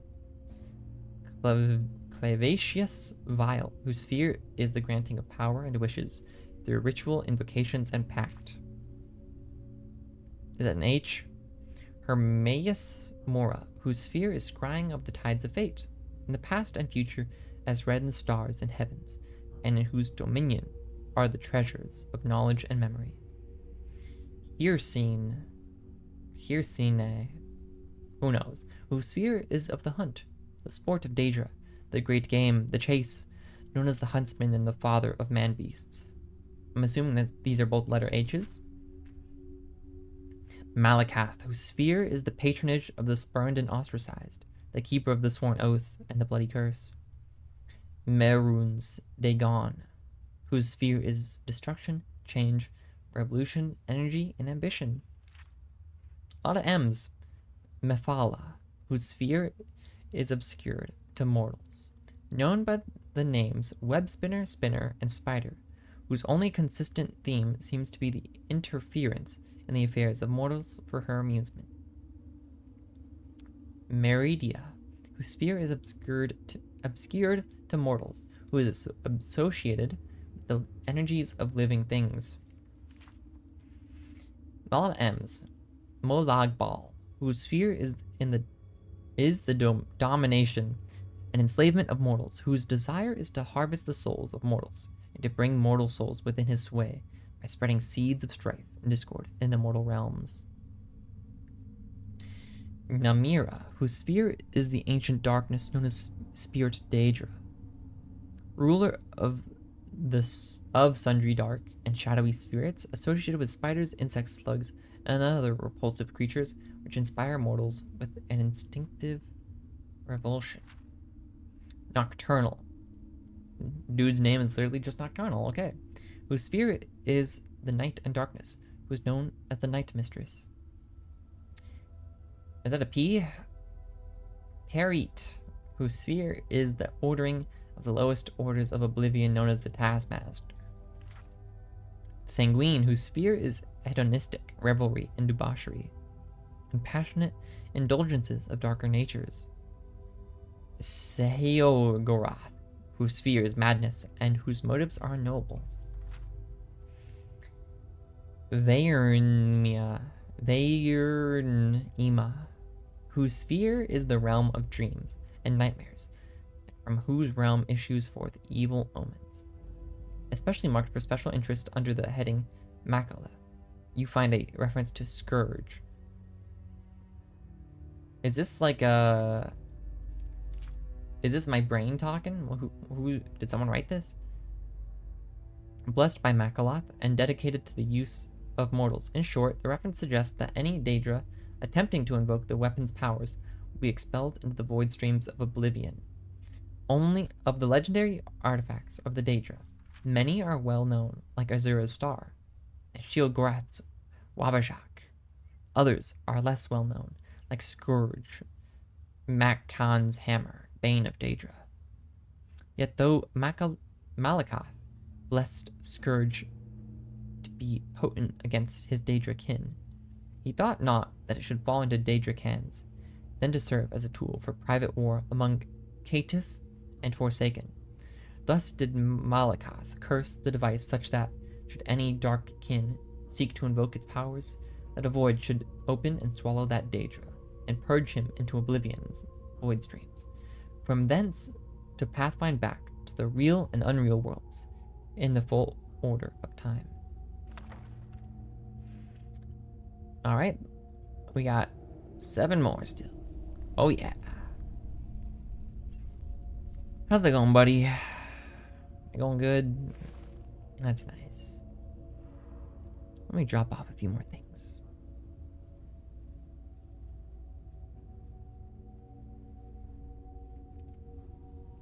I'm not that over encumbered, but once I pick up a few more books, I will be.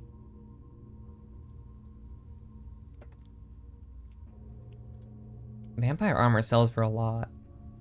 It doesn't weigh a lot, so I'm gonna keep that on me. Man, maybe studded armor.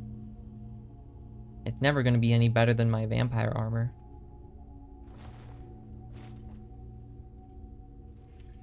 Oh god, jeez. You know, just get the history of Vampire out of the way. Volume 3, here we go. The first volume, yeah. The whole story of the succession of the first 8 emperors in the Septim Dynasty from Tibur to Kintra II. Second volume described the War of the Red Diamond and the 6 emperors that followed its aftermath from Uriel III to Cassandir I. At the end of that volume, it was described how the Emperor Cassandir's half-brother Uriel IV assumed the throne of the Empire of Tamriel. It will be recalled that Uriel IV was not a septim by birth. His mother, though she reigned as empress for many years, was a dark elf married to a true septim.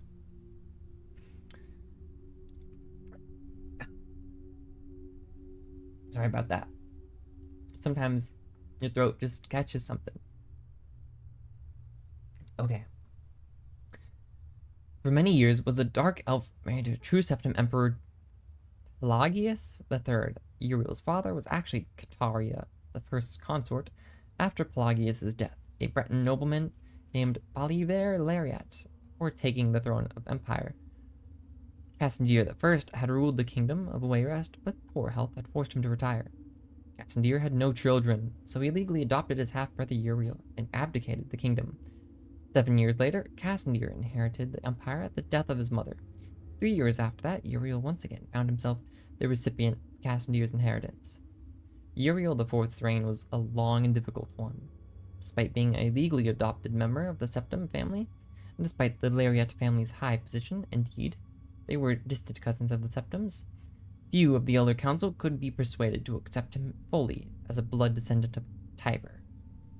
The council had assumed much responsibility during Kitaria I's long reign, and Cassandra I's short one, and a strong-willed alien monarch like Uriel IV found it impossible to command their unswerving fealty. Time and again, the council and emperor were at odds, and time and again, the council won the battles. Since the days of Pelagius II, the Elder Council had consisted of the wealthiest men and women in the empire, and the power they wielded was conclusive. The council's last victory over Uriel IV was posthumous. Andorak, Uriel IV's son, was disinherited by the vote of the council, and a cousin more closely related to the original Septim line was proclaimed Sepphoris II in the Third Era, year 247. For the first 9 years of Sepphoris II's reign, those loyal to Andorak battled the imperial forces in an act that the sage Irantine called Tiber Septim's heart beating no more. The council granted Andorak the High Rock Kingdom of Shornhelm to end the war, and Andorak's descendants still rule there. By and large, Sepphoris II had foes that demanded more of his attention than Andorak, out of a Cimmerian nightmare. In the words of Irantine, a man who called himself the Camoran usurper led an army of Daedra and undead warriors on a rampage through Valenwood, conquering kingdom after kingdom. Few could resist his onslaughts. As month turned to bloody month in the Third Era, year 249, even fewer tried. Sepphoris II sent more and more mercenaries into Hammerfell to stop the usurper's northward march, but they were bribed or slaughtered and raised as undead.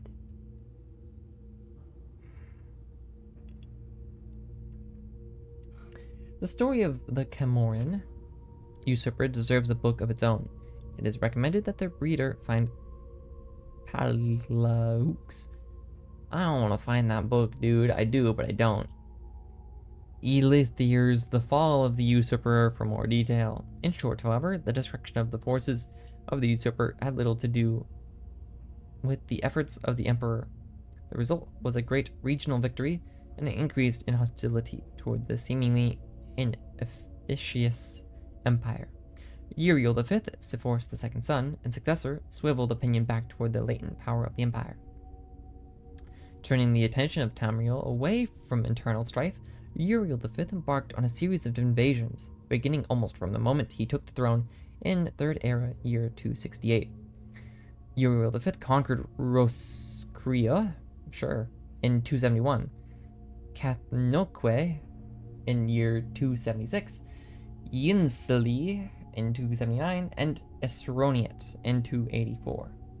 In Third Era, year 288, he embarked on his most ambitious enterprise, the invasion of the continent kingdom of Akavir. Still no idea where that is, though. This ultimately proved a failure, for 2 years later, Uriel V was killed in Akavir on the battlefield of Ionith. Nevertheless, Uriel V holds a reputation second only to Tiber, as one of the 2 great warrior emperors of Tamriel. The last 4 emperors, beginning with Uriel V's infant son, are described in the 4th and final volume of the series. Yes, we're almost finished with the series. Don't worry, you'll come across a few copies of many books. Yeah, I came across a duplicate version of Mixed Unit Tactics, my first ever duplicate. Hooray! Pretty cool. So, hopefully I don't miss too many of them, but they do upgrade my speech. I think I'm up to like level 21 now. Or 16 rather. Sorry, for some reason I thought I started at level 20. Nope, level 16. Speech seems cool, but I don't really know how to use it, and I've only found one merchant, and I may have tried pickpocketing him, and then he may have fought me to the death, so gotta find a real reputable merchant still. So yeah, that was unfortunate that he tried to fight to the death after I just tried to steal a little something from him, but you know, you never know until you try. A Brief History of the Empire Part 4. Alright, let's breeze through this one. It's the last one. Stronak Cathauge III, Imperial Historian. Hopefully it's not too long. You'll get murked if you... I don't know what those mean. F-A and F-O.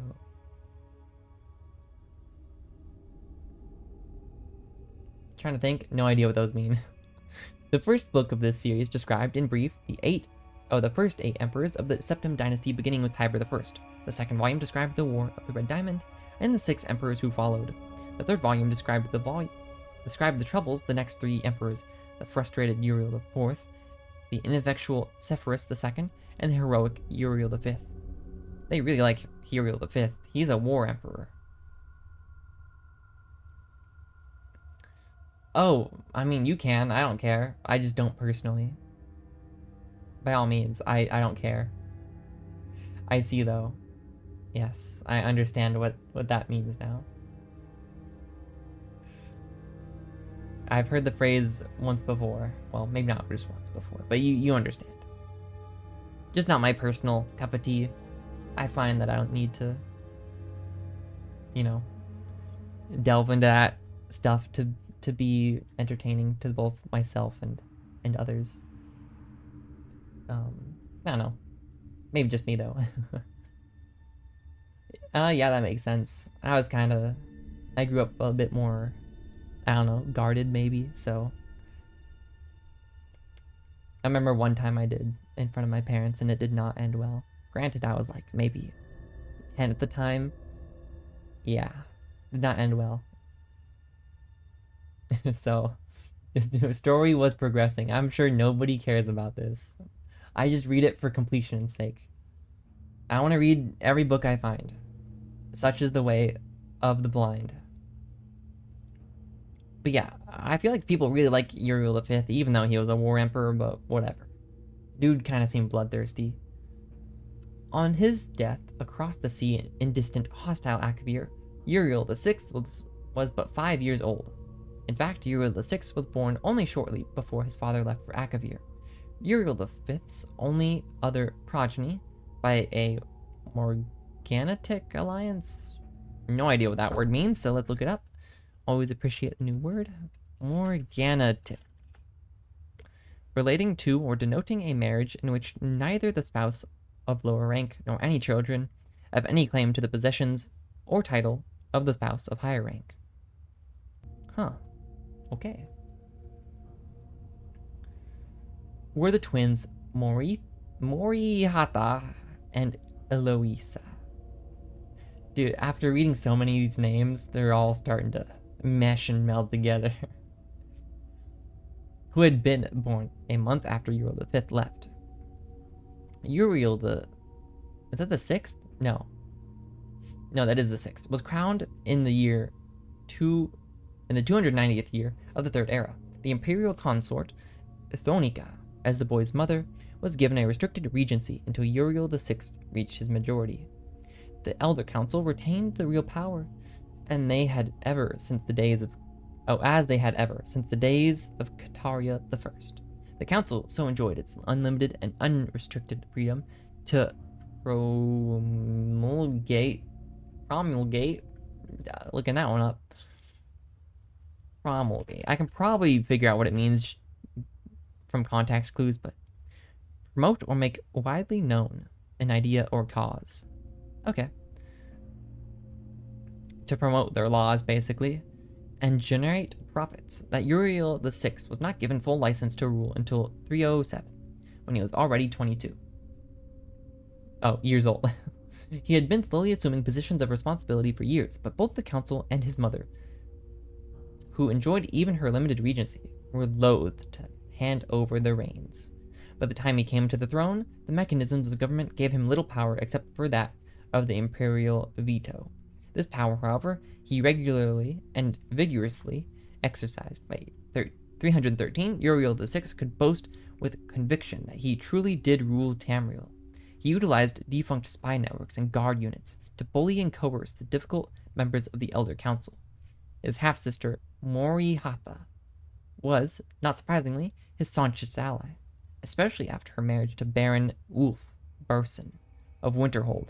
Hey, we know where Winterhold is. It's one of the few locations we have on the map. Okay, that gives me some context here. It brought her considerable wealth and influence. As the sage Ugarij said, Uriel V conquered Esroniet, but Uriel VI conquered the Elder Council. Honestly, pretty cool quote.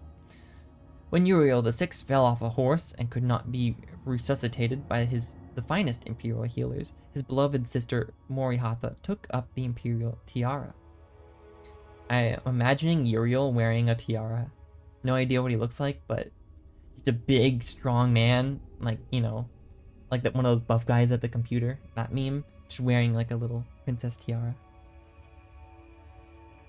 At 25 years of age, she had been described by admittedly self-serving diplomats as the most beautiful creature in all of Tamriel. He was certainly well-learned, vivacious, athletic, and a well-practiced politician.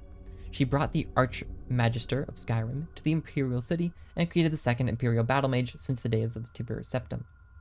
Morihatha finished the job her brother had begun and made the Imperial Province a true government under the Empress, and later the Emperor. Outside the Imperial Province, however, the Empire had been slowly disintegrating. Open revolutions and civil wars had raged unchallenged since the days of her grandfather Sepphoris II.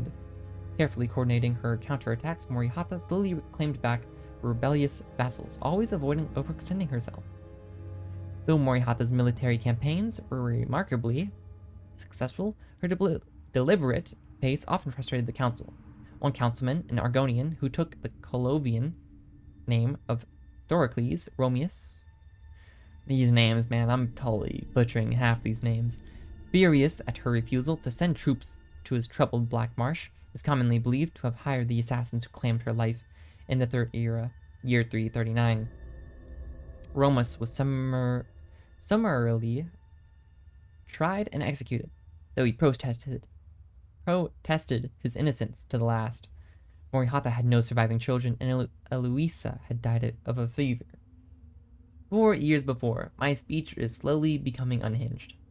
Eloisa's 25-year-old son, Pelagius, was thus crowned Pelagius IV. That's 4, right? Pretty sure that's 4. Pelagius IV continued his aunt's work, slowly bringing back under his wing the radical and refractory kingdoms, duchies, and baronies of the empire. I didn't know duchies and baronies were like actual words. Okay. Sound like made up words.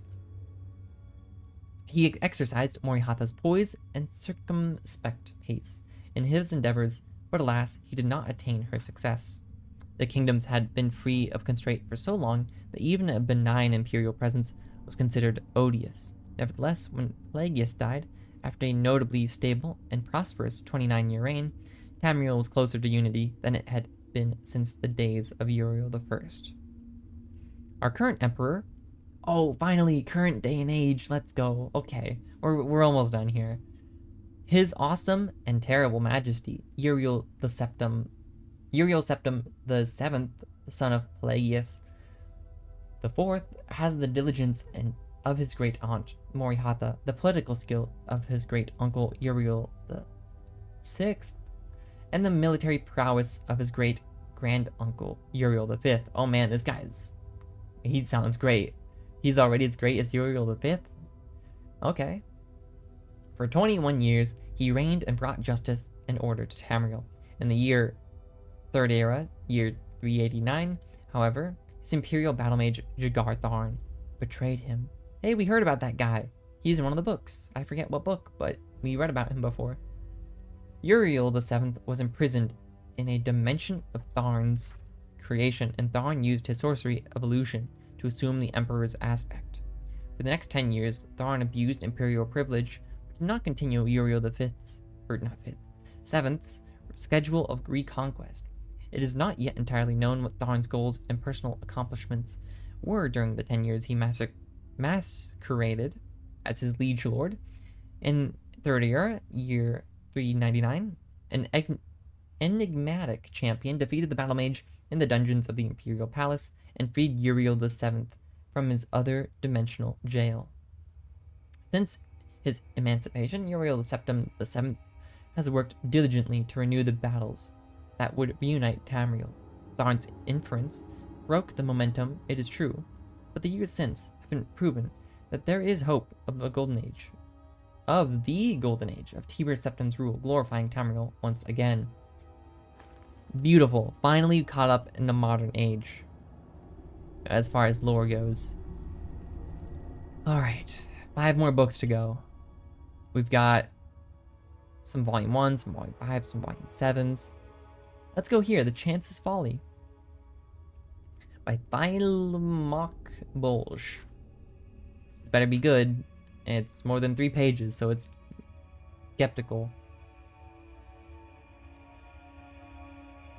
By the time she was 16, Minerva Lolos had an unwelcome guest in every shop and manor in Balmora. Sometimes she would take everything of value within, other times it was enough to experience the pure pleasure of finding a way past the locks and traps. Oh, okay, so we're getting into a sneakerson book.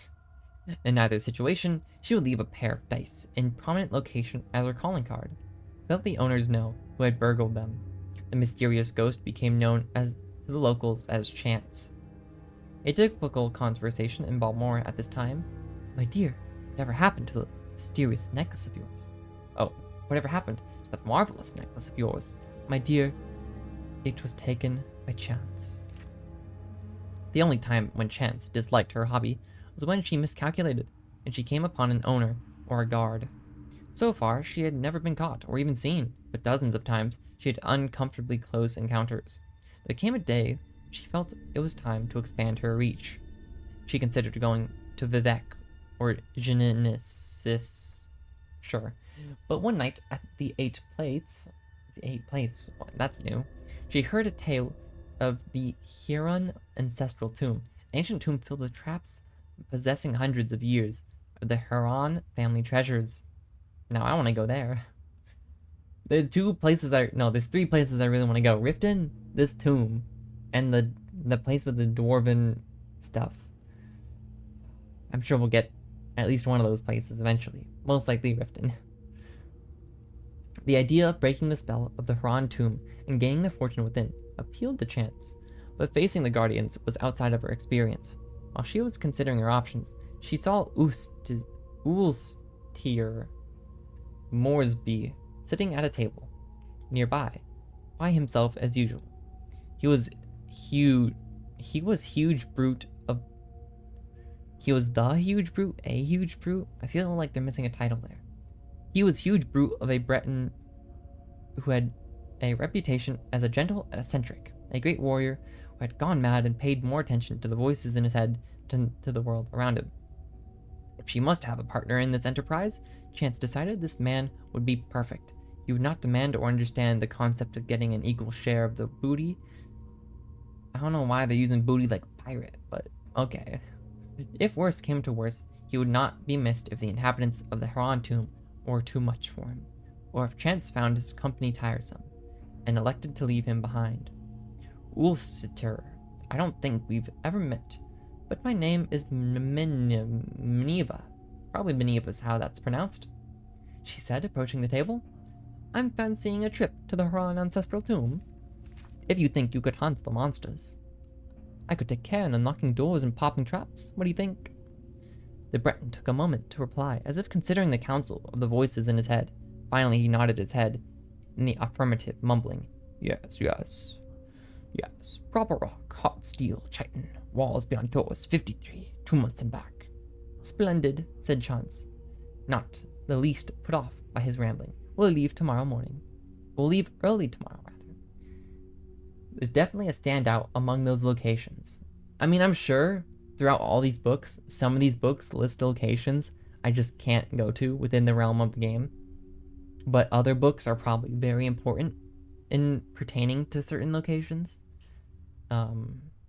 So we'll see. There was one book about, I don't think you were here for it yet, but one of the books I read was about a giant steam golem in the likeness of a king dwarf who came to life in some ancient dwarven ruin, some steampunk like stuff. And dude, that's calling to me.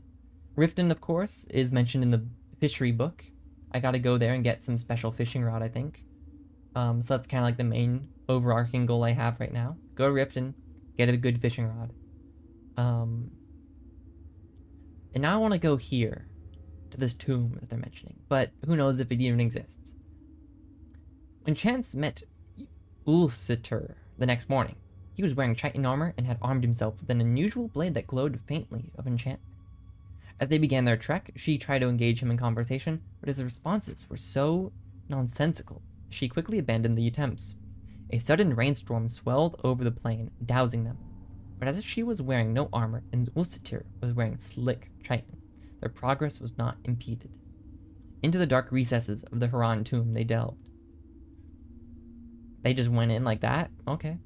Her instincts had been correct. They made very good partners. She recognized the ancient snap wire traps, deadfalls, and brittle backs. What's a brittle back?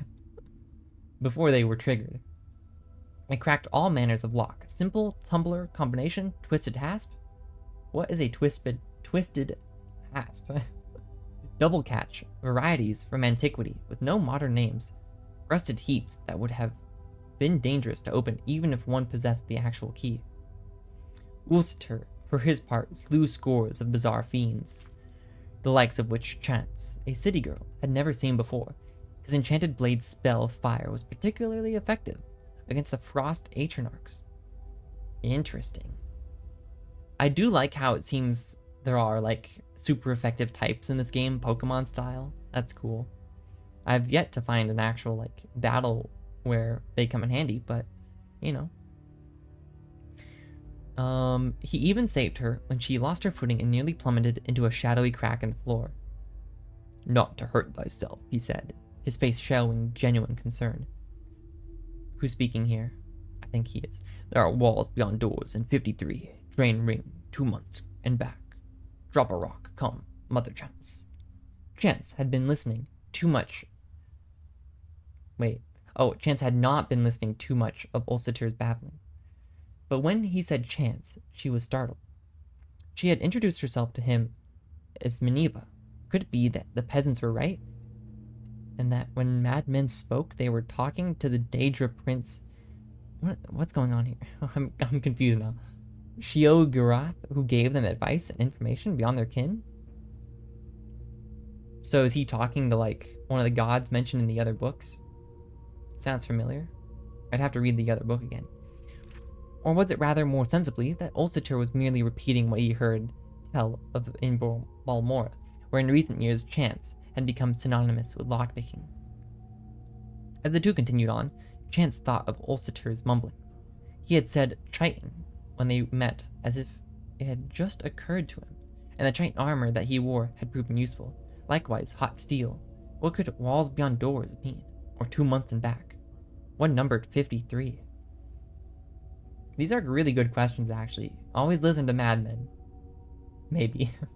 The notion that Ulciter possessed secret knowledge about her and the tomb they were in began to unnerve Chance. She made up her mind, then, to abandon her companion once the treasure had been found. What? No, he's literally saved your life already. Don't abandon him. He's cool. But okay. He had cut through the living and undead guardians of the dungeon. If she merely left by the path they had entered, she would be safe without a defender. One phrase, he said, made perfect sense to her. Drain ring. At one of the manors in Balmora, she had picked up a ring purely because she thought it was pretty. It was not until later, that she discovered that it could be used to sap other people's vitality. Could Ulciter be aware of this? Would he be taken by surprise if she used it on him? She formulated her plan on how best to desert the Breton as they continued down the hall. Why does she want to desert him so bad? He's pretty strong, I don't know. Just because he's gone mad a little bit doesn't mean he's weak. I don't know. Abruptly, the passage ended with a large metal door secured by a golden lock. Using her pick, Chance snapped away the 2 tumblers and bolt and swung the door open. The treasure of the Haran tomb was within. Chance quietly slipped her glove off her hand, exposing the ring as she stepped into the room. There were 53 bags of gold within. As she turned, the door closed between her and the Breton. On her side, it did not resemble a door anymore, but a wall. Walls beyond doors. For many days, Chance screamed and screamed as she tried to find a way out of that room. Out of the room. For some days after that, she listened dully to the laughter of Sheogorath within her own head. 2 months later, when Ulster returned, she was dead. He used a rock to prop open the door and remove the gold. Ulster is cool. Honestly, pretty great story. I'd give it like top 3 so far. One of my favorite books, for sure. Interesting. What was he mumbling about again? Let me see. There are 2 walls beyond doors and 53. There are walls beyond doors and 53. Drain ring, 2 months and back. Drop a rock. He did say to drop a rock. There are walls beyond doors. So obviously that's because if you go beyond the door, it turns into a wall behind you. And 53. Oh, 53. Oh, he knows what? How does he know how many coin bags there are? 2 months and back, I imagine that's how long it took him to go back.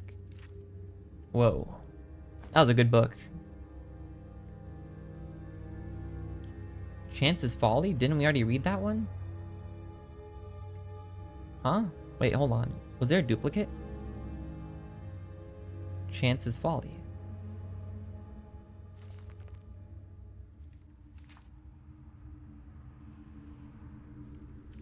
Okay, I mean, well, throw it in with the rest, I guess.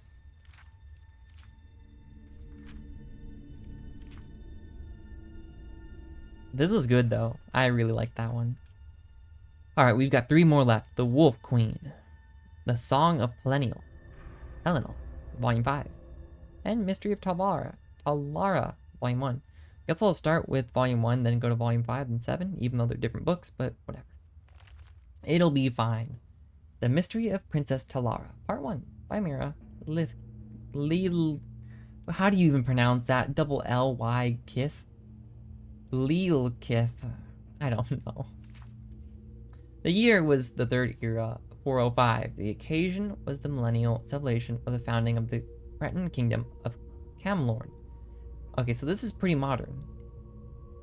Every grand boulevard and narrow alley was strung with gold and purple banners, some plain, some marked with the heraldic symbols of the royal family, or the various principalities and dukedoms, which were vassals of the king. Musicians played in the plazas, great and small, and on every street corner was a new exotic entertainer. Redguard snake charmers, Khajiit acrobats, magicians of genuine power, and those whose flamboyant skill was equally impressive if largely illusion. The sight that drew most of the male citizens of Camlorn was the March of Beauty. 1,000 comely young women, brightly and provocatively dressed, danced their way down the long, wide main street of the city.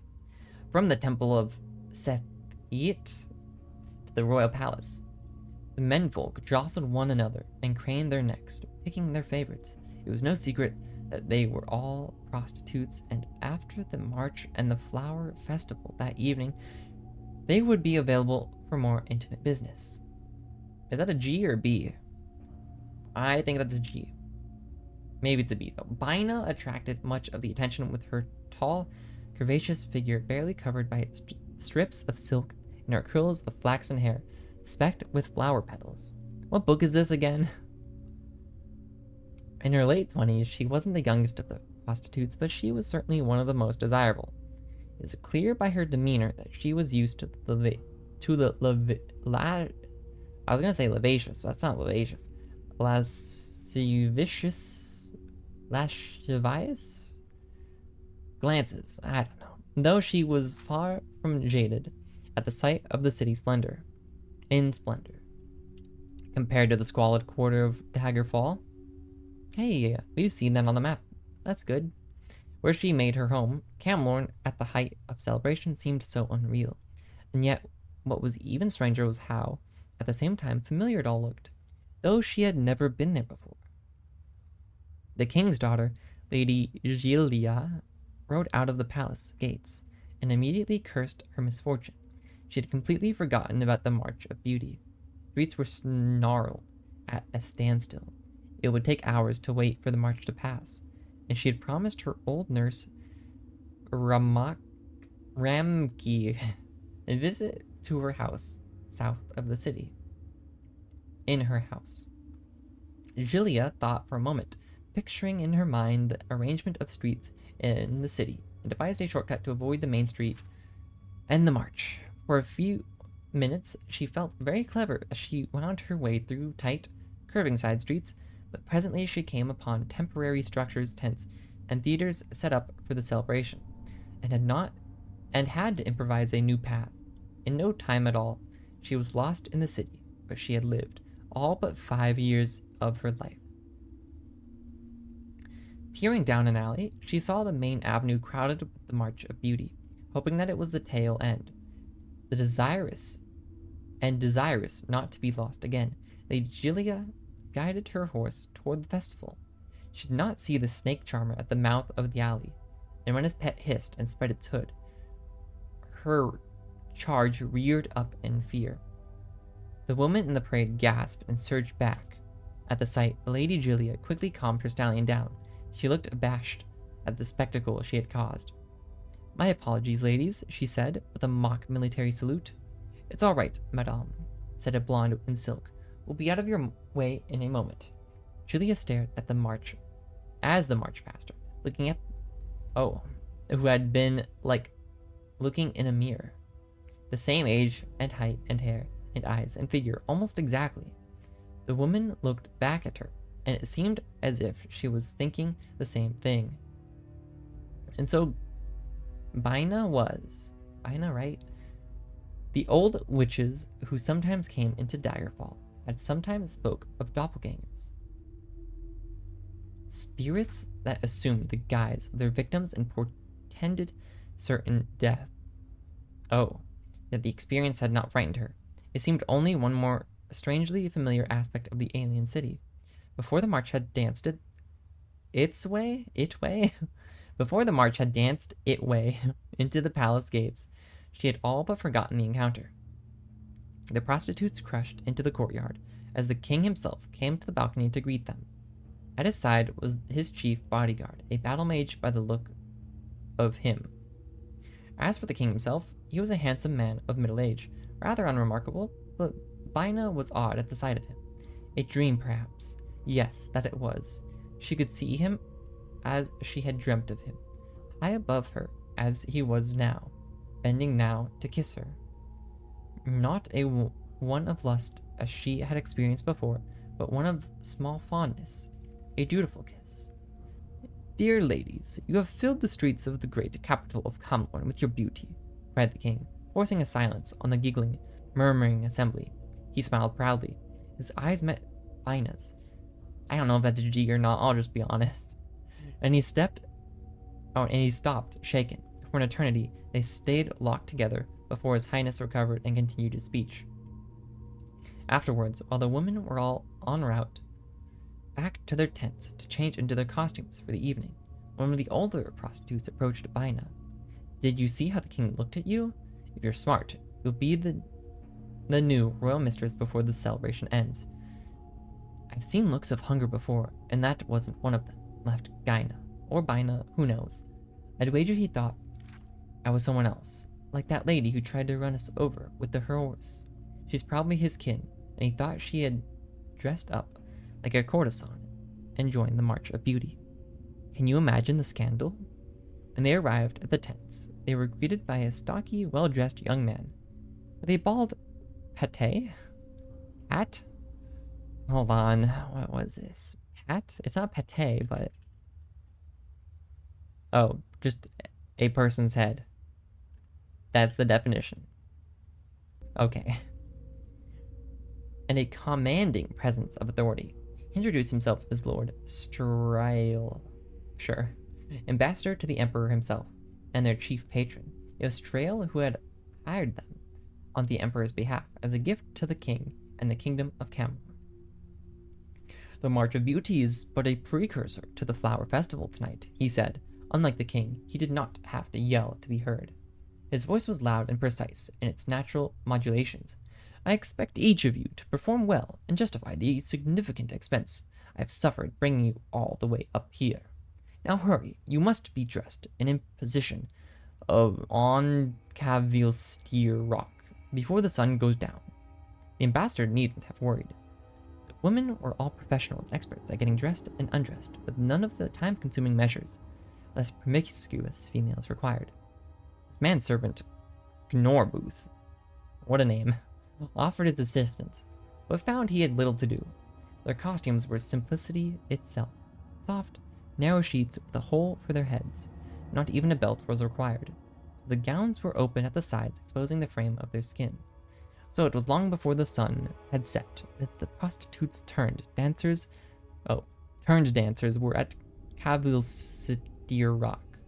It was a great wide promontory facing the sea, and for the occasion of the festival of flowers, a large circle of unlit torches and covered baskets had been arranged. As early as they were, a crowd of spectators had already arrived. The women gathered in the center of the circle and waited until it was time. Bina watched the crowd as it grew, and was not surprised when she saw the lady from the march approaching, hand in hand with a very old, very short, white-haired woman. The old woman was distracted, pointing out islands out at sea. The blonde lady seemed nervous, unsure of what to say. Gaina was used to dealing with uneasy clients, and spoke first. Good to see you again, madame. I am Gaina of Daggerfall.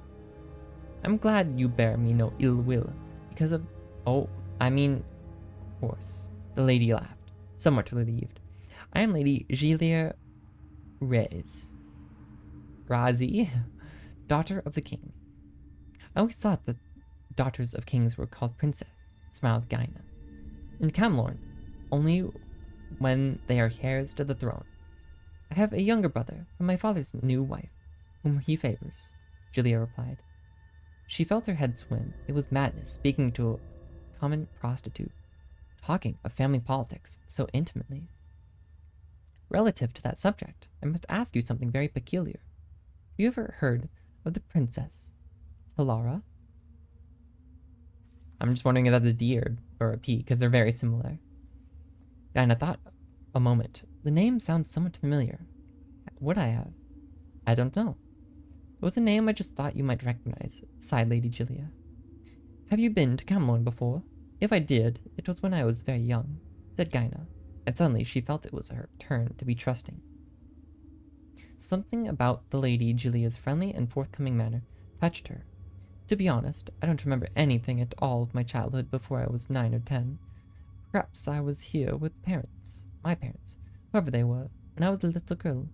I tell you, I think perhaps I was. I don't recall ever being here before, but everything I've seen, the city, you, the king himself, all seem like I've been here before long ago. Lady Julia gasped and took a step back. She gripped the old woman, who had been looking out to sea and murmuring, by the hand. The elderly creature looked to Julia, surprised, and then turned to Gaina, or Bina. Her ancient, half-blind eyes sparkled with recognition. She made a sound like a grunt of surprise. Bina also jumped. If the king had seemed like something out of a half-forgotten dream, this woman was someone she knew, as clear and yet indistinct as a guardian spirit. I apologize, stammered Lady Julia. This is my childhood nursemaid, Ramki. It's her, it's her, the old woman cried, wild-eyed. She tried to run forward, arms outstretched, but Julia held her back. Gaina felt strangely? Yes. Naked, and pulled her robe against her body. No, you're wrong, Lady Julia whispered to Ramki, holding the old woman tightly. The princess, Talara, is dead. You know that. I shouldn't have brought you here. What is this book, by the way? I have no idea what's going on. Well, I kind of do, but what's the purpose of the book? I'll take you back home. She turned back to Gaina, her eyes welling with tears. The entire royal family of Camlorn was assassinated. Oh wait, is this a quote? Oh, it is. Over 20 years ago, my father was Duke of Olowain, the king's brother, and so he inherited the crown. I'm sorry to have bothered you. Good night. Dinah gazed after Lady Julia and the old nurse as they disappeared into the crowd, but she had little time to consider all she had heard. The sun was setting, and it was time for the flower festival. 12 young men emerged from the darkness, wearing only loincloths and masks, and lit the torches. The moment the fire blazed, Gaina and all the rest of the dancers rushed to the baskets, pulling out blossoms and vines by the handful. At first, the women danced with one another, sprinkling petals to the wind. The crowd then joined in as the music swelled. It was a mad, beautiful chaos. Gaina leapt and swooned like a wild forest nymph. Then, without warning, she felt rough hands grip her from behind and push her. She was falling before she understood it. The moment the realization hit, she was closer to the bottom. Oh, she was closer to the bottom of the The moment she was closer to the bottom of the 100-foot tall cliff than she was to the top. Okay, there we go.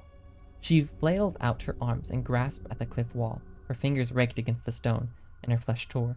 But she found a grip and held it. For a moment, she stayed there, breathing hard. Then she began to scream. The music and the festival were too loud up above. No one could hear her. She could scarcely hear herself. Below her, the surf crashed. Every bone in her body would snap if she fell. She closed her eyes, and a vision came. A man was standing below her. A king of great wisdom, great compassion, looking up, smiling. A little girl, golden-haired, mischievous. Her best friend and cousin clung to the rock beside her. The secret to falling is making your body go limp, and with luck, you won't get hurt, the girl said. Oh, well, I don't know who's talking half the time until they say who says it. She nodded, remembering who she was. 8 years of darkness lifted. She released her grip and let herself fall like a leaf into the water below. What did this story mean? Well, I'm gonna back out of this book. The Mystery of Talar. There's a second volume.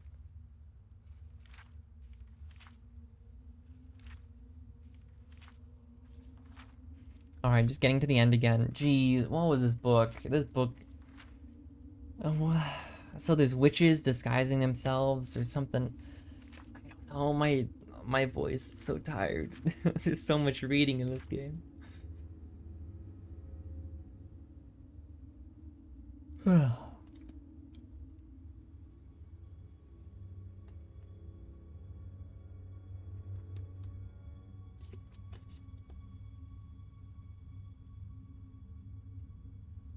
My voice is dying. Okay. 2 more books. Awesome. Oh, I'm crouching. Is that why I can't move? Did I press X? No, I'm just too heavy right now. Okay, I'll fix that later.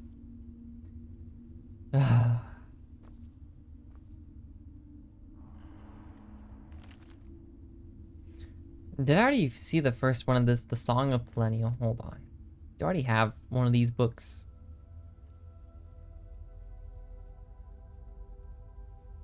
I do. Cool, we skipped 4 volumes, or 3 volumes rather.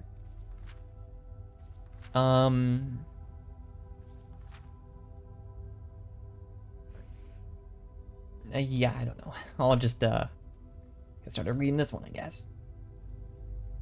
Volume 5, On His Love of Morahas. Editor's note. Volumes 1 to 6 are taken from the so-called Rahman manuscript located in the Imperial Library. It is a transcription of older fragments collected by an unknown scholar of the early Second Era. Beyond this, little is known. Okay, we've read this before. It is said, it is a solid truth that Morahas was the son of Cain, but whether or not Helenial was indeed the Shizarine is best left unsaid. For once, Plontinu, who favored the short sword, said it, and that night he was smothered by moths. What? I don't know what's going on half the time. You just, yeah, all of a sudden, some guy's smothered in moths. Okay. It is famous, though, that the two talked of each other as family, with Morahos as the lesser, and that Pelennial loved him and called him nephew. These could be merely the fancies of immortals. Never did Pelennial counsel Morahos in time of war, for the man-bull fought magnificently, and led men well, and never resorted to madness. The White Strake did warn against the growing love with Perif. We are Ada more, and change things through love. We must take care lest we beget more monsters on this earth. If you do not desist, she will take you, and you will transform all Seawood. If you do this, into this the bull became shy, for he was a bull, and he felt his form too ugly for the Parvania at all times, especially when she disrobed for him. He snorted though, and she shook his nose. Hoop. Okay, so this is a Minotaur for sure now. He's got a nose hoop. Into the light of the Secunda moon and said, "She is like this shine on my nose hoop here. An accident sometimes, but whenever I move my head at night, she is there.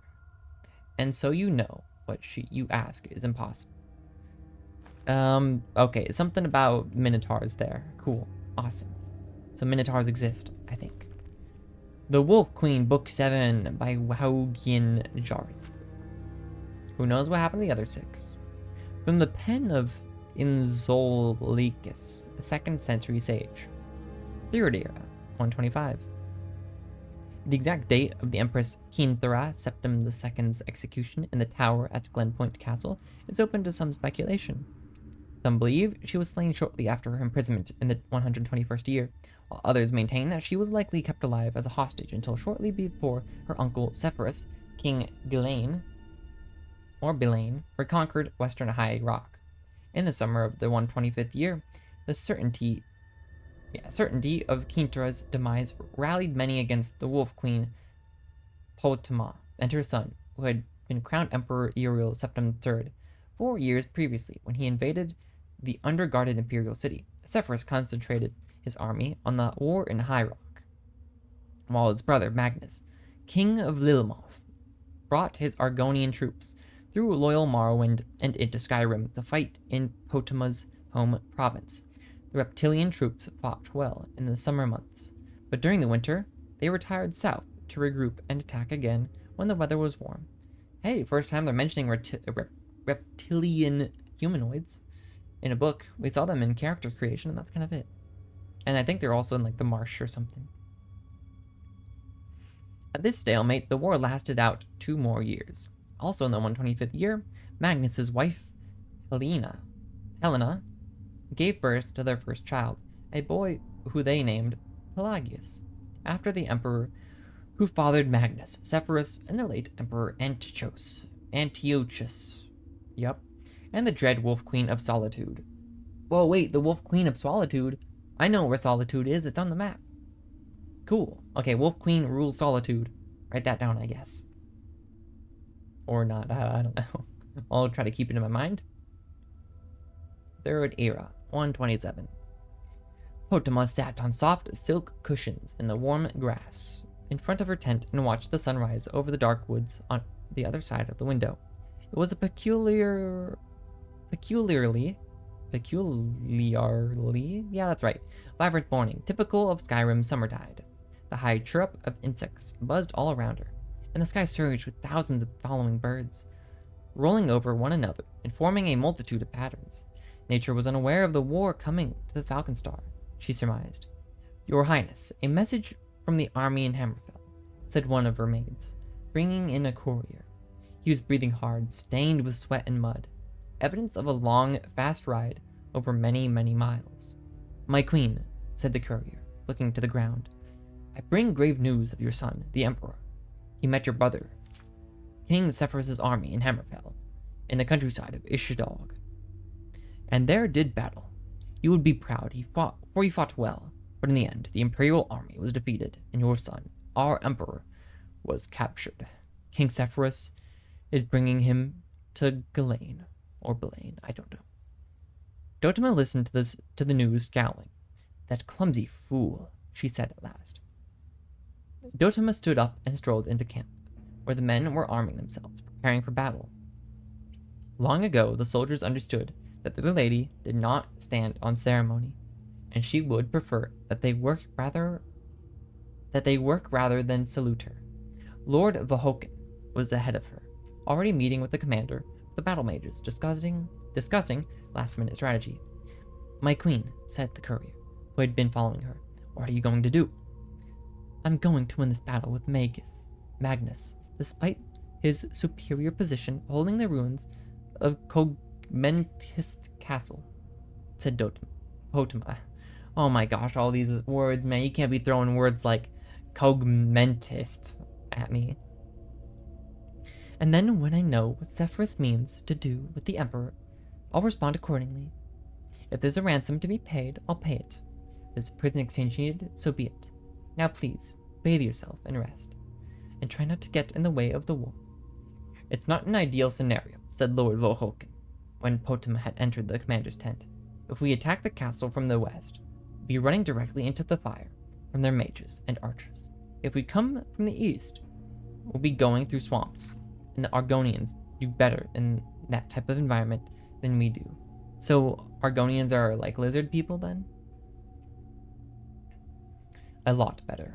What about the north and south? They're just hills, correct? Very steep hills here. Oh, I don't know who's talking now. Your Highness, the commander. We should post bowmen there, but we'll be too vulnerable putting out the majority of our force. So it's the swamp, said Potema, and added pragmatically. Unless we withdraw and wait for them to come out before fighting. If we wait, Zephyrus will have his army here from High Rock, and we'll be trapped between the two of them, said Lord Vahoken. Not a preferable situation. I'll talk to the troops, said the commander. Try to prepare them for the swamp attack. No, said Potema. I'll speak to them. In full battle gear, the soldiers gathered in the center of camp. They were a motley collection of men and women, Cyrodiils, Nords, Bretons, and Dunmer, Gungbloods, and old veterans, sons and daughters of nobles, shopkeepers, serfs, priests, prostitutes, farmers, academics, adventurers, all of them under the banner of the Red Diamond, the symbol of the imperial family of Tamriel. My children, said Dotema said, her voice ringing out, hanging in the still morning mist. We have fought in many battles together, over mountaintops and beachheads, through forests and deserts. I've seen great acts of valor from each one of you, which is my heart proud. I've also seen dirty fighting, backstabbing, cruel and wanton feats of savagery, which pleases me equally well, for you are all warriors. Warming to her theme, Potema walked the line from soldier to soldier, looking each one in the eye. War is in your blood, in your brain, in your muscles, in everything you think, in everything you do. When this war is over, when the forces are vanquished that seek to deny the throne to the true emperor, Uriel Septon III, you may cease to be warriors. You may choose to return to your lives before the war, to your farms and your cities, and show off your scars and tell tales of the deeds you did this day to your wondering neighbors. But on this day, make no mistake, you're warriors. You are war. She could see her words were working. All around her, bloodshot eyes were focusing on the slaughter to come. Arms tensing around weapons, she continued in her loudest cry. And you will move through the swamplands like an unstoppable power from the blackest pot of oblivion, and you will rip the scales from the reptilian things in Kolgamist Castle. You are warriors, and you need not only fight, you must win. You must win. Those soldiers roared in response, shocking the birds from the trees all around the camp. From the vantage point on the hills to the south, Potema and Lord Vohoken had excellent views of the battle as it raged. It looked like two swarms of two colors insects, you mean? Moved back and forth over a clump of dirt, which was the castle ruins. Occasionally, a burst of flame or a cloud of acid from one of the mages would flicker over the battle, arresting their attention. But hour after hour, the fighting seemed like nothing but chaos. A rider approaches, said Lord Vahoken, breaking the silence. The young Redguard woman was wearing the crest of Ghislaine, but carried a white flag. Potama allowed her to approach. Like the courier from the morning, the rider was well travel worn. Your Highness, she said, out of breath, I have been sent from your brother, my Lord King Zephyrus, to bring you dire news. Your son Uriel was captured in Ichdag on the field in battle, and from there transported to Ghislaine. I know all this, said Potama scornfully. I have couriers of my own. You can tell your master that after I've won this battle, I'll pay whatever ransom or exchange, your highness. Is it who's talking? I don't know. Oh, the writers. Your highness, an angry crowd met the caravan your son was in before. It made... What am I saying? Made before Ghislaine, the writer said quickly. Your son is dead. He had been burned to death within his carriage. He is dead. Potama turned from the young woman and looked down at the battle. Her soldiers were going to win. Magnus's army was in retreat. Who's talking here? One other item of news, your highness, said the writer. King Zephyrus is being proclaimed emperor. Potama did not look at the woman. Her army was celebrating their victory. Okay. Not my favorite book. Didn't feel like I learned too much there. But, you know, I'm just happy we're finished with all those books. That's what I'm happy about. Alright, what are we dropping here? It feels nice to not have to read a book. Oh, look at all these books. They're beautiful. They're starting to weigh me down, though. How many books do I have here? If each one of them weighs a weight of one. I've probably got like 30 or so books, if I had to guess. Just burning away in my pockets. I think I can dump these ruined books, right? Their value is 5, but I don't need to carry them, so there we go. Goodbye, ruined books. Goodbye, book haven. A little public library, I guess. We can move on with our lives. What is that? Nothing. Oh, you know what? I'm gonna drink some water. This is nice.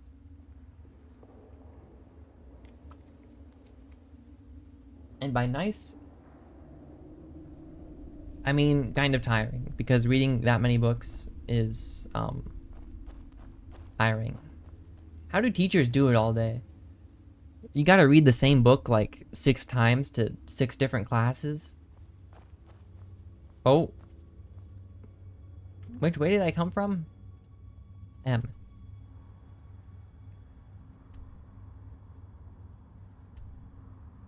Okay. This is the trap room, I think, right? There's the trap right there. Can I wheel to zoom? Can I click and drag? I can. Okay. Cool. So we can either go down or we can go forward. Assuming those are the locations. Let's just take a once around here. Alright. Yeah, down there's a path. Maybe I should save, actually. That might be good. Like, leave this area, come back in.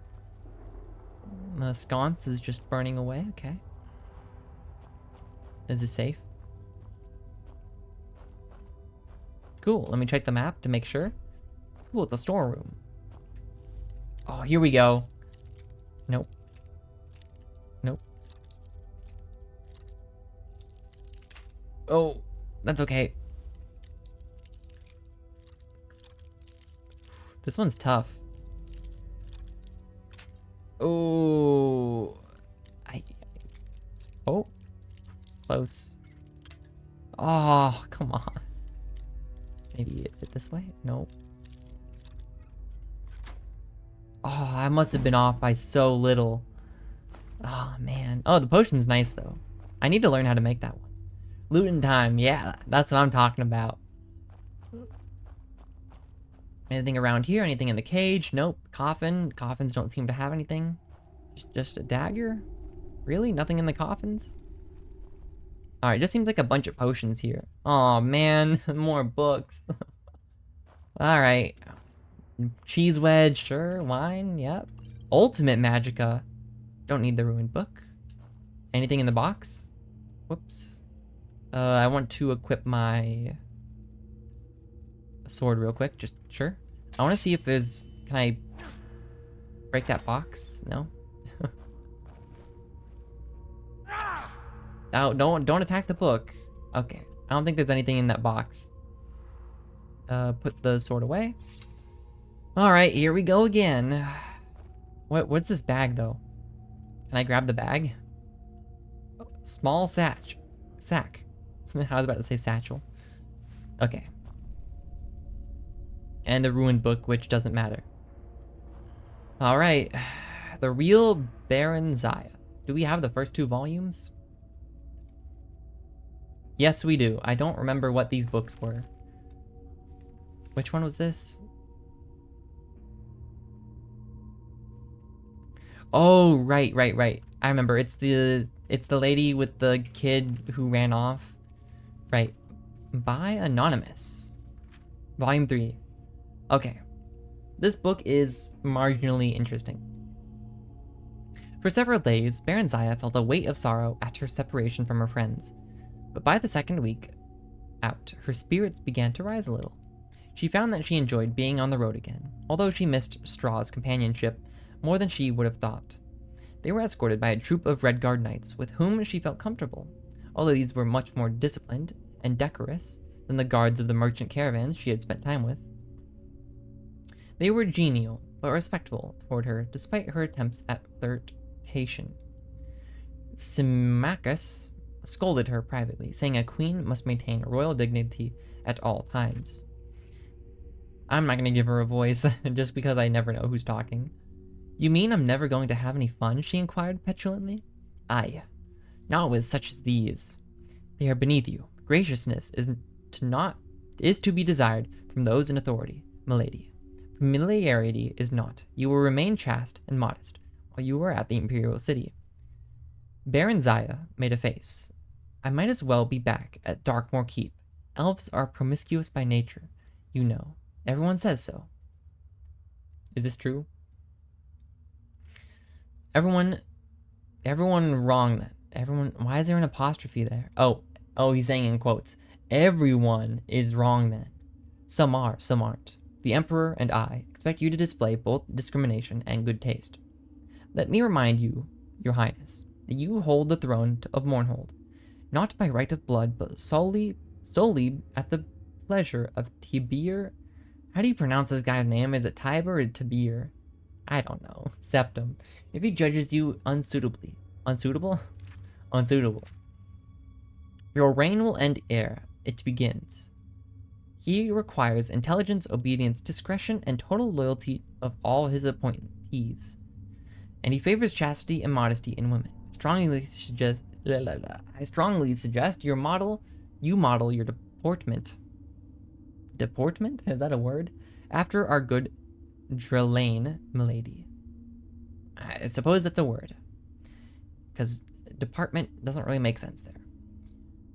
I'd as lief be back in Darkmoor, Baron Zaya snapped resentfully, offended at the thought of emulating the frigid, prudish Drellane in any way. That is not an option, Your Highness. If you are of no use to Tibur Septum, he will see to it that you are of no use to his enemies either, the general said portentously. If you would keep your head on your shoulders, take heed. Let me add that power offers pleasure other than those of carnality, and cavorting with base company. They're throwing so many words at me. He began to speak of art, literature, drama, music, and the grand balls thrown at the imperial court. Baron Zaya listened with growing interest, spurred on, but not entirely by his threats. But afterward she asked timidly if she might continue her study of magic while at the imperial city. Symmachus seemed pleased at this and promised to arrange it. Encouraged, she then said that she noted 3 of their knights' escort were women, and asked if she might train a little with them, just for the sake of exercise. The general looked less delighted at this, but gave his consent, though stressing it would only be with the women. The late winter weather held fair, though slightly frosty, for the rest of their journey.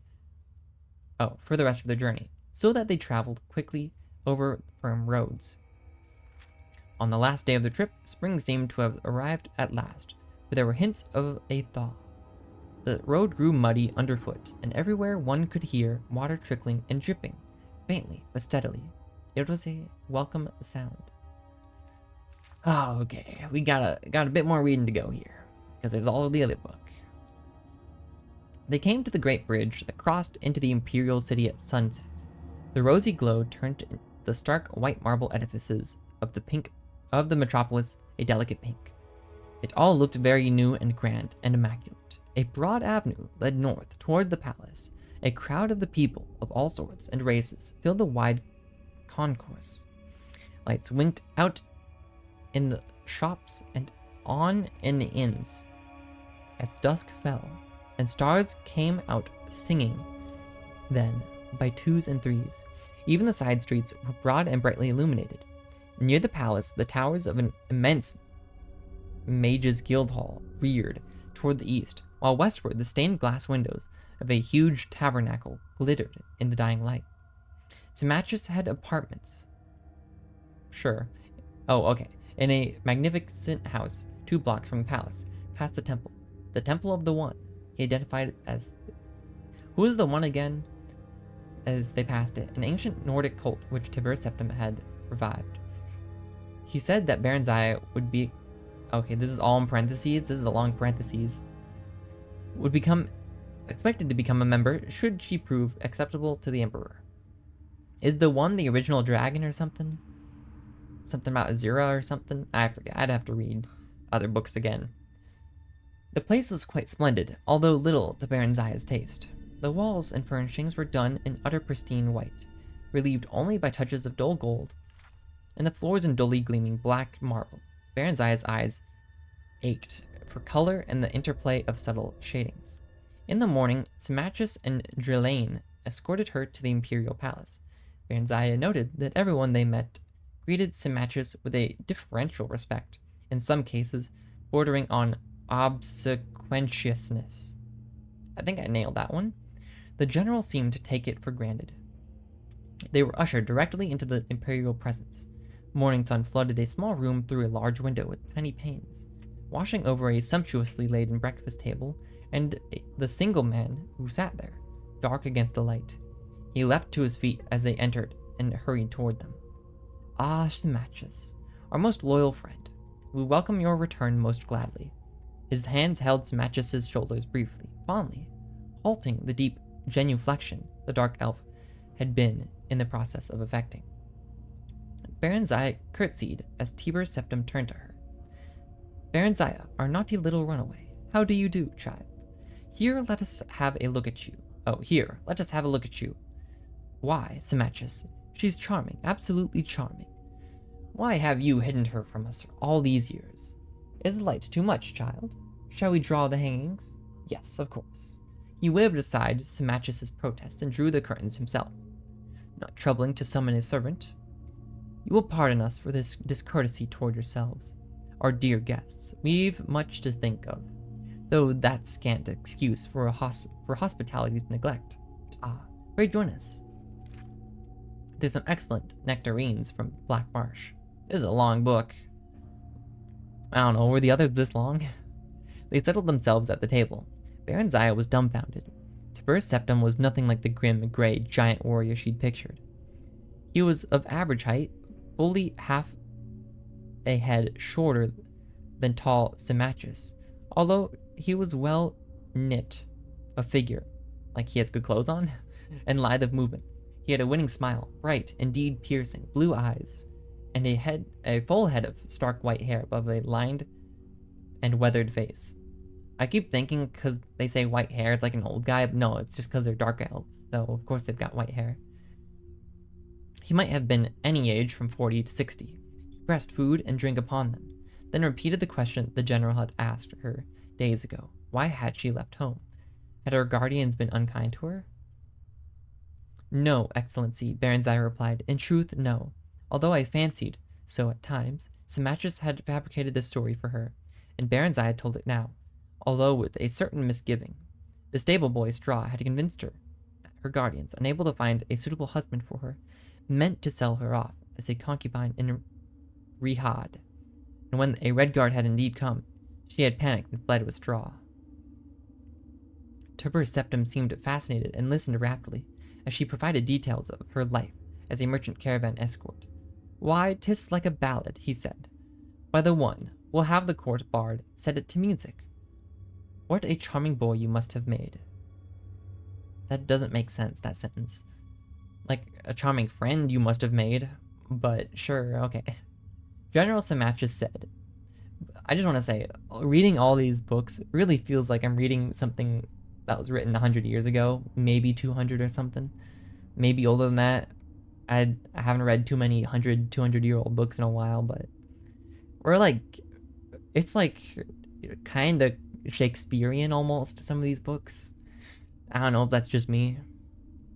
But anyways, General Symmachus said, Baronzai stopped in some confusion, then proceeded. He said, "Well, that I no longer look much like a boy. I have grown in the past few months." She lowered her gaze in what she hoped approximated maidenly modesty. "He's a very discerning fellow, is our loyal friend Symmachus. I know I've been a very foolish girl, Excellency. I must crave your pardon. And that of my kind guardians. I realized that some time ago, but I was too ashamed to go back home. But I don't want to return to Darkmoor now. Excellency, I long for Mournhold. My soul pines for my own country. Our dear child, you shall go home, we promise you, but we pray you remain with us a little longer, that you may prepare yourself for the grave and solemn task with which ye shall charge you." Oh, finally. Oh, I thought that was the end. No. Okay. Baronzai gazed at him earnestly, heart beating fast. It was all working just as Symmachus had said it would. She felt a warm flush of gratitude toward him, but was careful to keep her attention focused on the Emperor. "I am honored, Excellency, and wish most earnestly to serve you and this great empire you have built in any way I can." It was the politic thing to say, to be sure, but Baronzai really meant it. She was awed at the magnificence of the city and discipline and other evident elsewhere, and moreover was excited at the prospect of being a part of it all, and she felt quite taken by the gentle Tiber Septim. After a few days, Symmachus left for Mournhold to take up the duties of a governor until Baronzai was ready to assume the throne, after which he would become her prime minister. Baronzai, with Drillane, as chaperone, took up residence in a suite of rooms at the imperial palace. Several tutors were provided her, in all the fields deemed seemly for a queenly education. During this time, she became deeply interested in the magical arts, but she found the study of history and politics not at all to her preference. On occasion, she met with Tiber Septim in the palace gardens, and he would unfailingly and politely inquire as to her progress, and chide her, although with a smile, for her disinterest at matters of the state. However, he was always happy to instruct her on the finer points of magic, and he could make even history and politics seem interesting. They are people, child, not dry facts in a dusty volume," he said. As her understanding broadened, their discussions grew longer, deeper, more frequent. He spoke to her of his vision of a united Tamriel, each race separate and distinct, but with shared ideals and goals, all contributing to the common weal. You mean wealth? What's a wheel? Is a wheel just another way to say wealth?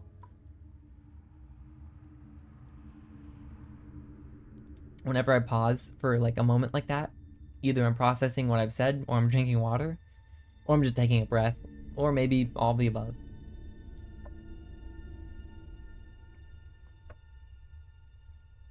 "Some things are universal, shared by all sentient folk of goodwill," he said. "So the one teaches us we must unite against the malicious and the brutish, the miscreated, the orcs, trolls, goblins, and other worse creatures, and not strive against one another. Okay, so the racism against orcs, trolls, goblins, and other worst creatures then? That's what I'm getting. Maybe speciesism? Maybe they're different species? I don't know. His blue eyes would light up as he stared into his dream, and Baron Zaya was delighted just to sit and listen to him. If he drew close to her, the side of her body next to him would glow as if he were a smoldering blaze. If their hands met, she would tingle all over as if his body were charged with a shock spell. One day, quite unexpectedly, he took her face in his hands and kissed her gently on the mouth. She drew back after a few moments, astonished by the violence of her feelings, and he apologized instantly. We didn't mean to do that. It's just, you were so beautiful, dear, so very beautiful. He was looking at her with hopeless yearning in his generous eyes. She turned away, tears streaming down her face. Are you angry with us? Speak to us, please. Baron Zaya shook her head. I could never be angry with you, Excellency. I love you. I know it's wrong, but I can't help it. We have a consort, he said.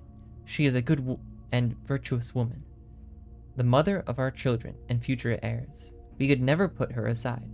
Is this all constant stuff, by the way? Like, is this happening now? I think this is a modern book, but I could be wrong. Yet there is nothing between us and her, no sharing of the spirit. She would have us be other than what we are. We are the most powerful person in all of Tamriel, and Baron Zaya, I think I am the most lonely as well. He stood up suddenly. Power, he said, with sublime contempt. I'd trade a goodly share for it, for youth and love, if the gods would only sanction it. But you are strong and vigorous and vital, more than any man I've ever known. He shook his head vehemently. Today, perhaps. Yet I am less than I was yesterday, last year, 10 years ago.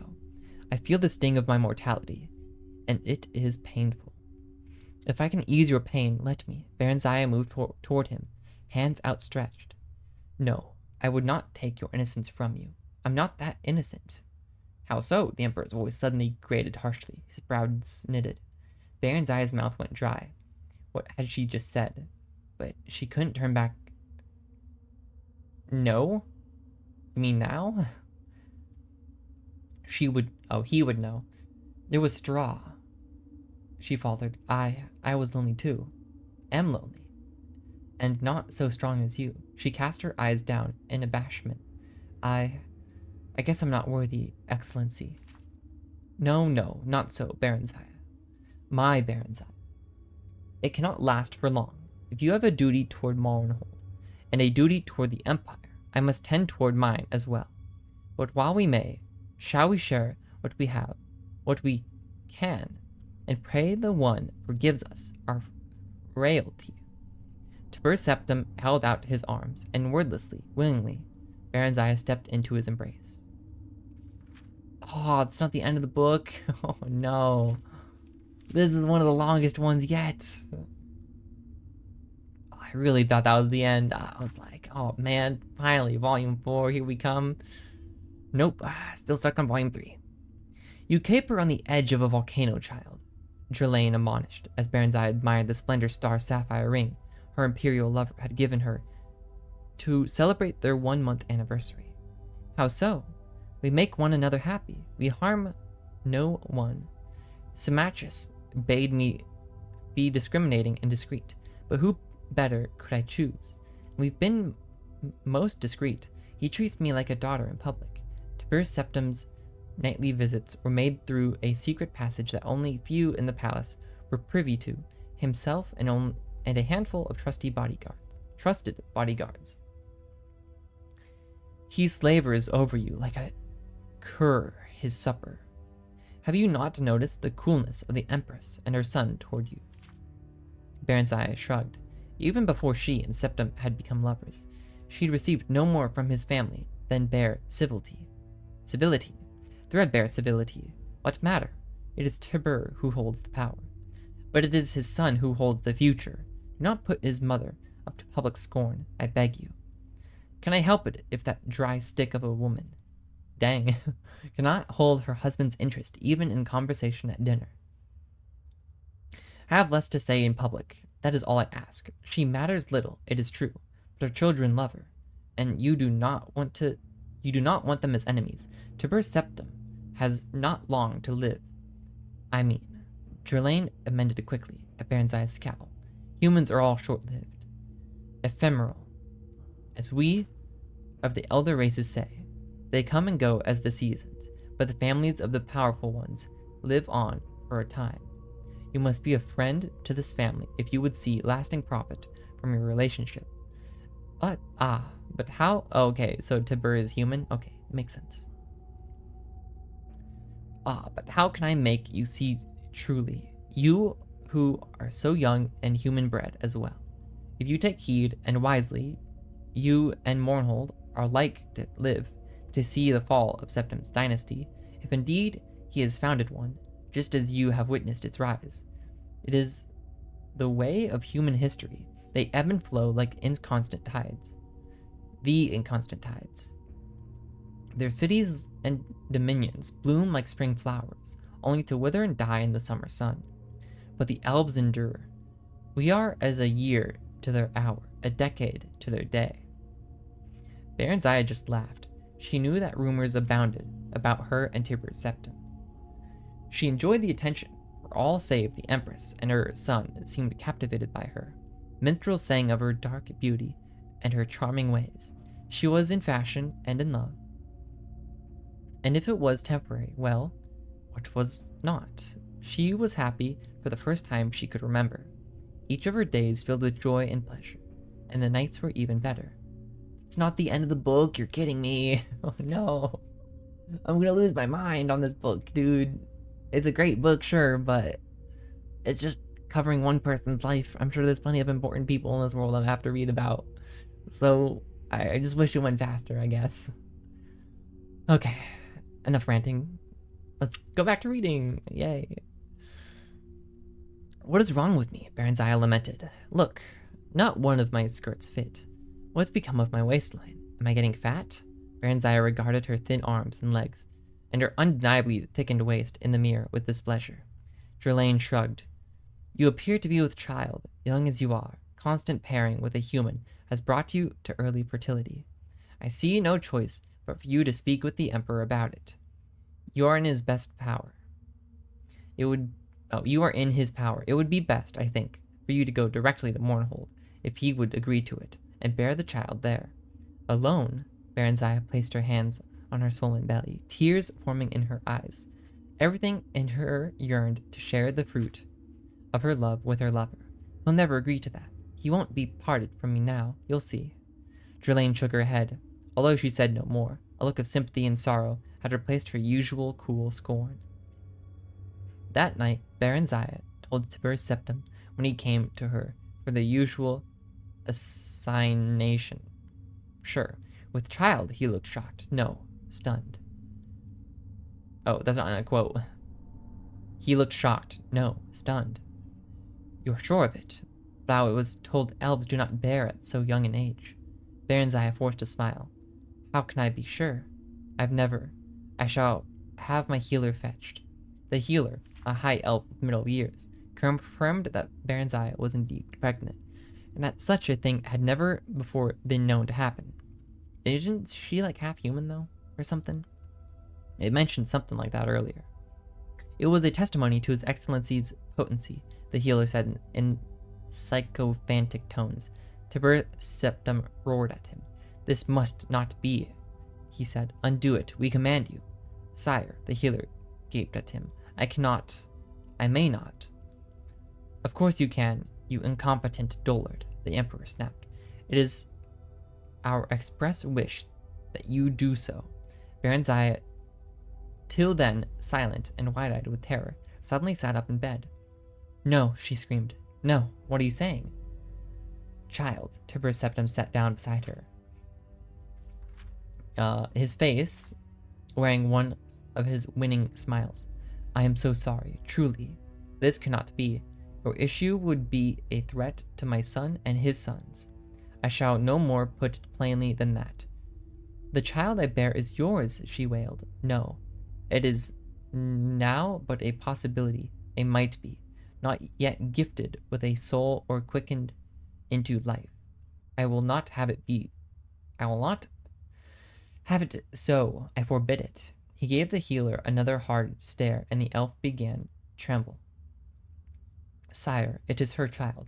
Children are few among the elves. No elven woman conceives more than 4 times. That is very rare. 2 is the usual number. Some bear none, even, and some only 1. If I take this one from her, sire, she may not conceive again. You promised us she would not bear to us. We've little faith in your prognostications. Yes, of course. Baronziah scrambled naked from the bed and ran for the door, not knowing where she was going, only that she could not stay. She never reached it. Darkness overtook her. She awoke to pain and a feeling of emptiness, a void where something used to be, something that used to be alive, but now was dead and gone forever. Drelane was there to soothe the pain and clean up the blood that was still pooled at times between her legs. There was nothing to fill the emptiness. There was nothing to take the place of the void. This is a long book. The Emperor sent magnificent gifts and vast arrangements of flowers, and came on short visits, always well attended. Baronziah received these visits with pleasure at first, but Tiberius Septim came no more at night, and after some time, nor did she wish him to. Some weeks passed when she was completely recovered physically, Drelane informed her that Symmachus had written to request she come to Mournhold earlier than planned. It was announced that she would leave forthwith. How much longer is this book, man? She was given a grand retinue. Sure, that's a word. An extensive... what is a I don't look this one up. Trocio. Definition. How do you pronounce this anyways? Trousseau. That was loud. Trousseau. Great. Thank you, Google, for the definition. Nice smiley face. Alright, thanks. I am now dead. Okay. Where was this word at? I don't even see trousseau here. Am I crazy? Aha. Weeks passed, completely physically. Okay. Aha. An extensive trousseau befitting a queen, and an elaborate and impressive ceremonial departure from the gates of the imperial city. Some people were sorry to see her leave, and expressed their sadness in tears and expostulations. Yeah, that sounds right. But some others were not, and did not. Oh, let's go. Another book down. Stares at volume 4. By Anonymous. Everything I have ever loved, I've lost, Baronziah thought despondently. Honestly, kind of true. Looking at the mounted knights behind and ahead. Her tire woman. Is that like a position? Near her in a carriage. Yet I have gained a measure of wealth and power, and the promise of more to come. Dearly have I bought it. Now I do understand better Tiberius Septim's love of it. If he has often paid such prices, for surely worth is measured by the price we pay. By her wish, she rode on a shiny roan mare, I assume that's a type of horse, clad as a warrior in resplendent chainmail of dark elven make. As the days slowly slipped by, and her train rode the winding road. Okay, those are 2 different roads, I see. Eastward into the setting sun, not settling. Around her gradually rose the steep-sided mountain slopes of Morrowind. The air was thin, and a chill late autumn wind blew constantly, but it was also rich with the sweet, spicy smell of the late blooming black rose, which was native to Morrowind. That sounds like a potion ingredient, honestly. And grew in every shadowy nook and crevice of its highlands, finding nourishment even in the stoniest banks and ridges. So it's like a weed. Reading is for nerds. We are men. We eat, sleep, drink. We kill, we sleep. We sleep twice. No. You sleep once. I think I read sleep twice. I'm going crazy. Like the Game of Chance book. That guy was crazy. Yeah, his name was like Ootsier or something. He was pretty cool. In small villages and towns, ragged dark elven folk gathered along the road to cry her name or simply gape. Most of her nightly escort were red guards, with a few high elves, Nords, and Bretons. As they wove their way into the heart of Morrowind, they grew increasingly uncomfortable and clung together in protective clusters. Even the elven knights seemed wary. But Baron Zaya felt at home. At last, she felt the welcome extended to her by the land, her land. I am crazy, and I am reading. Both of those are true. Crazy? I was crazy once. Symatris met her at the Mournhold border with an escort of knights, about half of whom were dark elven. In imperial battle dress, she noted. There was a grand parade of entry into the city and speeches of welcome from stately dignitaries. I have had the queen's suit refurbished for you, the general told her later when they reached the palace, but you may change anything to your taste. Not to your taste, of course. He went on about the details of the coronation, which was to be held in a week. He was his old commanding self, but she sensed something else as well. He was eager for her approval of the arrangements. Was in fact fishing for it. That was new. He had never required her commendation before. He asked her nothing about her stay in the Imperial City, or of her affair with Tiber Septim, although Baron Zaya was certain Trelane had told him, or earlier had written him everything in detail. The ceremony itself, like so much else, was a mixture of old and new, parts of it from the ancient dark elven tradition of Mournhold, the others dictated by imperial decree. She was sworn to the service of the Empire, and Tiber Septim as well as the land of Mournhold and its people. She accepted oaths of fealty and allegiance from the people, the nobility, and the council. This last was composed of a blend of imperial emissaries, advisors as they were called, and native representatives of the Mournhold people, who were mostly elders in accordance with elven custom. Baron Zaya later found that much of her time was occupied in attempting to reconcile these two factions and their cronies. At first, I did not expect to read the word cronies here. First time seeing that in a while. The elders were expected to do most of the conciliating, I guess, in light of reforms introduced by the Empire pertaining to land ownership and surface farming. But most of these went clean against dark elven observances.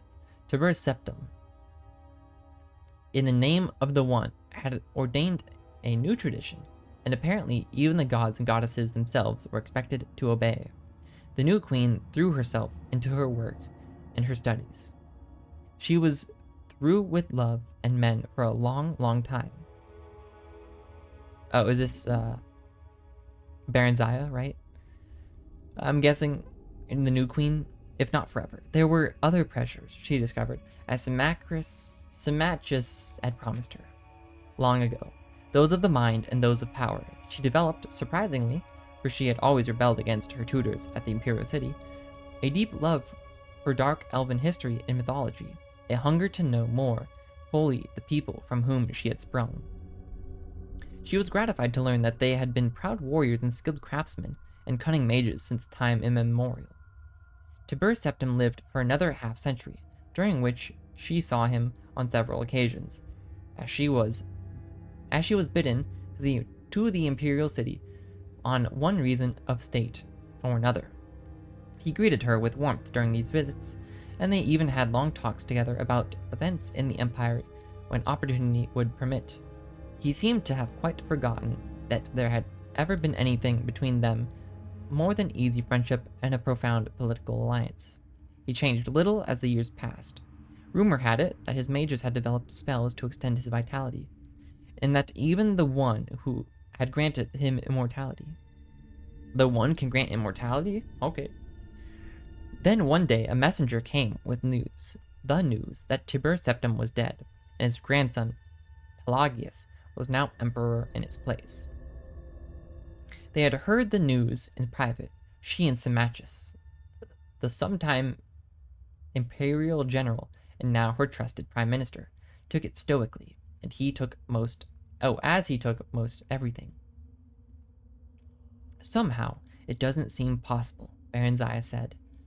I told you, it's the way of humans. They are a short-lived people.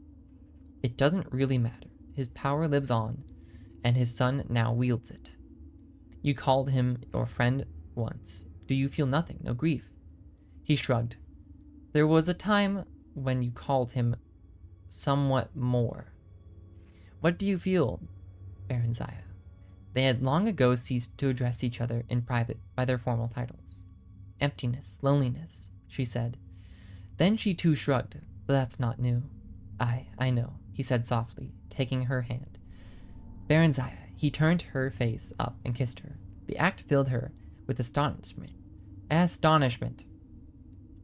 She couldn't remember his ever touching her before. She'd never thought of him in that way, and yet, undeniably, an old familiar warmth spread through her. She'd forgotten how good it felt, that warmth.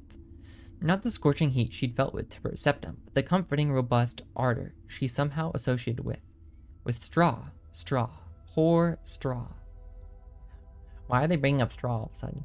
She hadn't thought of him in so long. He'd be middle-aged now if he were still alive, probably with a dozen children, she thought affectionately, and a hearty wife who hopefully could talk for two. Marry me, Baronziah, Symmachus was saying. He seemed to have picked up her thoughts on marriage, children, wives. I've worked and toiled and waited long enough, haven't I? Marriage, a peasant with peasant dreams. The thought appeared in her mind, clear and unbidden. Hadn't she used those very same words to describe straw so very long ago? And yet, why not? If not Symmachus, who else?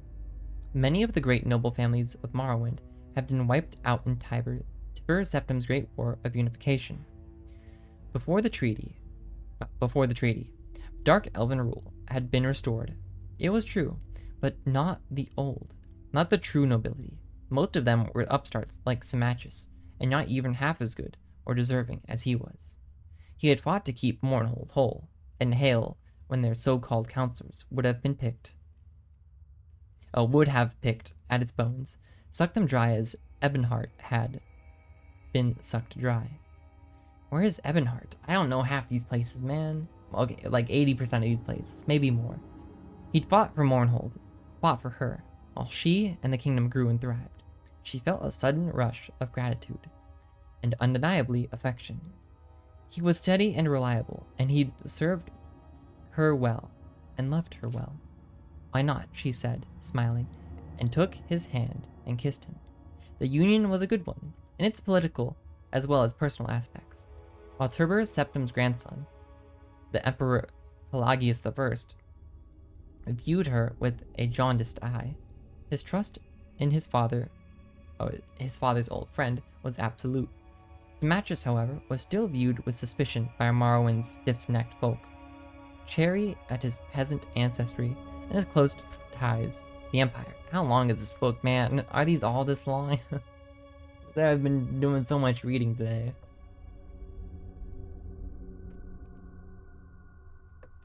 But the queen was quite unshakably popular. The Lady Baronziah's one of our own, it was whispered, held captive as we. Baronziah felt content. There was work and there was pleasure, and what more could one ask of life? The years passed swiftly, with crises to be dealt with, and storms and famines and failures to be weathered, and plots to be foiled, and conspirators to be executed. Mournhold prospered steadily. Her people were secure and fed, her mines and farms productive. All was well, save that the royal marriage had produced no children, no heirs. Elven children are slow to come, and most demanding of their welcome, and noble children more so than others. Why?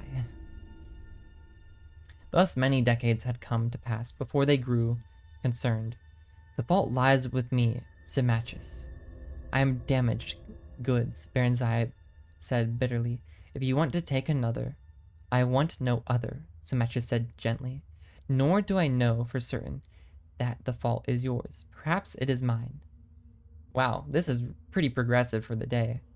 Because back in the day, I don't know how long ago, but people used to think, it could never be the guy's fault, which obviously is not true.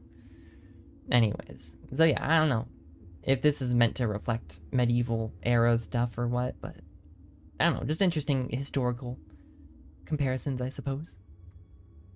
We will seek a cure. If there is damage, surely it may be repaired. How so? When we dare not entrust anyone with the true story, healers' oaths do not always hold. It won't matter if we change the time and circumstances a bit. Whatever we say or fail to say, Jeffir the storyteller never rests. Who is Jeffir? Jeffrey. I'm just gonna call him Jeffrey. The god's inventive mind and quick tongue are ever busy spreading gossip and rumor. Priests and healers and mages came and went, but all their prayers, potions, and phyltres produced not even a promise of bloom, let alone a single fruit. Eventually, they thrust it from their minds and left it in the god's hands. They were yet young, as elves went, with centuries ahead of them. There was time. With elves, there was always time. Baranzai sat at dinner in the great hall, pushing food about on a plate, feeling bored and restless. His mattress was away, having been summoned to the imperial city by Tiber Septim's great-great-grandson, Uriel Septim. Wow, they're already on great-great-grandson? That's kind of crazy. She'd lost count, she realized. Oh, we don't even know if that's true. Or was it his great-great-great-grandson? Their faces seemed to blur one into the next. Perhaps she should have gone with him. But there'd been the delegation from... Who's Tyr? From Tyr on a tiresome matter that nevertheless required delicate handling. A bard was singing in an alcove off the hall, but Baranzai wasn't listening. Lately, all the songs seemed the same to her, whether new or old. Then a turn of phrase caught her attention. He was singing of freedom, of adventure, of freeing Morrowind from its chains. How dare he? Baranzai sat up straight and turned to glare at him. Worse, she realized he was singing of some ancient and now immaterial war with the Skyrim Nords, praising the heroism of Kings Edward and Morlene and their brave companions. The tale was old enough, certainly, yet the song was new, and its meaning, Baranzai couldn't be sure. A bold fellow, this bard, with a strong, passionate voice and a good ear for music. Rather handsome, too, in a raffish sort of way. He didn't look to be well off, exactly, nor was he all that young. Certainly he couldn't be under a century of age. Why hadn't she heard him before, or at least heard of him? Who is he? She inquired of a lady-in-waiting. The woman shrugged and said, "He calls himself Nightingale, milady. No one seems to know anything about him. Bid him speak with me when he has done." Nightingale? That sounds familiar. The man called Nightingale came to her, thanked her for the honor of the queen's audience, and the fat purse she handed him. His manner wasn't bold at all. She decided, rather quiet and unassuming. He was quick enough with gossip about others, but she learned nothing about him. He turned all questions away with a joking riposte or a ribald tale. Yet these were recounted so charmingly it was impossible to take offense. My true name? Milady. I am no one. No, my parents named me No One. Or was it Nobody? What matters it? It matters not. How may parents give name to that which they know not? Ah, I believe that was the name. Know not. I have been the Nightingale for so long I do not remember, since, last month at the very least. Or was it last week? All of my memory goes into song and tale, you see, milady. I have none left for myself. I'm really quite dull. Where was I born? Why, nowhere. I plan to settle in Dunroman when I get there, but I am in no hurry. I see. And will you then marry Atalshire? Oh, haha, very funny. Very perceptive of you, milady. Perhaps. Although I find it in haste quite charming too. At whiles. All these jokes, man. What is this? I guess you're talking to a bard, so. Ah, are you fickle then? Like the wind, milady. I blow hither and yon, hot and cold, as chance suits. Chance is my suit. Whoa, chance? From the other book? Naught else wears well on me. Baron Zaya smiled. Stay with us a while, then, if you will, milord. Haddock? I don't get that joke if it's supposed to be a joke. Haddock. Oh, erratic? Sure. As you wish, milady. Bright? I don't get that joke. I'm not gonna try to get it either. After that brief exchange, Baron Zaya found her interest in life somehow rekindled. All that had seemed stale became fresh and new again. She greeted each day with zest, looking forward to conversation with the nightingale and the gift of his song. Unlike other bards, he never sang her praises, nor other women's, but only of high adventure and bold deeds. Sounds like my kind of bard, to be honest. When she asked him about this, he said, "What greater praise of your beauty could you ask, milady, than that which your own mirror gives you? And if words you would have, you have those of the greatest of those greater than my callow self. How should I vie with them? I who was born but a week gone by." For once they were speaking privately. The queen, unable to sleep, had summoned him to her chamber, that his music might soothe her. "You are lazy and a coward, Sarah. Else I hold no charm for you." Who's talking? "Milady, to praise you I must know you. I can never know you. You are wrapped in enigma and clouds of enchantment. Nay, not so. Your words are what weave enchantment, your words, and your eyes, and your body. Know me if you will, know me if you dare." He came to her then. They lay close, they kissed, they embraced. Not even Baron Zaya truly knows Baron Zaya, he whispered softly.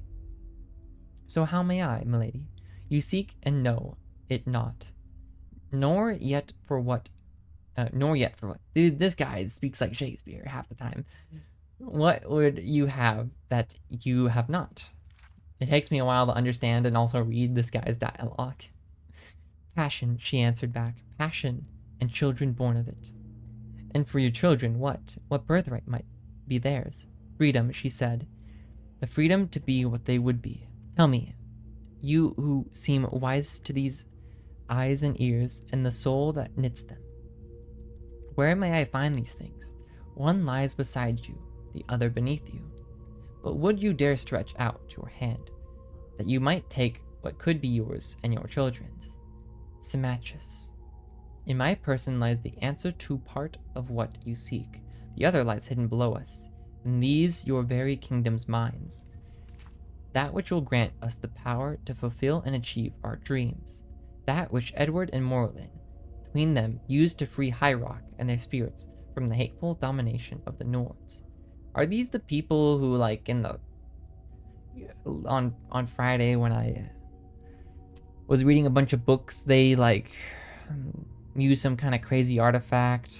You know what I mean? I don't know. I think people know what I mean. It's one of the books. Oh, my brain is dying of oxygen deprivation. Okay. If it be properly used, milady, none may stand against it. Not even the power the Emperor controls. Freedom, you say? Baron Zaya, freedom it gives you. Oh, it gives from the chains that bind you. Think on it, milady. He kissed her again softly and withdrew. A lot of books. Look, this is the last one, I think. Hopefully we're almost done with it. You're not leaving, she cried out. Her body yearned for him. For now, he said, pleasures of the flesh are nothing beside what we might have together.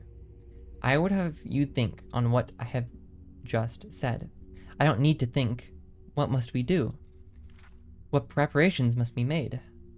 No hate, do you think? Honestly, I'd be kind of annoyed, I feel like, personally. But I guess that's what VODs are for. If you ever want to go back and watch a VOD, you could probably skip all this. That's my 2 cents, at least. Why, none. The mines may not be entered freely, it is true. But with the queen at my side, who will stand athwart? What is that word? Athwart. Sure. Once below, I can guide you to where this thing lies and lift it from its resting place. Then the memory of her endless studies slid into place. The horn of summoning, she whispered in awe. Is it true? Could it be? How do you know? I've read that it's buried beneath the measureless caves of Daggerfall. Nay, long have I studied this matter. Ere his death, King Edward gave the horn for safekeeping into the hand of his old friend, King Morland. He in turn secreted it here in Mournhold under the guardianship of the god Aefin, whose birthplace and bailiwick this is. Now you know what it has cost me many a long year and weary mile to discover. But the god, what of Aefin? Or Effin, I don't know. Trust me, Milady Heart. Who? Milady Heart? Okay, that's a nickname right there. All will be well. Laughing softly, he blew her a last kiss and was gone. Ah, jeez, man. I can't wait to finish reading. On the morrow they passed the guards at the great portals that led into the mines and further below. Under the pretense of her customary tour of inspection, Baronziah, unattended but for the Nightingale, ventured into cavern after subterranean cavern. Eventually, they took what looked like a forgotten sealed doorway. Oh, they reached, okay. And upon entering, found that it led to an ancient part of the workings, long abandoned. The going was treacherous, for some of the old shafts had collapsed, and they had to clear a passage through the rubble, or find a way around the more impassable piles. Vicious rats and huge spiders scurried here and there, sometimes even attacking them. They proved no match for Baronziah's firebolt spells and Nightingale's quick dagger. These feel like people I'm going to meet. This book had to be written at some point, right? So clearly these people had to live to tell their tale, right? Or maybe I'm thinking about this too much. Also, this place sounds also interesting. We've been gone too long, Baronziah said at length. They'll be looking for us. What will I tell them? Whatever you please, the Nightingale laughed. You are the queen, aren't you? The Lord Symmachus. That peasant obeys whoever holds power. Always has, always will. We shall hold the power, milady love.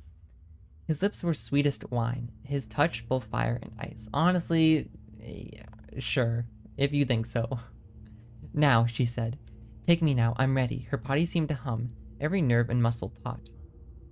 Not yet, not here, not like this. He waved around, indicating the aged, dusty debris and grim walls of rock. Just a little while longer. Reluctantly, Baronziah nodded her assent. They resumed walking. Here, he said at last, pausing before a blank barrier. Here it lies. He scratched a rune in the dust, and his other hand weaving a spell as he did so. The wall dissolved. It revealed an entrance to some ancient shrine. In the midst stood a statue of a god, hammer in hand, poised above an adamantium anvil. By my blood, Aefin, the Nightingale cried, I bid thee waken. Morland's heir of Ebonheart am I, last of the royal line, sharer of thy blood, at Morrowind's last need, with all of elvendom in dread peril of their selves and souls, release to me that guerdon which thou guardst. Now I do bid thee strike. This feels kind of important, by the way. Is it just me? He's the last in the line of royal blood of... I don't know. Anyways, at his final words, the statue glowed and quickened. The blank stone eyes shone a bright red. The massive head nodded. The hammer smote the anvil and split asunder with a thunderous crash. The stone god itself crumbling. Baronziah clapped her hands over her ears and crouched down, shaking terribly and moaning out loud. The Nightingale strode forward boldly and clasped the thing that lay among the ruins with a roar of ecstasy. He lifted it high. Someone's coming, Baronziah cried in alarm. then noticed for the first time what it was he was holding aloft. Wait, that's not the horn. It's a staff. Indeed, milady, you see truly at last. The nightingale laughed aloud. I am sorry, milady sweet, but I must leave you now. Perhaps we shall meet again one day. Until then, Symmachus, he said to the mail-clad figure who had appeared behind them. She is all yours. You may claim her back. What is going on? No, Baronziah screamed. She sprang up and ran toward him, but he was gone, winked out of existence. Just as Symmachus, claymore drawn, reached him, his blade cleaved a single stroke through empty air. Then he stood still, as if taking the stone god's place. So Baronziah got Symmachus turned to stone? Baronziah said nothing, heard nothing, saw nothing, felt nothing. What just happened? Symmachus told the half-dozen or so elves who had accompanied him that the nightingale and Queen Baronziah had lost their way, and had been set upon by giant spiders, that the nightingale had lost his footing and fallen into a deep crevice. Oh wait, Symmachus lived?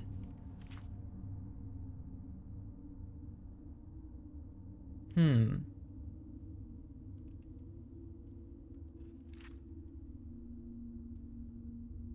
kind of confused here, but okay.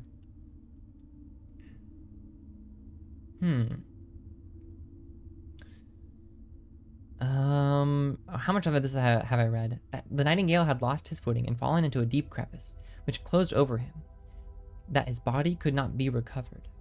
That the queen had been badly shaken by the encounter, and deeply mourned the loss of her friend, who had fallen in her defense. Such was Symmachus's presence and power of command that the slack-jawed knights, none of whom had caught more than a glimpse of what happened, were convinced that it was all exactly as he said. The queen was escorted back to the palace and taken to her chamber, whereupon she dismissed her servants in waiting. Okay, so the queen's still alive? She sat still before her mirror for a long time, stunned, too distraught even to weep. Symmachus stood watching over her. Do you have any idea at all what you have just done? He said finally, flatly, coldly. You should have told me, Baronziah whispered. The staff of chaos. I never dreamed it lay here. He said, a mewling escaped her lips. She doubled over in despair. Oh, what have I done? What have I done? What happens now? What's to become of me, of us? Did you love him? Yes. Yes. Oh, my Symmachus, the gods have mercy on me, but I did love him. Did, but now I don't know. I'm not sure. Symmachus's hard-lined face softened slightly, and his eyes glittered with a new light, and he sighed. Aye, that's something then. You will become a mother yet, if it's within my power. As for the rest, Baronziah, my dearest Baronziah, I expect you have loosened a storm upon the land. It'll be a while yet in the brewing, but when it comes, we'll weather it together, as we always have. He came over to her then, and stripped her of her clothing, and carried her to the bed. Out of grief and longing, her enfeebled body responded to his brawny one, as it never had before, pouring forth all that the nightingale had awakened to life in her, and in so doing, calming the restless ghosts of all he had destroyed. She was empty and emptied, and then she was filled, for a child was planted and grew within her. As her son flourished in the womb, so did her feeling toward patient, faithful, devoted Symmachus, which had been rooted in long friendship and unbroken affection, at which now at last ripened into the fullness of true love. 8 years later, they were again blessed, this time with a daughter. Oh my gosh, the book is still going. Directly after the nightingale's theft of the Staff of Chaos, Symmachus had sent urgent secret communiques to Uriel Septim. He had not gone himself, as he would normally have, choosing instead to stay with Baronziah during her fertile period to father a son upon her. For this, and for the theft, he suffered Uriel Septim's temporary disfavor an unjust suspicion. Spies were sent in search of the thief, but the nightingale seemed to have vanished whence he had come. Wherever that was.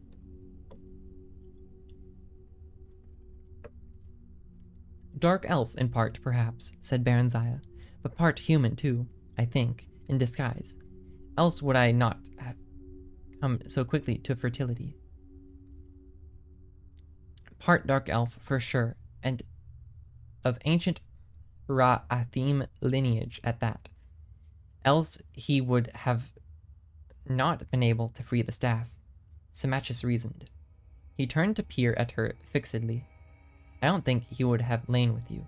As an elf, he did not dare, for then he would not have been able to part from you. He smiled. I don't really get that, but okay.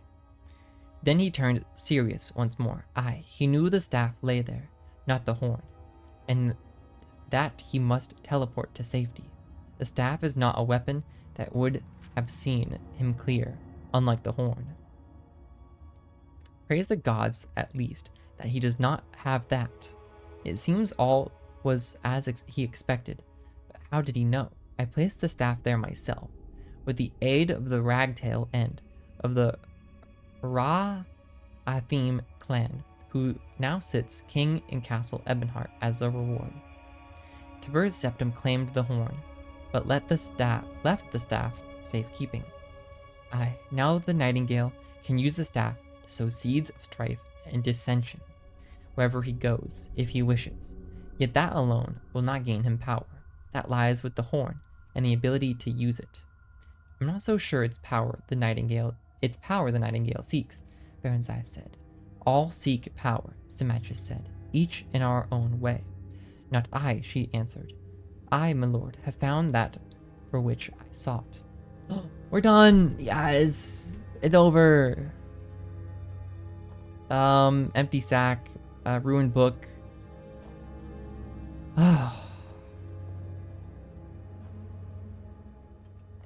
What do I do now?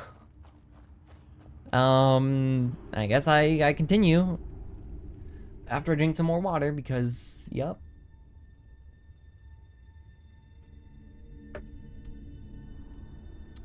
Why is this not showing up on my map? Okay.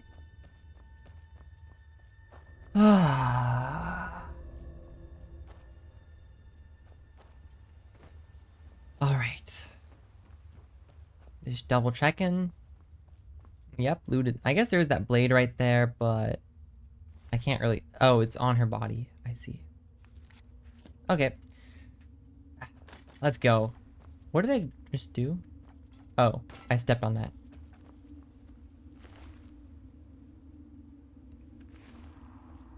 Awesome. Should I save the game and like exit this area? That's how I view saving the game. But I could be wrong. Okay. I feel like reading the books has extended my playtime by an extra 20 hours. But that's maybe just a theory. Did I put my bow away? I need to figure out how to manage my inventory. I feel like this is just how the game's meant to be played, but maybe I'm doing it wrong, so... Let's crouch. We don't know what we're going up against. Oh. Wait, that's it? Okay. 2 Hamar's shame. Cool. I guess we'll see where this goes. Ah, finally, some exploration. Ah, new area, new me. Okay. Spider. Okay, weapon. Let's go with the regular steel sword. Or maybe the... Ooh, maybe the battle axe. Fine's book. Don't jinx it. Spiders. Okay, what should we use to get rid of spiders? Should we have a shield out? Do one-handed? Let's use something we don't use too often, like this war axe. Why not? Frostbite spider. We've seen some of you before. Oh, whoa. That's it? That was easy. Why to do a cutscene just for this spider? Take the venom though, that's nice. I'm imagining you can't really sneak up on spiders too much, but you know, it could be wrong. Spider eggs are always nice to get, I think.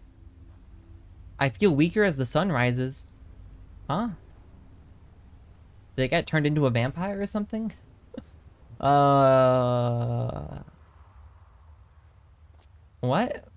Am I a vampire now? That is concerning. I don't like that message. Is that my... Hold on. Is that why my HP is lower? Did I get turned into a vampire? Am I like cursed by vampires or something? Oh, there's a body up here. Hold on. Can I loot you? No. I don't think so. Let me try a bit more though. Okay, looks good. I'm gonna say no. Is that a spider right there? Man, good thing I'm not arachnophobic. That would suck. Do arachnophobes play this game? Is there like an arachnophobia mod you can get? Alright, I'm going to assume I can't loot that body, and I will continue. Aha, that way.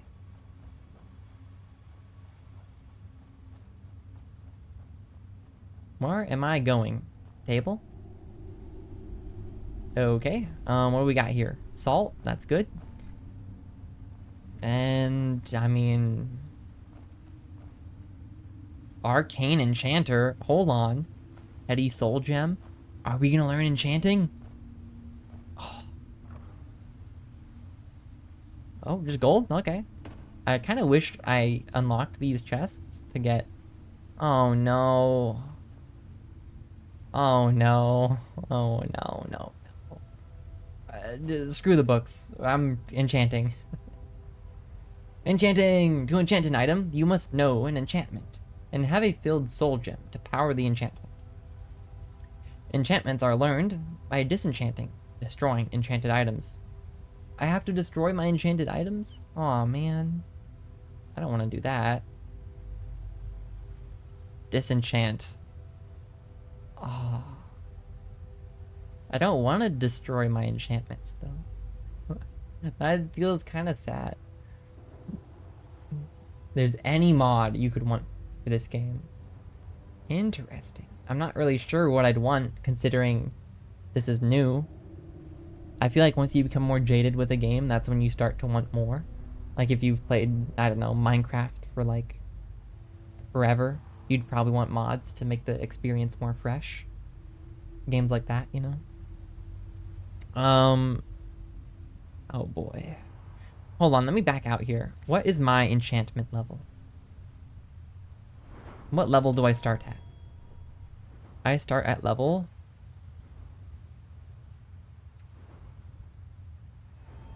Ah, 20. I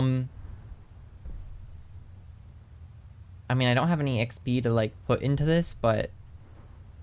Fire enchantments, frost, shock. Okay, so is, So what I'm getting at here... Since you have to learn fire, then frost, and then shock, is shock just the best element? Frost is, like, second best. Fire is the worst? Don't answer that, but that's my 2 cents from what the game is telling me. Because you need to be level 50 in order to get better shock, but 40 for frost, 30 for fire. Interesting. New enchantments are stronger. Skill enchantments on armor are stronger. Soul gems provide extra magicka. Oh, I can get that immediately? Well, in theory, if I had levels. Soul gems provide extra magicka for recharging. What does that mean, though? Death blows to creatures, but not people, trap 5% of the victim's soul. Recharge. What does this mean? I don't know what that means. Get me... It's not letting me go to Corpus Enchanter.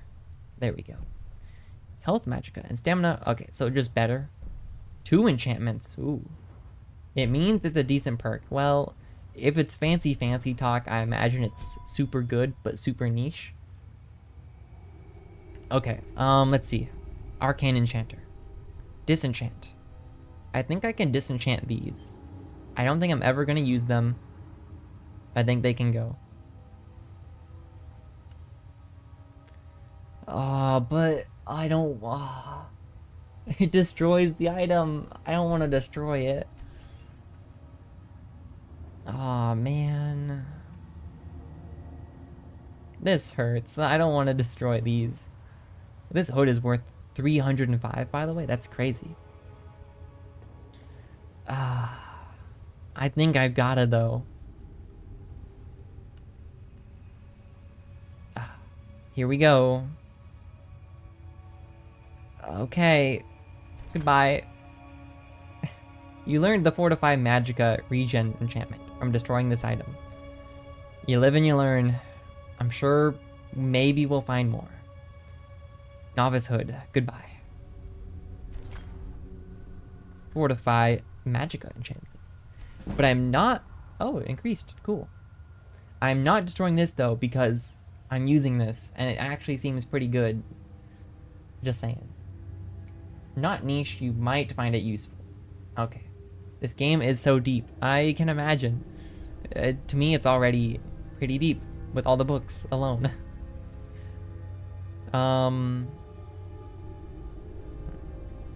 So now I have these 2 enchantments. Okay.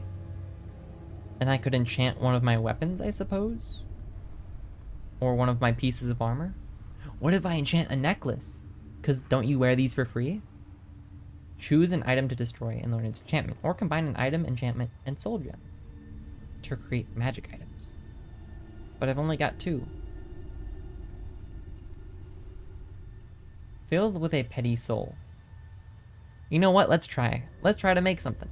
Item. Let's go with a necklace. I guess I can't choose this one. So let's go with Fortify Magicka. And then we pop a soul gem. Rename item. Silver necklace. This is going to be called the... Oh, that... Was my caps lock on? No. What the... My caps lock is inverted for some reason. Silver necklace. Oh, I'm probably going to go soon too, so no worries. I just wanted to get out of this dungeon. I'm still stuck here. Yeah. I think I'm just so overwhelmed by everything right now. It's almost daunting. Like, I almost don't want to read any more books for a while. But the game just keeps throwing books at me, so I don't know. But I'm gonna call this one the Silver Necklace. And see what happens. R to craft. Nope. Enter. Oh, it just becomes all capitalized? Okay. Craft. Yes. Cool. We've increased to level 7. Alright. And our enchantment has increased as well. And now, if we back out, we can equip the necklace, I hope. It's gonna start with S. I don't really know what category it would be in. Silva. Where's Silva? Silva necklace, yeah. But it's only by 1 point. I thought the original was like 1 point, or not 1. It was like 20, right? Or 10 or something? I mean, either way, I'll wear it. And hopefully my magic is increased now. Is there a way to check? Am I wearing it? I don't know. Let me take off my shirt. Apparel. Here we go. Where's my shirt? The vampire robe. Hey, I am wearing it. Oh, I did not need to see that, though. There you go. Let's pop it back on. Hopefully it counts if it's on a necklace. Cool. And we did level up, so we can check that out. But first, you know what time it is. It's reading time. Sit down, gather round with the spirit of Nern. Okay, Oh, it's only 2 pages. You're good. You're good. Don't leave. It's only 2 pages. Lorcan is the spirit of Nirn, the god of all mortals. This does not mean all mortals necessarily like him, or even know him. Most elves hate him, thinking creation as that act which sundered them from the spirit realm. Most humans revere him, or aspects of him, as the herald of existence, the creation of the mortal plane. The mundus Nirn is a source of mental anguish of all living things. All souls know deep down they came originally from somewhere else, and that Nirn is a cruel and crucial step to what comes next. What is next? What is this next? Some wish to return to the original state, the spirit realm, and that Lorcan is the demon that hinders their way. To them, Nirn is a prison, an illusion to escape. Others think that Lorcan created the world as testing ground for transcendence. To them, the spirit realm was already a prison. That true escape is now finally possible. Oh, thank you for the short story. Read. Do I know this one? Antecedents of Dwemer Law. Let me see if I have that one. Yes. Antecedents of Dwemer Law. Cool, I don't have to read this one. If you want me to read this one, go back and... oh, it's not even that long. I don't even remember what this one was about. Oh, it was this one. It was a weird philosophy on killing or something. Okay. Brief History of the Empire, Volume 1. We can also skip this. I'm just going to page through it because I think we get experience for reading in our speech, so it's always good. Wait, where's Brief History of the Empire? Oh, it's right there. Alright, we'll skip through this.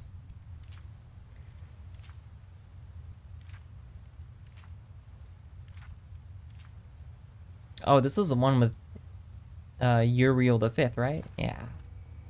He's cool. Alright, this one I think is new. The City of Stone. A Sellsword's Guide to Markarth. Hopefully this one's not too long. If you're cutting your coins across Skyrim, you'll want to point your blade towards Markarth, the capital city of the Reach. There's no end of trouble in the City of Stone, and that means plenty of ways for you to earn your supper. Your sellsword instincts should point you towards the wealthiest patrons with the fattest purses to work for. But you needed to mind yourself during your resting hours. Markarth isn't like your Whiterun, where mercenary companies, like the Companions, make a sellsword an honored profession. No. Okay. No, Markarth has its own rules. Rules the natives aren't going to just tell you. Lucky for you, old Miss Alia is here to shine the torchlight over your thick skulls. First thing you'll notice in the City of Stone is the stone. They say dwarves cut out the city from the mountain, and maybe they did by the look of it. But what it really means is that the whole place is vertical, and the streets are really cliffs. Level up available. Long story short, be careful when you've got a belly full of mead. When you enter the city proper, you'll immediately hit the market. The merchants usually sell food and jewelry on the streets. Meat is the preferred ration. The craggy rocks in the area make for poor farming land. And silver is what's used to make most all the rings and necklaces you might buy, thanks to the large silver mine in the city. We'll get to that in a bit. Whatever you do, don't ask the Markarth city guard about anything. They're about as helpful as an angry frostbite spider while you're caught in its web. That is very unhelpful. And if you mention anything about the Forsworn to them, they might spit in your eye. Speaking of the Forsworn, these wild men and women will be your main source of income while you're in Markarth. The Jarl almost always has a bounty on some Forsworn leader or another. And if you don't mind going blade to axe with someone who 2 septims short of a pint of ale, it's steady work. The Silver Blood Inn is where you want to head into after seeing the market. The drinks are, as usual, watered down, and judging by the metallic taste, with water from the rivers that run through the city's smelter district, what's important here is getting a room to stay in. You won't find any friendly faces to con your way into a cheap place to stay in Markarth. The natives don't trust strangers, so save yourself the trouble and put down your coin to rent a real room. After you've spent a day recovering from travel, you'll see that Markarth is divided in two sides by the big crag in the center. The part with the big rivers running through is called the riverside, and the other is called the dry side. The riverside is where the smelter and native workers live, so don't bother going there. Instead, head directly to Dryside and talk to local Nord nobles, and see what problems you can start solving at the highest rate. Two major places to see are the Temple of Dibella and Seednamine. The temple rests on the top of the central crag.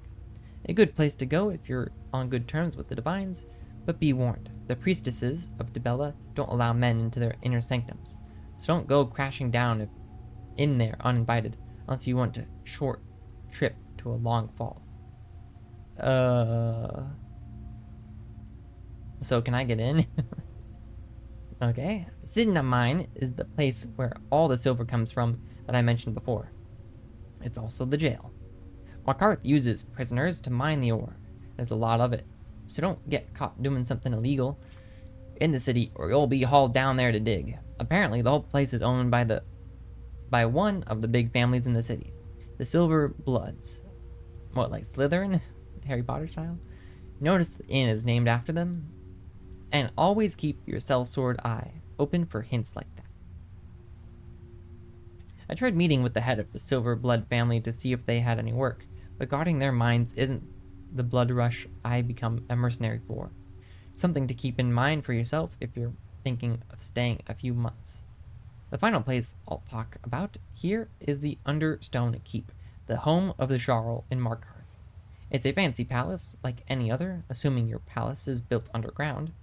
But what you need to know is that the city underneath the keep what you need to know is the city underneath the keep. That's right, there's another city below Markarth, one of those old dwarven ruins. Oh, the one I was reading about. They sometimes have expeditions in the ruins that makes for a good job, guarding the scholars and maybe lifting a few stones here and there. If you're lucky, you might come across one of those old dwarven machines, and you can bring back a souvenir after you're done breaking it apart. Alright, Miss Alia's hand is getting tired, and that means this guide is done. Last piece of advice, don't cause trouble in Markarth. Don't start fights, don't stop fights. Don't stick your head anywhere without someone from the city paying you for it. Because believe me, no one in Markarth wants you there. Make your gold, drink your mead, see what's there to see, and move on. Nothing changes in the City of Stone, and that's just fine. Honestly, that's a great book. It's telling me... Oh, now I'm caring too much. Okay, miscellaneous. I probably got something to throw away here. Empty. How do I fill a gem? I've got the tunics, I guess, but... I don't know, they felt kind of important. I guess I could start throwing away extra copies of books, but... I don't know, there's something about collecting all the books that I kind of like. I probably have some extra weapons or something. Vampire armor. Oh, that sells for a lot, though. Fur armor, maybe? Yeah, dump the fur armor. Alright, let's keep moving. Wait, which way did I come from? I came from that way because I saw the table on the way in. Alright.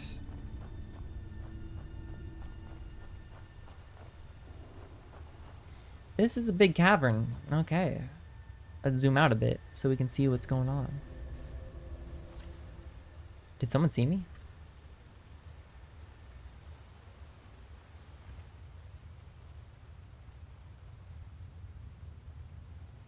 I was sure I heard something. There is someone here. Alright, we'll just have to knock an arrow into him or something. Arrows feel so OP though. Oh, here we go.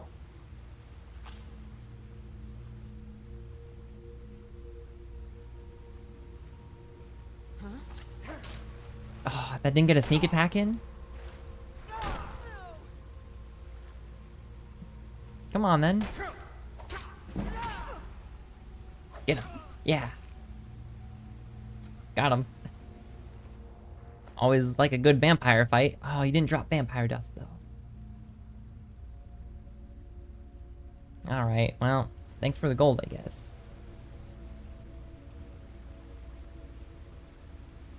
Do do do do do do do do do do do do. I wonder where I'm going here. It just feels like a very, very long, I don't know, passage of uselessness right now. Oh, there's someone right there. Oh no, am I gonna die here? Okay. Items, weapons, here we go. Longbow. Okay. Where is he?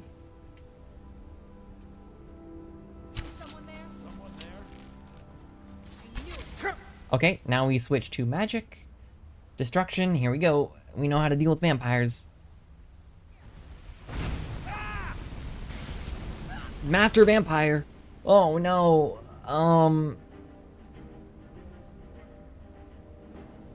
Magic. Restoration. Healing. I saw Master Vampire on the top and now I'm scared because we could barely handle some of the other vampires. I think he's the one in our face right now. We're probably gonna die. Stop crouching, just run. Heal.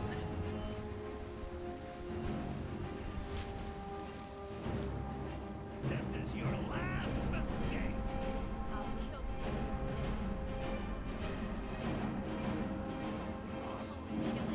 Nope, they're still chasing me. Okay, it's fine. Okay, I think we can roast that person. Nope, go back to magic. I'll bathe in your blood. I'm sure you will. Thought I was just a pretty face. Where am I going? Heal up a bit. Here we go. Oh, perfect. Oh, Now ain't this I'll gut you like a horker. what the? Oh, whoa, whoa, whoa, whoa. Why did you respawn? What the? You should I probably cleared this be in place. bed. Aw, really? Who's that? What the? What do you need, handsome? What?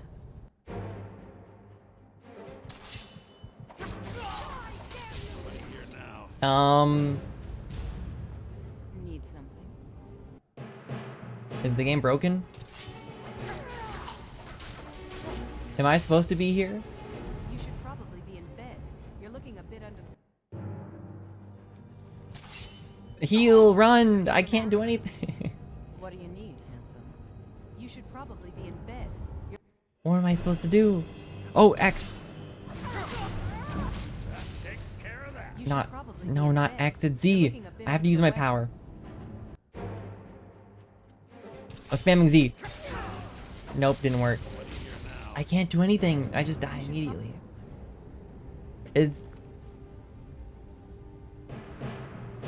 Hold on, I gotta look up something.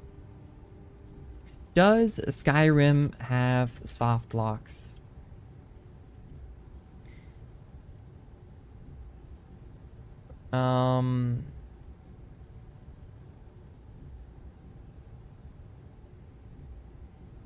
Unsure. I think I'm just gonna keep dying here though, right?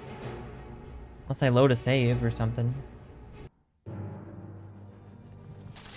Must have scared him off. You should probably be in bed. You're looking a bit under the weather. Maybe, I don't know what I can do here. I mean, I managed to crouch that time, but You should probably be in I just hope I'm not losing stuff when I die. I couldn't even press tab. You should probably...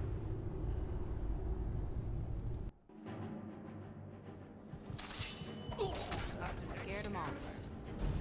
You should probably be in bed. You're looking a bit Why do they want me in bed so much? Must have scared him off. You should probably. I'll kill you with Nobody here now. You're looking a bit under the weather.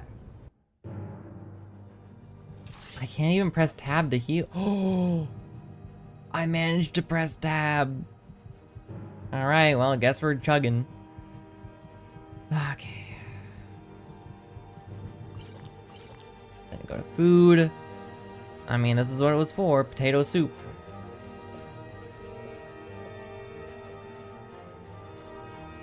Cooked vampire fish, sure. Cooked glass catfish, sure. Anything that's cooked. Looks like we're full health now, so we can survive some of this. Just use magic, get out of here. This is your last mistake.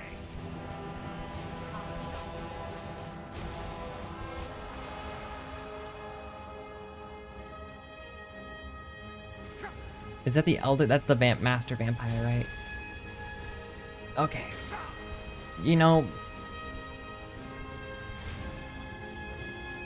we're getting out of here. Don't beg me to kill you before I'm done.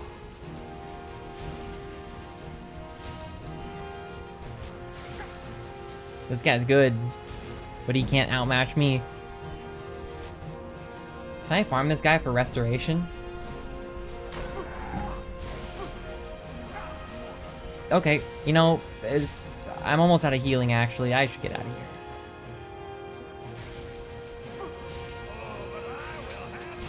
There's that trap there. I almost forgot about that.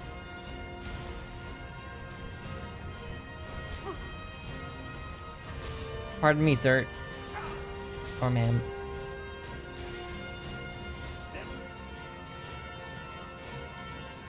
Close one.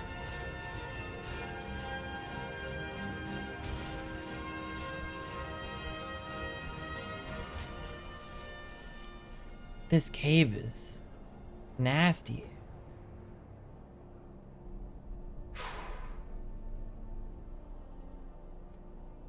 Did I lose anything for dying a million times? It really feels like I should have, but here, I'm just gonna look up, is there a penalty for dying? Is there a penalty for dying Skyrim? Except starting over at your last save. Okay.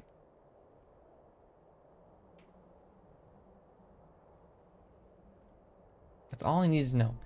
Except progress, obviously. I think that was kind of mentioned without needing to say anything. You know, I've been going a while here. I wanted to finish that dungeon, but I'm not sure if it's possible with our current skills. We were doing pretty good until we got stuck in a death loop somehow. I don't know how that happened. I thought we cleared out everything, but maybe we missed 3 people somehow? Or maybe they followed us through? That could be possible.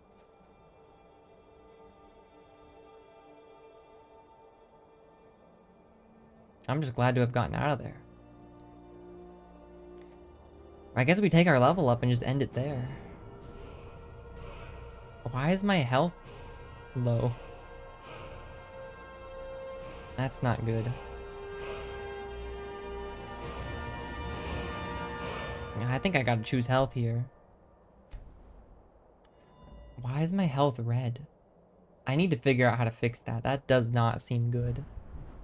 My enchanting is up to level 23 though. That's pretty good. My block is up to 25. Oh, there's so many things I want to increase. There was something good, right? Was it sneak? No. It was some second level thing. Eh, it wasn't pickpocket. Was it speech? Probably not. Nah. Wasn't alchemy most likely. Was it healing? I think it was restoration. Healing spells also restore stamina. No, not apprentice. Healing spells cure for more. That's what it was. I think I go with that. Also, restoring stamina needs level 40 anyways. This feels good, because I like to heal while I run, so... yeah, go with this. This feels powerful. I think it's good for my playstyle. I'm not sure how else you would really play, but that was rough. I think we just save it here. Think about it for next time. Escape. Save. New save. Alright, am I good? I think it's this one? Yeah. Alright. Load? Nah, we don't want to load. We take our deaths. We only lost a bit of healing, but that's okay. We just need to figure out how to make healing potions. That's on the to-do list. Healing potions, visit that one place that I don't think we've seen on the map yet. Where's that? Hamar's Shame. There was Windhelm. No, I don't think we've heard of this place yet. That's Whiterun, right? Yep. Morth Hall. Okay. Makarth. Okay, that's where the dwarves are. Over there. To-do list. Makarth. Dwarf. Dwarf stuff. And over here is... Riften. Fishing extraordinaires. Those are the two main places I want to go to. There's been many a great tale about dwarves underneath Makarth. Ancient dwarves and their fancy constructs. And that... Whoa. This is a cool place. Is that like a bridge? Whoa, that's cool. I think it is. It's like built on like a man-made bridge. Yeah. That's the current plan. I'm glad it's on the map though. Have we... Huh, I guess we just didn't take note of the name before. Well, without further ado, since I'm pretty sure it's saved, I will quit the main menu. This was great. We honestly, we didn't really do much. We just kind of explored one little place, but lots of books this time. Hopefully there won't be that many books every time, but I wouldn't doubt if there's a ton. But yeah, until Friday, when we continue again, and I'll upload this VOD, I think in about 2 days from now, so on Thursday. So if you missed anything, it'll be up by the time I go live on Friday. Again, unsure if this is Fussroda or not. I'm gonna give it like 50% likely. But I have no idea. Wait, did they just say it? But like, what I imagine is like Fussroda. You know what I mean? Which is like this main rhythm. I don't know. Maybe I'm just going crazy.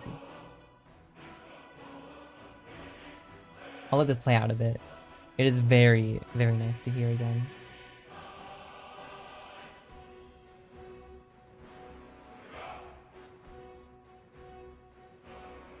All right. Until next time.